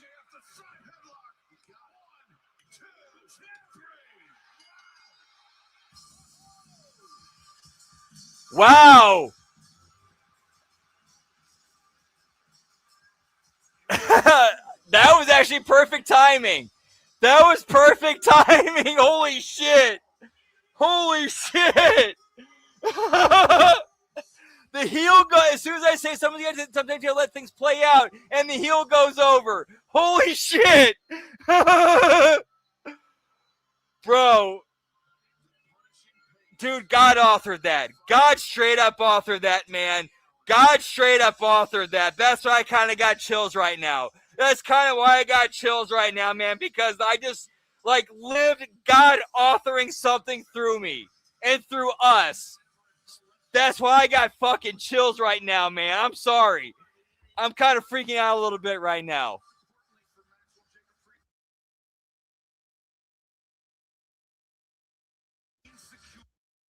Scumbag of an individual. He gets to keep that very expensive head of hair. Yes, he does, but I will tell you this. I will be the only professional to this to say congratulations to our new world champion. As you guys respect, he's earned and deserved. Now, I say Whoop, whoop. it was a hell of a match. And gentlemen, I will say 7 years, okay, I know 3 times. After 7 years now, I think this is our greatest one yet.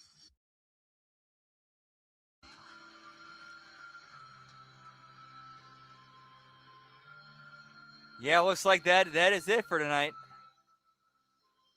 Darby Allin said he Unless we get a swerve and surprise. World Championship until the wheels fell off.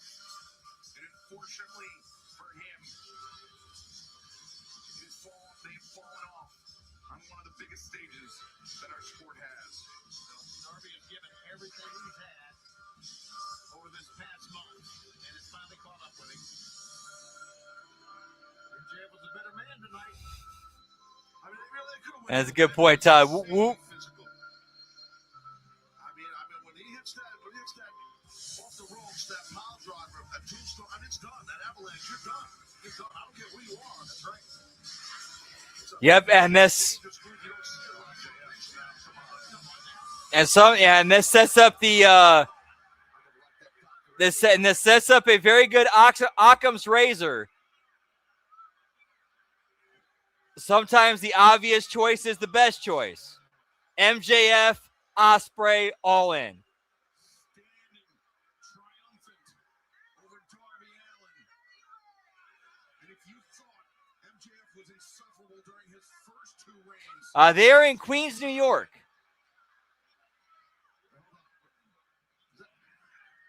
Kevin Knight, the Jet Kevin Knight, Yep, the TNT champ.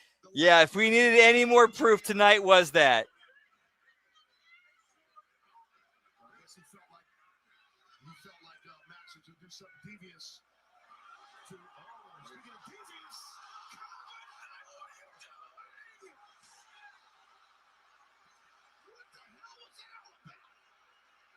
Kevin Knight just turned heel. We got a Kevin Knight heel turn. Holy shit.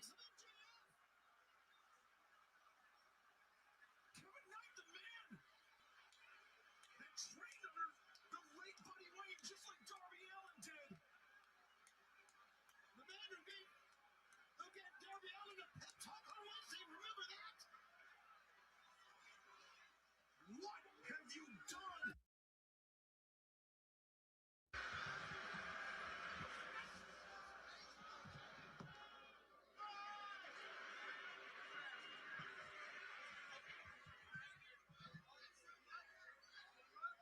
Yeah, and I'm with it. I'm with it.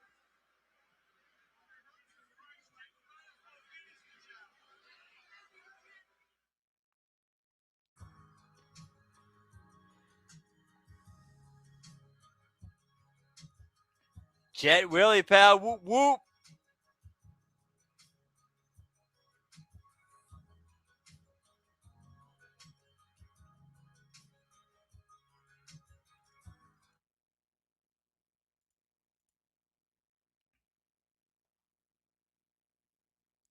I don't remember, possibly. All right, well, that is it for us tonight for the HMG AEW Double or Nothing Watch Along. Whoop whoop.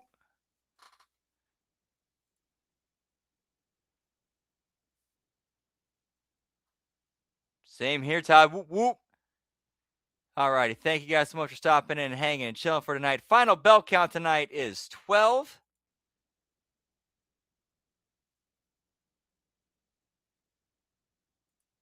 Yeah, so they're going to split, or maybe, yeah, that would be the assumption. That would be the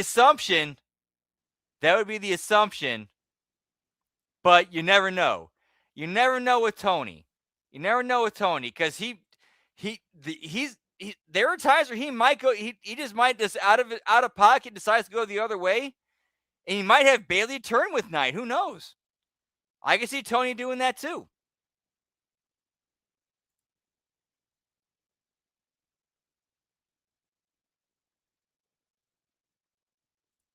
Who knows? Whoop, whoop. No, but as far as AEW shows, I thought that was one of their best pay-per-views they've done in a very long time. For AEW, that was a very entertaining and fun pay-per-view. I got to give it to them. They did a great job tonight, I thought, overall. Did we have our criticisms of it? Yes, absolutely. But overall, I thought it was a fun show. I thought they did a tremendous job tonight. Fun stuff.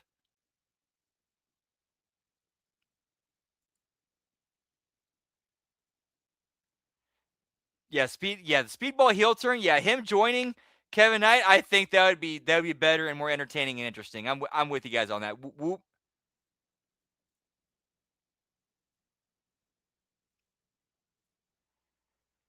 Alrighty, so don't forget, like, subscribe, ring that bell. Now, scheduled for the rest of this week. Tomorrow we have the Monday Locker Room, the Raw Watch Along, and the Impact Attack. Yeah, and seriously, hit up Hammer on his offer. That goes out to everybody and anyone in here. Whoop, whoop. Like, you cannot sit under a better learning tree than the Hammer. Whoop, whoop. Yeah, exactly, Todd. They saw a vulnerable opportunity and they struck, and I thought they did a good job. Whoop, whoop.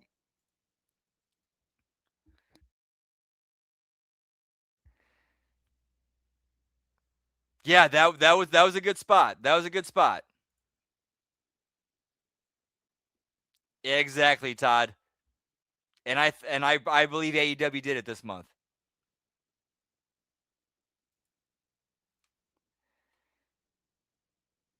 Alrighty, and then on Tuesday we have This Week in WWE. We have Hitting the Marks. We have the A Show. We have the Late Start NXT Watch Along, the Wednesday Locker Room, and then on Wednesday the Next Level Wrestling Review, the AEW Dynamite Watch Along, and Belt Count. Then on Thursday the Friday Locker Room, the TNA Impact Watch Along, the JCW Lunacy Watch Along. Friday the SmackDown Watch Along and Belt Count. Saturday. That's what we have Saturday. We have HMG Insanity along with AAA, where we have the Mask versus Mask match, the long-awaited Mask versus Mask match main event between both El Grande Americanos. And don't forget, check us out on Patreon, patreon.com/Hami Media Group. Absolutely. Whoop, whoop.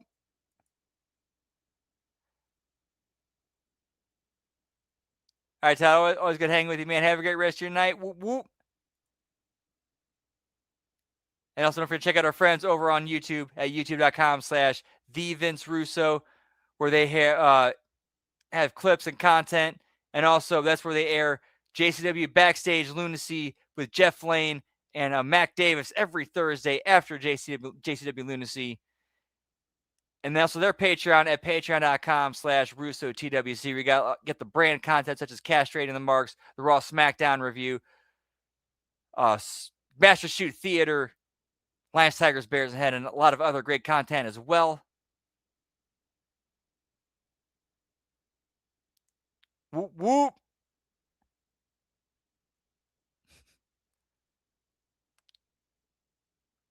Yeah, pal.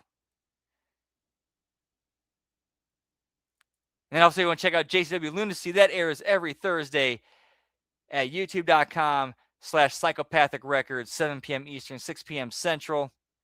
And as for me, you can catch me on Twitter, or as the kids call it these days, the X at LG Brandon Whoop. And I'm also on Twitter. Did I say? Hang on, let me start over. Let me run that back.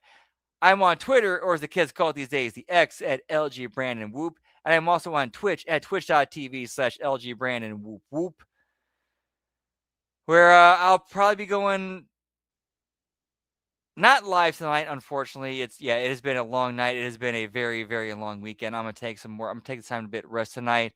But I'll be back tomorrow night after the Raw Watch Along and Impact Attack. So hope to see you there tomorrow night. If not, hope you have a great rest of your weekend. Have a great week.